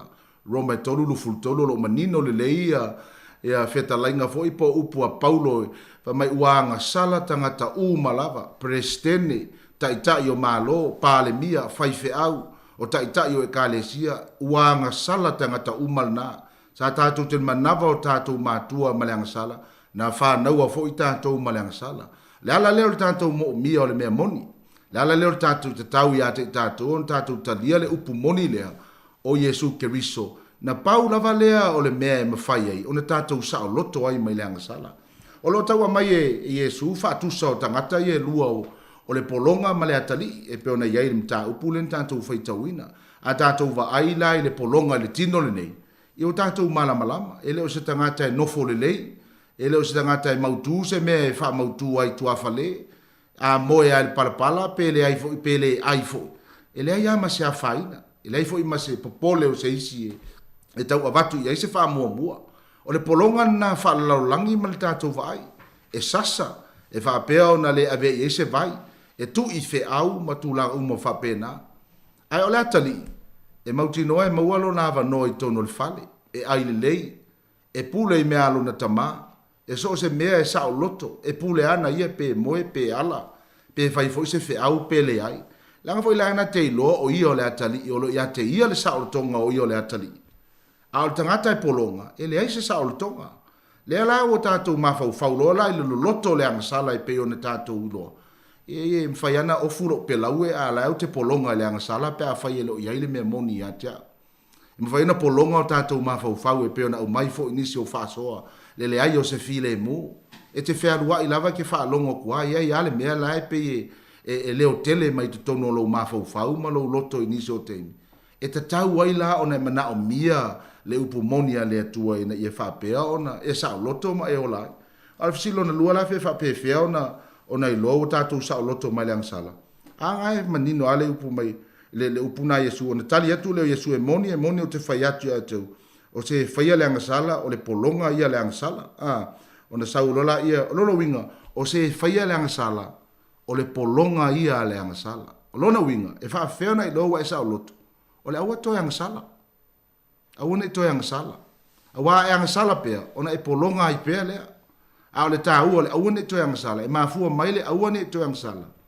Ona ua ola le mea moni to tonu ia te oe. E ei teimi o mai eilu I tau lo tātou o langa. E le se laupa se ne fo I tātou sa valinga ni so teimi. Tātou te mo mia pea le mana o le nganga pa I o le tua e fiso soani ia te I tātou. E fetalai manino Ioane. Mai o se whanau mai le tua. E le anga sala I lātou. Lona winga e mawhai o na tupu le mea lea. E mawhai o na tātou wola e tusa ma lea fionga pa ia le atua. E mawhai o tātou wola e le a whaina I tātou. Ia tātou manatu fo ia le upal tus pa ia. Ia whaafitu na fulu na fitu. Na nganga sala tangata ma e whaamangalo ma pa ulu tātou a miotonu. A o le mea pito sile o na tā ua e peo na tau moli atu e le whiau ma le sāwari. O le iai pea lea o le mea moni. I to tonu ia te oe ma le fionga le atua. A o mai tofonga mwhaaso songa ia te oe. Ia la ma whaio na tū ma te te atu. Langa ua ola le mea moni a le atua, ma taita ina oe le nganga o le atua. Te manatu a whape tātou te ola whapena. Te manatu ai longa i eise whete na inga ma se sui fo i o le vaai a tangata ia te tātou. Umaro tātou ola whakerisiano I le aso ma le aso. Te manatu fo I la le upuia le tala le leia le atua ma le o langa kerisiano. A le mea moni ai o le vaaina Yesu, fa mai o lātou o whanau a Abraham. A atala noa loi whanau a Abraham, no wingo tangata whātua. So tangata whātua o lātou ta mao Abraham o lango Abraham na mua I malai. I le ola whātua ma le ola talitonu I le atua. Ai fōringa mai le vaai ma sila Yesu. E le whapenala le olanga le ola I au iutaia. E le ola ma soifua e tusa ma le olanga le whanau a Abraham. A le manino whetalainga Yesu. O leva na tau fia fasioti ia tea. O leva. A whai e moni o tau whanau pe. Tau te le fia fasioti la ia tea. Lea ua tātou sāuni e sāvalia kale varia. Te manatu fo ua fia tau sanga. Talo na tātou whaalongo malaunga ina le upua le atua ma le tātou iai le leila lo langi. Te manatu e amele e vele nei sāvalinga. La se mea e tau na tātou whamanatu ina ma tātou fia whatasi ai mai whape atu lea tua e ofo atu lo uola mo oe. Whai tau langa i lo uola ma lo soifua au na ia te oi so se mea, whea lava le mea te iai. A watu lo uola e whao ngā mo lea tua. Ia ma tātou mana tua, o le ami o tonu ma le tau amatunu ina o lo tangata ma lo nei tangata, e le o se mea mai ia te oe, le o se mea mai ia te au lo tātou whao la ina, ma le whaatala le ina te i tātou, o le mea fua i fua e lea tua. E feso e lua whai upai valu, a wā o le alofa tū noa, wa whao la ina ai tātou, e le ono se mea mai ia te i tātou, po ngā ruenga ne mita le tangata, ia o le alofa tū noa whai fua leo lea tua mo i tātou malana whāna, le au soe, ia o le upumoni nā lea tua, te manatu o la le toi pisa fo i a inga, mai aini vesinga i tono nuu, pe a whai uma o le a ola uma, whaatala le leita ngata, ma le whaakerisiano ina le larolangi, e pe ona iai nei, tātou vava ai le vava o tangata o le larolangi, ma mea lo tutupu mai lunga o televise, ma ia tūlanga whapena. Tātou te le whaataitai ai, langa o tātou o whanau a le atua, siri atu lo tātou atua, o tātou o alo ma princesse, ma tupu o le malo le atua, ia o tātou te whaataitai, i mea lai sau lungo o penga ta whailangi, ele maua ise manuia mo tātou. Ai whamanuia tele le atua mo i lātou uma lava na whaasoa mai le nei aso. Ia, so e maua fo ise isi awa noi lumana i pe atu sai ma te whine ngalo le atua al teimi nei lau whauina tātou poro kalame i se talo ia o na tātou whamawai lea, whaftai mo le awa noa. Tātou talo, lea li ie o mātou tamā, whaftai tele lava i le toi whamanatu mai mo i mātou. So ni mai lo nganga le ie le mātou savalinga whale nganga. Ina ima whai ona tū mau la upu lea, la upu po la wafionga lea i o mātou loto. A wā a ola le mea moni lea, la le ma whai a seisi upu ona wha la vea lo mātou talitonunga ma le tū mau i ante oe. Te talo fo i le ie na wha soa mai ma i lātou na wha longo. Ia wha peona manuia o lātou loto le yaso. Ia iaise mea fau lātou te au ina ma whaatupula ia pea le ola talitonu ma le whaatua pea i lau wafio le ie mātou sauni e whaamanatu lo maliu i wa yaso lo lumana i atu ia whaapeona whaamanatu ma le langona whaafetai ma le langona whaamaua lalo ia wani o mātou whaamaua lunga i o mātou langona mātou whaapeifo ana le sei noa i mātou le ai le mea moni lava le atua whaafetai lau pule tō whaafetai le pule whaasoa wa maua i mātou le sao tonga lea le ie pe ona mātou whaalongo ai e sao loto whaamaoni lava wa o ele mana o lo toto e mama ngalo ai lau whanau. Whamanuia ia Samoa o au iso se mea lava o mwhai whaafonga mai ai le laulangi atoa le atua le ngata i leo New Zealand nei ia iai lau whaamonianga mo i mātou uma lava whamanuia fo i le si ufonga le lau mua ma le pulenga ma le au whai ngāruenga ia whapeona iai fwai le malosi a te i lātou wa whi au ma whaiva lo filima wa e vala uina ma te tofi ai i lātou whamanuia fo i lau au whai ngāruenga tofi fata fai taulanga i fia o nei mafutanga e mese e kale sia kerisiano ese uma le atua ia iai au whamanianga whamangalo so mātou le atoa whamangalo so mātou vaivainga le nei aso le ari ie ia e tu mau mai lunga ia te i mātou o manuia tu mau mai au whamanianga tu mau mai lau lofa tu noa al mafutanga fai pea ma lau lava nganga pa ia nei se iau i le whavavau lava amene ma amene.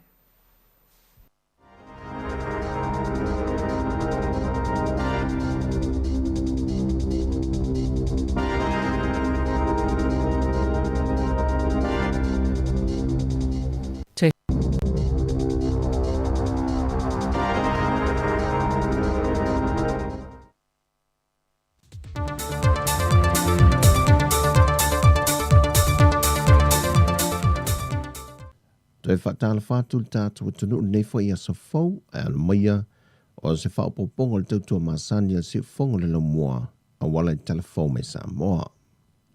Pe ama le lua se lau lua se furu le au whai o le pāsesi o le wā lele lena malanga mai ni usile le aswana nafi. Le foi wa toi taliu mai ai i whanua le fionga le te tai le tua ngai. Le fionga tu le epa lupe soli aisa i lele malia le ngoi. Sa ili tongu fiti atu i ni usila mō ngase. Wa toi taliu mai le na fionga malamanuia. Ai ua whaanofo i se ato nei le pāsese le mō le urua i taimi. Mō le fitu aso.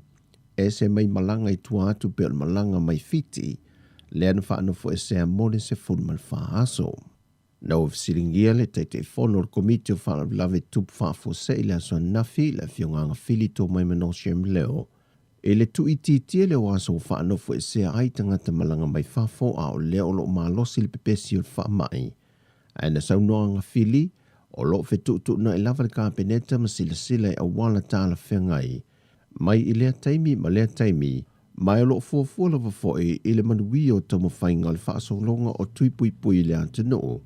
O le ngata le tui mua mo whanau la aiti, o le tui lo na lua mo tangata mātatua, ai whapea foe le tui lo na tolu le ua ngai atu se tūlanga le leilo na whaangasolonga.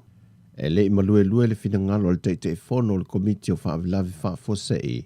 E le tāmau pēr ia inga ua mai a whaia le kāpeneta, o lo ilano la asango labta inga o wawao mō le atunuu.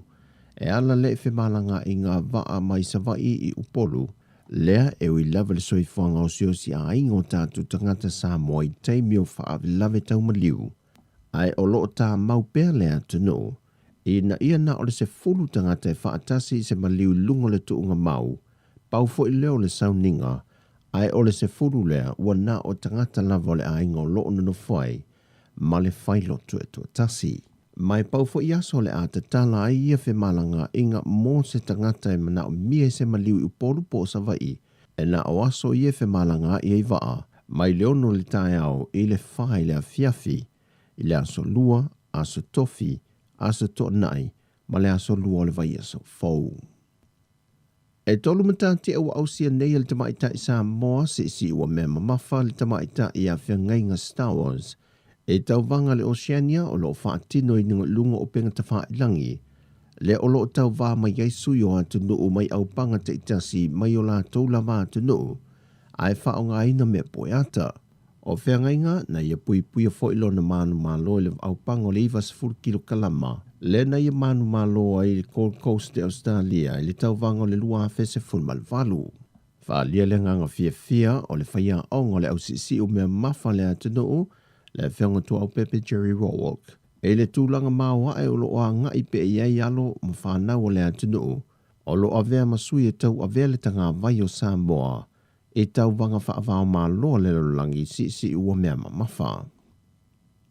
Na whaai loa le sui officer Silio le mtanga ruenga le soifo mā lolo ina le whailo inga malautu stala le aso na nafi, le fionga tanga loa Robert Thompson, o le antofu le whale mai whaai tu mā loa e se fulu ma le tolu o lo i le atunuu, le valu i upolu ma le 5 i savai, ma vaenga le a wha awa waitu i pui, wha pia fo i masiaki mo le wha mai. O le polkalame o whaata atia le soifo mālolo ina ma le komite o whaavilavi whaafosei. E nā o ta avale o le a whaatino ai lea fuafuanga, e le mawhaiei e se tasi o nao soifafo e siaki lava i te tonu o le ta avale al tangata, o le anga i atu e mo o mia ia au nanga.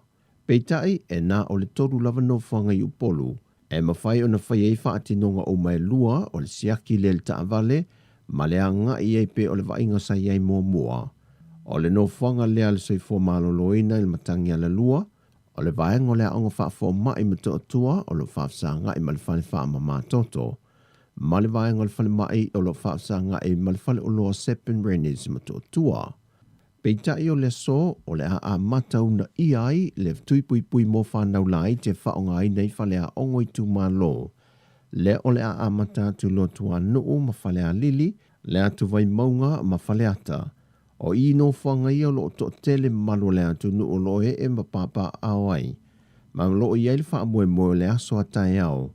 Wa wha asolo atu e wha umamai sa vai. E tuinga ma siaki mo le wha mai. O lo i eil wha nau ta inga e le matanga ruenga sai fua malo loina. Mo upolu ma sa vai o le a wha solo i eil tuinga. Ia mae a umai tutono le 5 i le ono aso. O lo iei fo le wha moe o le aso le eseta i le aso 5 ma le aso 5 e tau nuu mai le isi uto tuipui o le Pfizer ma wha a wawai pea le tuwinga mo le boosters ai mai se lava mo whanau mai le 5 tausanga i le se fulmantasi tausanga le mātutua. I le sala lau solo ai o nisi o wha amtalanga i lunga o peng te wha ilangi le aso ana nafi e ni panguta o so solo i tua mai le whalpui. Wa whaamanino mai el sui komisino mtanga ruenga o leo, a wa paulongo i tino Filippo. E le o iei se pangta ua mawhai o na sola i tua, ai si lia ma le 5 leo whai o pangta, na tau mawhai e so sola i tua le to ese le aso na nafi mai tan malala, sau no au apa au, e le imanuia la tau mawhainga, o na vave o na tali atu iai leo mai pia, e fesoa soani malu le malo o lo il fale pui pui, na le mawhai ei o na sao i fafo le tau mawhainga nisi au pangta. O pangta i e pe o na tā ua, e toru potu po sela sa no fai, ai le o ilantou uma ian te tau mawhai e so sola, e le i mautu mai se mafua anga na lai o na tau mawhai pangta e so sola, o no lo faa wausu e su engam leo ni mata upo. Peitai o ata na pu e le to ese, na iloa ai ngā yoinga na tau mawhai e so sola i tua. O ilantou i watu e pu e ne leo mato e loka, o ilantou i e mā whaasalanga o lo tuli le to ese, peitai, o le ato e sila fo i eile whaamasinonga i ni whaasalanga tala whianga i toe whaopopo ia i lantou. Whaalia sui kumsena awa pa aulongo i tēnu Filipo, e leise tūlanga i whaapole nai le atu nuu, ona ua toe taloka uma i lantou na tau mawhai e sosola i tua. O tātou talafouia mai sa momole ne yaso, whaasoi foia.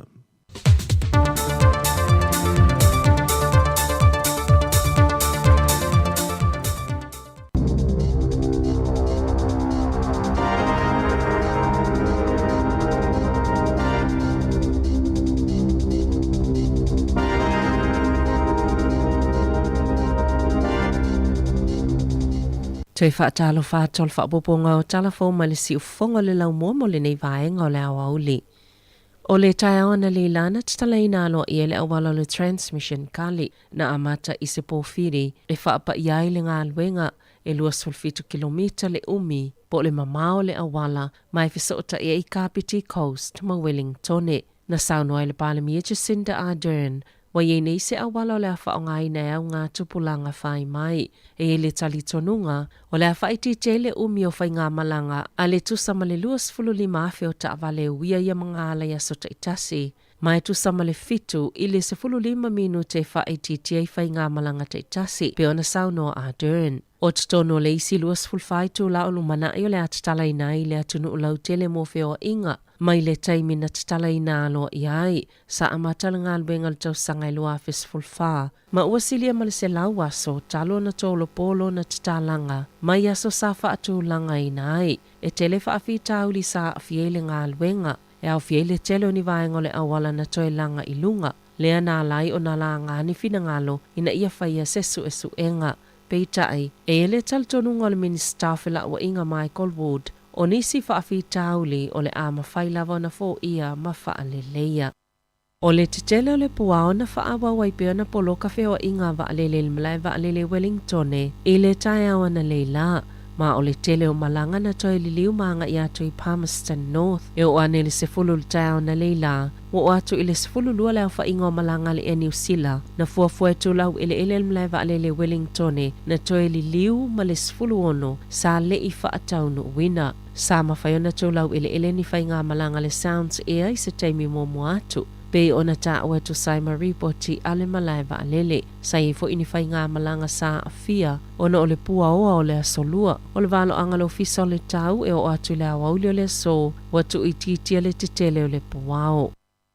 Na whaalia le whaanono o tamaita i Palemia Jacinda Ardern, ona o le ale talimalo au kilani le isi tau wanga o taalonga o tu ngā waa, le America's Cup i le luafe lua whaa, e whaapia sa lava tupe, o le sao whaatu le malo i le Team New Zealand, ina ia whaiele tau wanga iau te aroa. Na whaalia whaamaoninga le poa na po e whaapia o Barcelona, leo lea talimalo le tu ngā waa, na sauno Ardern, sa nau ina ia whaieni usila le tu ngā waa, o nei whaapei lava o se whaatasinga tele le atunu o atoa. E elo na talitonunga, e leise isi atunu i le lanulangi e tāpena mo le America's Cup e peo ni usila, mai pati patia e tangata uma. Na whaalia le minister ta alonga Grant Robertson, Amana tu iai e talawhea ngai lava le lata i le selau miliona tala. Sao whatu le malo malpule nganu au kilani i le Team New Zealand. E tali malo i le America skablo na tolus fulfitu. E tu sama le selau tolus fuluono miliona tala na whaatu peina i le au whailafonga. Mo le taamilusanga i le luafe luatasi. Ai selau sfultolu miliona tala le tupe whaapopo mai le au whailafonga a au kilani.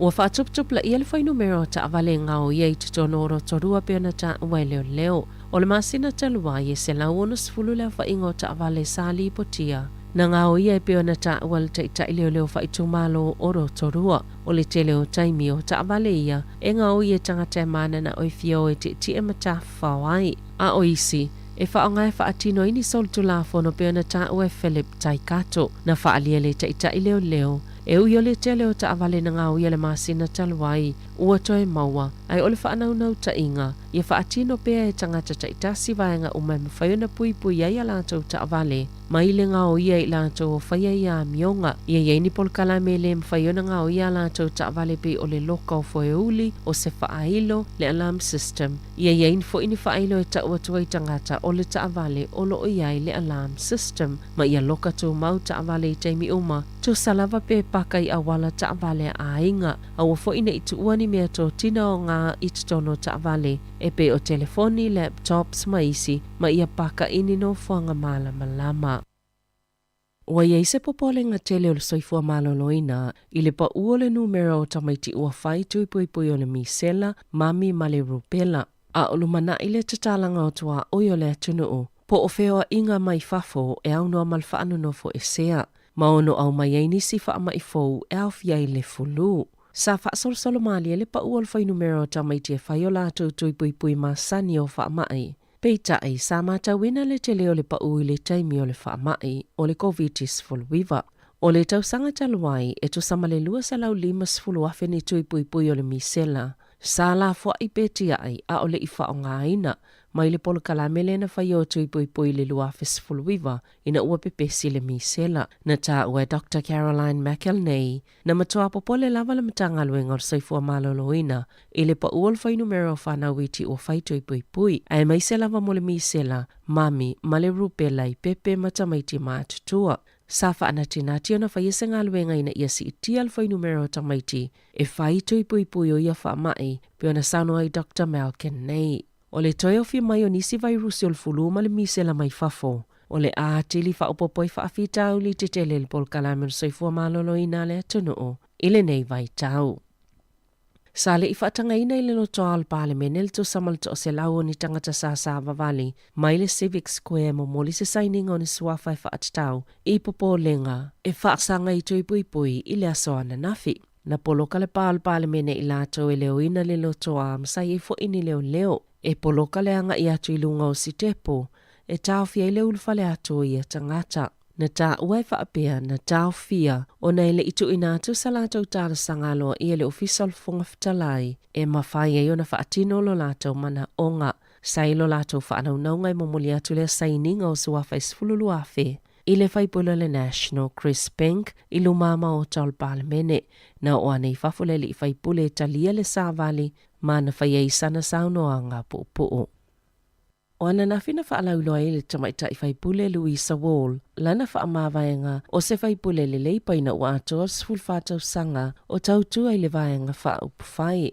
Sa whailoa ni whina ngalo whaipule le maota whono, e aweila la tau whaeaianga i le tamaita i whaipule. Na saunoa le isi taita i le Green James Shore. O la whaamawina le whaipule i le tala whaasolopito o se sui maua e lo nao ngā i le pahalmene, sa le i tautua o se minister. Ai sa manino lava o se whaitu la whono maua e le tāuola na ngā luenga. Na te manatua ina le taimina wala awa i ona tina o Cynthia ma Susan, ina ua pāsia i le pahalmene, le Bilia Wall ma le whaipule le Green Kevin Hague. Mo whaipoiponga i tu ainga tutusa, e maua ele ngā luenga Wall pe na sauno al palemia Jacinda Ardern. Ma Louisa, sa aveo se vaenga mo le tele o tala whaasolopito al palemene, sa ta ua fo i le suite ta i le leipa ki Alvin Davis, e whaapeo Wall, o se tasina maa losilo na sao le whaafaletu i a whaipule Māori, ma o le amatua misia lava i le palemene, na ta wal faipula le National Chris Bishop o se langona whaanono tele le wha mawhael tamaita I faipule. Sa tele atuni vaenga na ia ausia le avea I mawhaipule, na ilo le tele o minister mai lana vaenga wha upwhai, pe ona sauno Bishop. O le maunga Lydia Sosene le istangata leo lo so I le lise le leipa, mai ono suitu langa ia wall. O le asos fulmal whao aperila, whai ele sauno anga wha mawhaia wall I le pale mene. Ua sainia I New Zealand mawhiti se malilienga whaapaanga o fola ilo la tau mau whaatasi, ma se tofa ma mau mole tutu whaatasi, o le nei tūlangi o le Pasifika, na sainia le pale mio fiti, Tiosaya voreke Frank ba ini marama, ma le minister vai whawha New Zealand na ia mahuta, se malilienga ua tā ua o le dua vata partnership I suvai le asoa na nafi. O lea malilienga o lo whaali ai, le whaamaoningo le ngā lulua so whaatasi toi si itia le nei whai ngā wō malo e lua, I se isi la asanga I lunga atu, ini nei tau sanga o lumanai, e fuai le whaavaenga o tū maanga mātango fie fe whaasoa ai. Mani whai ngā pā anga tutusa, ai mawhaiona ausia e ala atu I le ola whaatuatua ina, ai le ngā loi foi so a laupulenga ma whaatala noanga I le vāo malo e lua. Na whaalia e mahuta, o lea saini ngā lima, wātangia mai le whaanaunonga malo e lua mani tūlanga fia ausia, e pe o le suinga o le tau le laulangi, puinga, ma le toi whaatūlanga le leo ngā luenga e toi whaalele el tamao aingo le tunuu, mai le COVID-19 fuluiva. Na sauno fo ipa ini marama, o se tūlanga mawa e le ua ausia le vave o ngā luenga so whaatasia fiti, mani usila. Tala fawia ma le si ufonga le laumua, mo le nei vaenga o le awauli.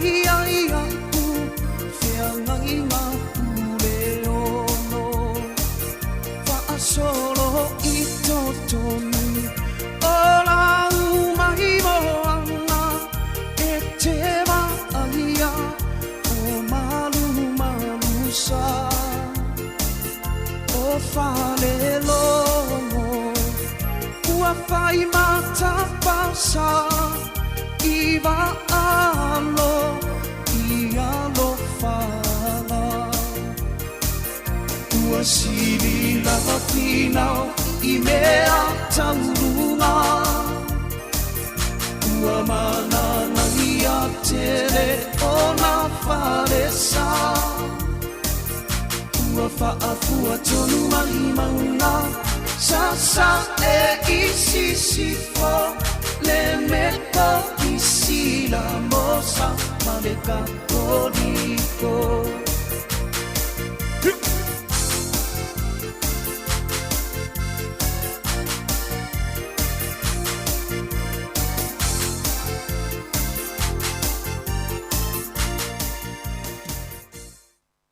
Ia toi whaamalo atu, ia whawhiwhianga sui whiwhiloi, ia wālawa le whawhunga mai fo ian malo tato atunuu. Le ni fwy vaenga o le awa uli, le tautua maasani lawa le si whonga o lau mua, ia i lona ofisa whasala lau i pōrua nei. Ia toi whaamalo atu na fwy o mai, ale toi awina atu whapoponga o tato talafo mai Samoa, sa whitaitunga i aile sunga i atasi Salem Sam, ia me se foi o tato talafo i New Zealand nei, ia lea sa nafa ma leo soe Savelina Kasiano, ia ai toi whaamalo atu, mo lea tfoi lea whaftai, ia i le sunga o whawhiangainga ia Reverend Anteria Sau, mai le e ka le sia na sarita sa moai waino i o mata, ia le foi sa whiangai foi ma le tato pokalame wha le anganga o le mo li o le ava. Ia ai toi whaamalo atu, ta ton foi le wa alo te foi le malo la tun o ia wa ia ta mafutanga o le uli, le ngata foi lia i la tolo wa foi taimi o tai le simoko ia po le break to tono whawhainga ruenga, ia malo le ngā lulue nei aso, ia nei tato whasisilanga ia, I mean o tato whamanatu, o tai au leitu la esfumal tasi awane imisia, ia le porkalame vasain ale fionga i le lipule ia afamasanga, Tan Morris ia leo lea taltala noa tuai ia male sunga ia pala fiong vitamai tai fo mai ia mai le tato Melican Institute of Medical Research ia tamai tai fo mai a Dr. Fran Pretty ia tato pokalame na tai au ia tele fo ia ni vaenga o ngā ia lai fo e mawai fo ia tato te awala fo ile no fosila fia. O niso tatou tala wa o le aso uma e mai al tatou tautueli tu lai tasi nungo le tatou wala leo. Whapea fu ai o le tatou YouTube ma le tatou Facebook. Ia o le tu lai tasi lea le atiu te mai ai. Pe la tautua mai ai ia le tuanga nei a tasi Salem Sam mai Samoa i le tu lai tasi. Ia se ia pa ia le tu lai tolu. I tatou wa ai fui po mana ia po kalamena tasi sa awane imisia ia tatou te Vava ai atoi foi, ia tu langa foi, wa yes tato atunu, ia ile nei foi aso. A tato le lunga le tato le tio, ia wha malulu watu, ia e mea nai au ngai foi, ia whai le whanau, ia e whai lau Facebook, pe mawa ai lau YouTube, subscribe mai le tato la leo po le tato Samoa Capital Radio YouTube channel, ia ona e mawa i leo wha salaunga, ia staitasi ia e mai sena o tatou i tū la whaupopo ia e tautua mai ai e le sunga ia tasi sa mai Samoa. Ia e o la vai foi vatu tatou whawhiwhianga toi taliu mai ia ona vai foi leo na vatu ni tala ia wala vale lono puia li o tatou atu nuu.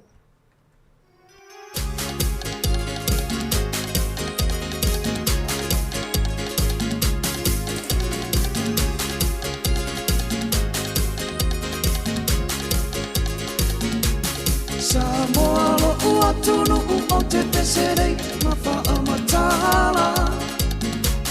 Tafua lo ufale talimano ele ai sanapana. Awhai o fua nei la o Samoa. Le safua ho tawa vai lea mano fua ana. E tausi o e pei o se tupu o tele, matufua o se tala.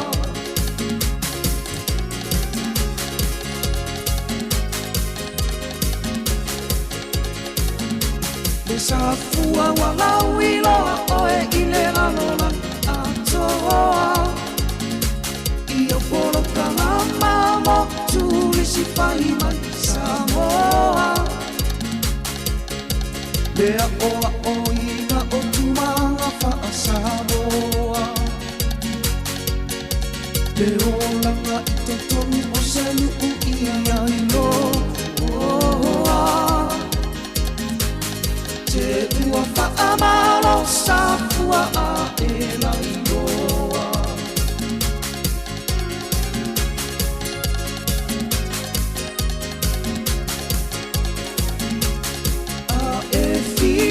aia fio amelo I sarafai I lo uluku o lalo malama o ina o te iagi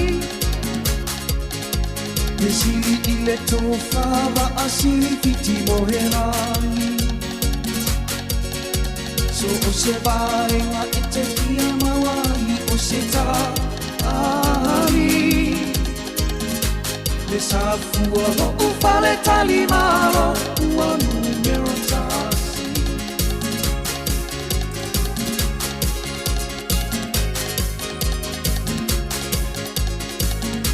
O ana faa fia nga faa samo matalasi Lau fofonga fia lana stafali I matama itai Afaiai o se mea fia mara o mia Te siri mono I satu tia tia Le ai se popole I la una foanga e maluku I puia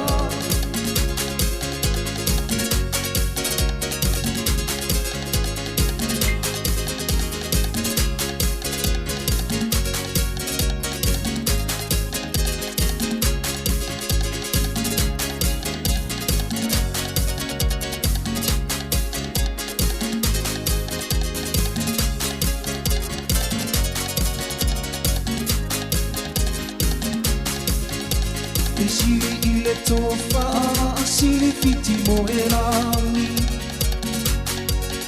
So o se vaenga I te fia mawani o se taari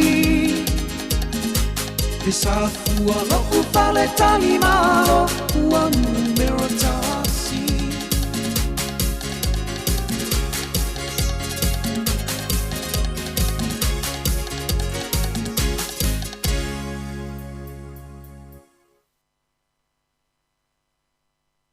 Awe lilo maya vai sauni folau Lulu au fulu apa au mafa au lio lau lau Fa asisi na sali lo maya vale vaya safa lele taua Opa lau lio tama oleu amea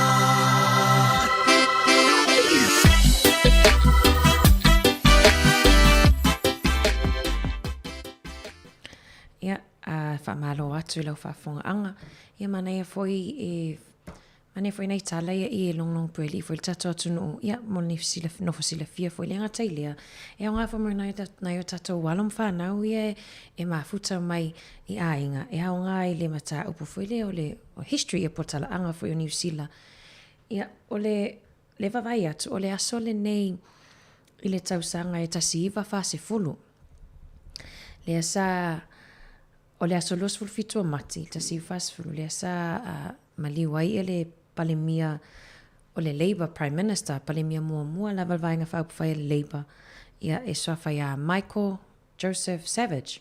Le lasa maliwai la vai tutono rono ofisa I tai Wellingtoni. A o le aso la nei le aso tolu se fulu, na matai o na tusana avelo na tino maliwi au kilani, ai na ola tangata fa o aina ia le train.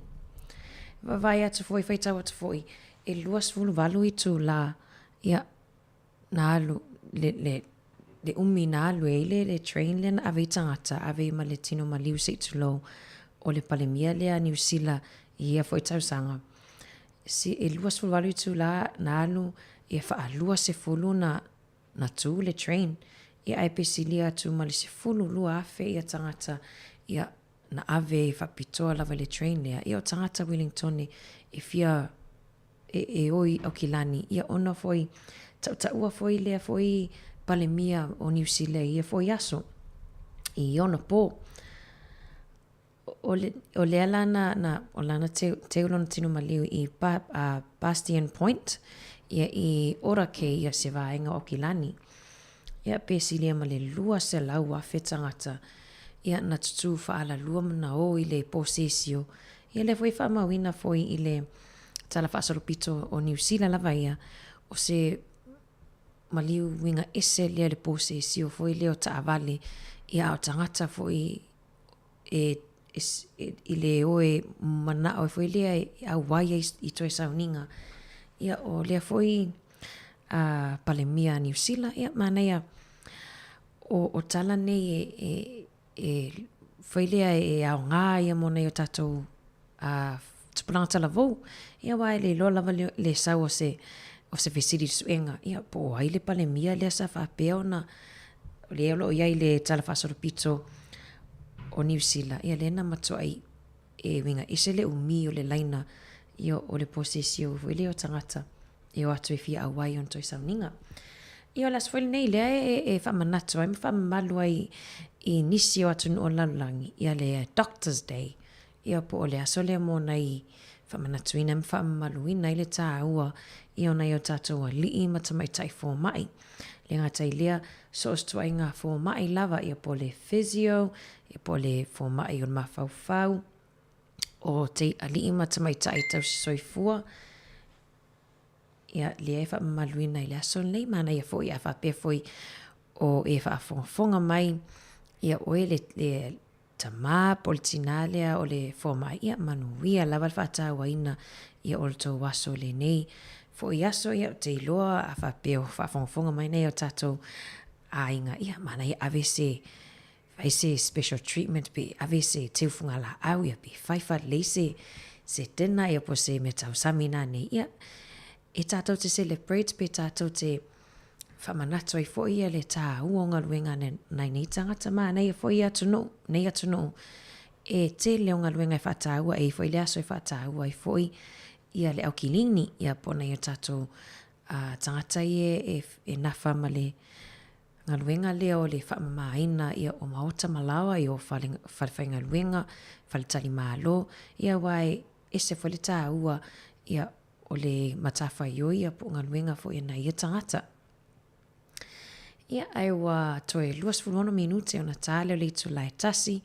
Tāle tulai tasi leo le a le toe au ina atu tatu talafo. Ia ai o le a kolosi sa o lava i le sunga ia tasi sa Samoa. Ia awala na tautua wha au au. Weinau ma le pese ia vivi inga o le afio anga vai loi palau. Awe lilo mai vai sauni folau. Lulu au fulu apa au ma fa au lio laula au. Fa asisi na sali lo mai vale vai a safale le taua. O palau lio tama o leu amea.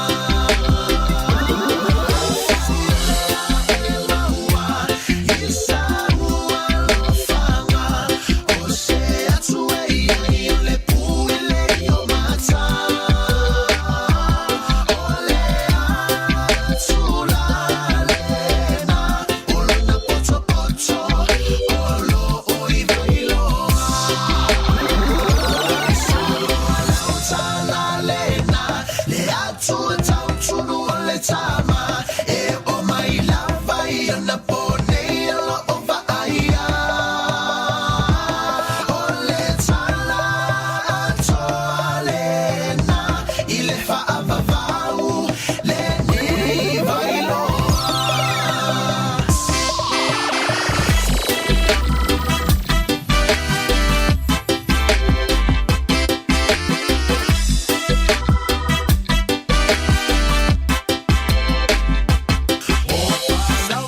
Tama o leu a mea.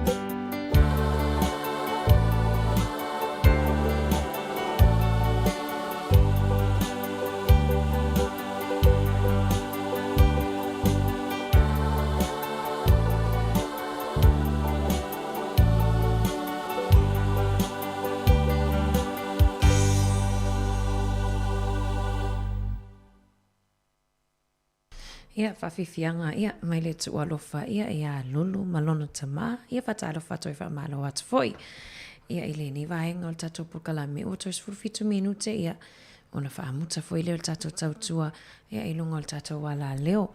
Ai mana ia foi e ile suenga fou foi a le whalaputupotonga ia at soifo malolo ina langi ia po le World Health Organization ia lena me lato reporti nei i lunga foi upenga te whailangi ia o lo lato o lo valo ia po la e whamela lato reporti tangata ia ua afia i le virusi o le COVID ia e ono ia e i tangata na whaisuenga o le tasi kuata o le kuata o tangata nei lena whamaunia le virusi e umi lava o e umi se taimi e maua i lava ia ungo le virusi ma tu sa lava po to e saule le test ua negative ia po wale o to e whamaunia ai e ono o atu i le tolu maa sina ngai lunga ia le te whanongoina e fo i le suinga i lo tino. Ia ai mai se whamalosia mai pe whapea le i whaia ni tui. Ia e ile e sia li ile o Ross. Ia na maua i le COVID. Ia munmuliane le la savali le lua tausanga. Ia ai whai mai ua ia whanongoina e le maasani ona le lavape moe se taimi o le aso. Ia e whamea taimi nei talu ona mai ona maua le virusi. E whaanongoina lava lona le lavama ia e mana o mia lava le moe ia pe tasi le luaitu la e moe i le aso ia o ia o ia le full time ia pe whangaruenga tu mau. Mosi ona foi a inga. Ia lo mai whaila le whautuanga mai i le asosi foi po le whalaputupotonga soi fua maloloina. Ia ewa aile lei e lea o ngā ona e alu e te exercise, pe lea o ngā ona e alu foi le te koleni, po ani vaenga foi e whengaruenga mamafa, e le te tau ona e whaia pe a whapera le whatoa e ma alosi mai lava mai le wha mai, pe le whatoa e whaasosolo manuia. Toa telo tangata wha mei langona lava le tau le e pe e tau puni ma nawa se tu lou. Ia le vava ai atua i le suenga lea ia mana ia fo i whae le lava lou whai loa pe lau fo mai whai pe lau siaki ia tu sa lava pe le wa e wha sosol manuia ia ai va ai lava o vaenga nai ili kaka lava ia le ile ia le wha mai ai me se lava na i o tato tangata i e maua i le maisela ia polenga singa se fo i le o le sela ia e wha whaingtai lava ona whai te le vaenga na. Ia e whapele na e maua le e le vaenga le na taltana noa tuai mari ma sunga fo il tamai tai fo mai a whafonga ana leila. Ile a whapele na e maua i le whaamai ai le ele i whai alau tui po o lau pusta. Ia pei e te matoi whaamautino atu. Ai pei lawa e whawa i aso e whaatali ai se i toi siaki a mari. O le whana witi a whapea leele i whaia le tui mua po le tui lona lua. Ai le ua whatoa maalosi mai pe whatoa whasosol manuia mai le whaamai o COVID. E te whaatani lai se fulu lua vai aso ia po le tolu maasina whatoa ma whailea o na whaile tui. Mana ia nei a vaenga na e whamanata tuai la tunu. Ia e sefe foi le taimi nei te foi wo avele aso malolo po le day off. E alu e whaile tui, ia le alu atu ila lo, e le susu atu fo mai e whaile tui, ia ai le aile i o, e le i anga waa, ia ona le whatoa whaaso solo manuia mai o no le wha mai. Ia o te lona i tala na, ia e longlonga i puia li e whaile tato atu no, ia i le nei awa uli, ia ai la toi wha awa, watu le tala noa ngā lulu malon tama, po le alwa enga le la o iai.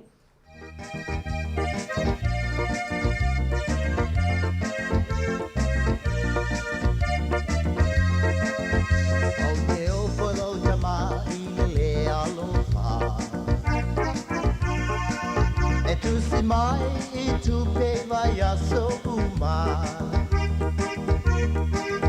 fa ala mai a o taulanga vai olea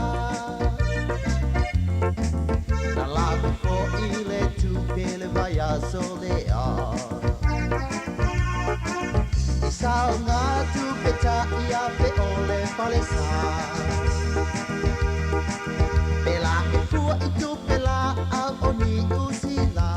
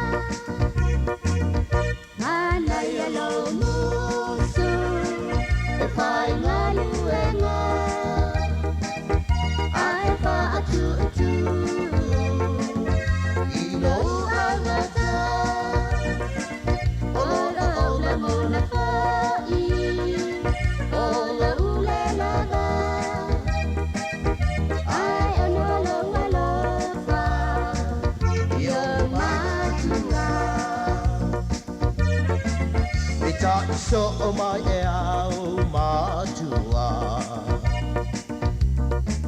Ai le ma fau fau o i le matanga. Na ta whaai poi pole ai o se mea, ka i le mama. Te le ma fau fau o i lo walo pa. Na o au mai ai o i ni utila. Manu whaapene o whai ma polo ngā o i Samoa.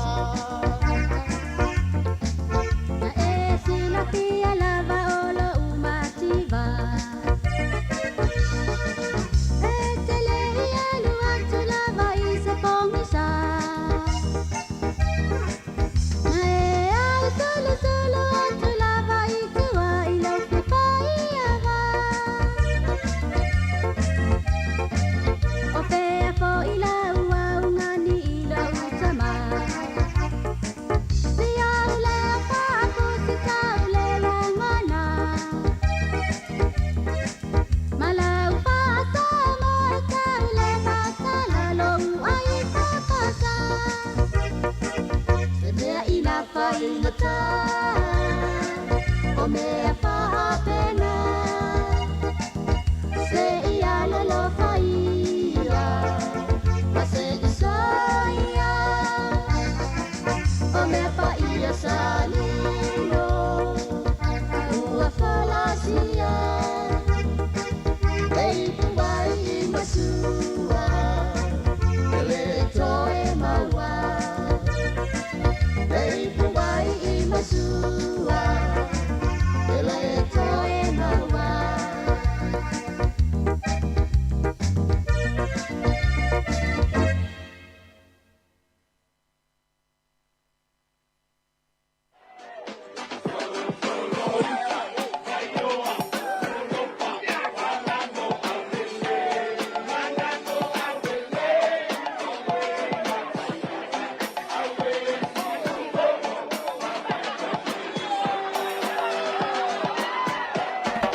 Solo, solo, uta, baioa, solo pa, manamo aulele.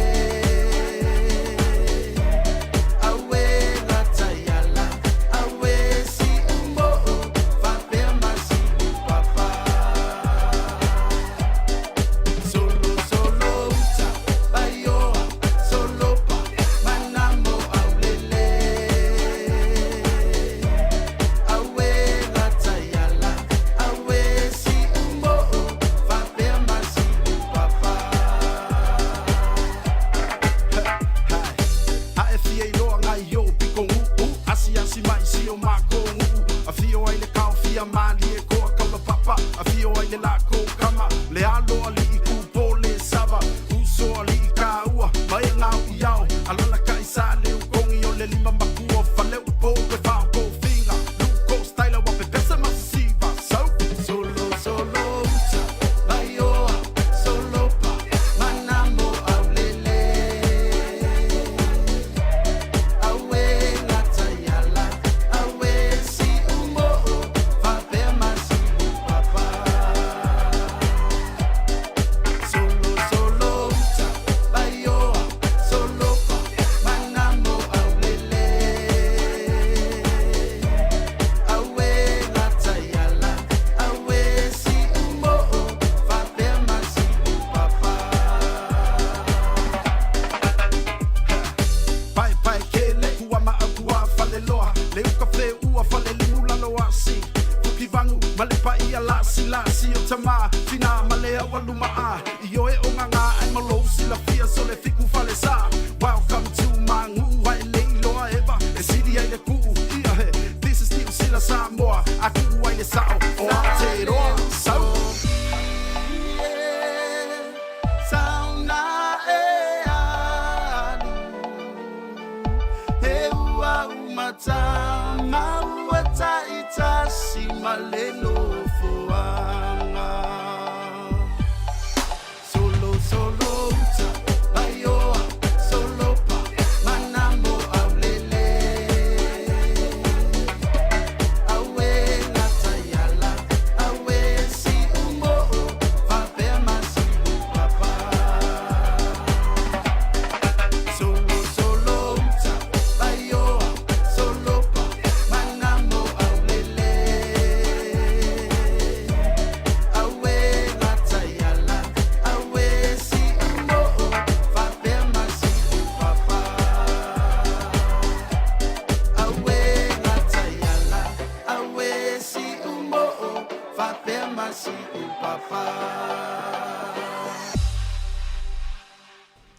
Ia, malo lava i o vivi inga na i o lea fiu anga o solo ia e o lofa toi le tata o whafunga i le nei a wauli toi 5 minuti o na tali o le tu lai tasi ia o na whai wo mai whai taimi lata whai taimi o e whaamuta i tatu tau tua i lungo i tatu wala leo nei o tatu ta mama tinale ma futa mai lungo i tatu frequency tasi ono te simal tasi whaamo ia whaftai lava le ma futa mai le tai awa na leilasi ia pa ia mai whai le nei taimi ia whamangalo fo i tautua pe o iese a leo i tautua le nei aso ia la fo i nuu le ai ngā ia so matou se ia e mania tere lava ia tau tiuten 5 o le toi le nei aso ia tatou lungo le Facebook ma le tatou YouTube ia whaawawa tu tautua ia a le sunga ia tasisa mai Samoa ia le la tiu tautua mai i le itu lai tasi se ia paha ia le itu lai tolu i le awa uli nei.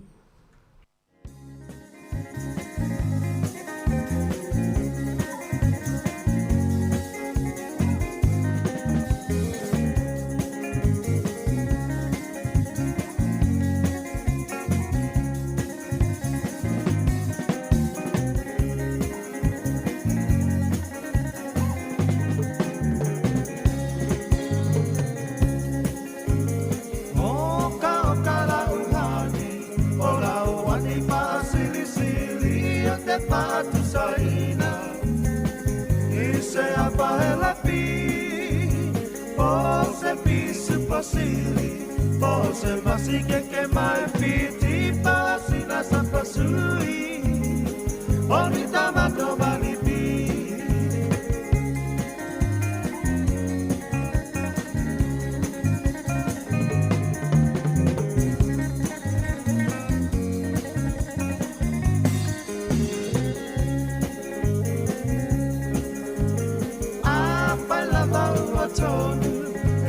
Tony lau pinangalo tapahai poipo avane ile malo ele anga ole tatua etele ayole ti apolo pe basa pepe ole po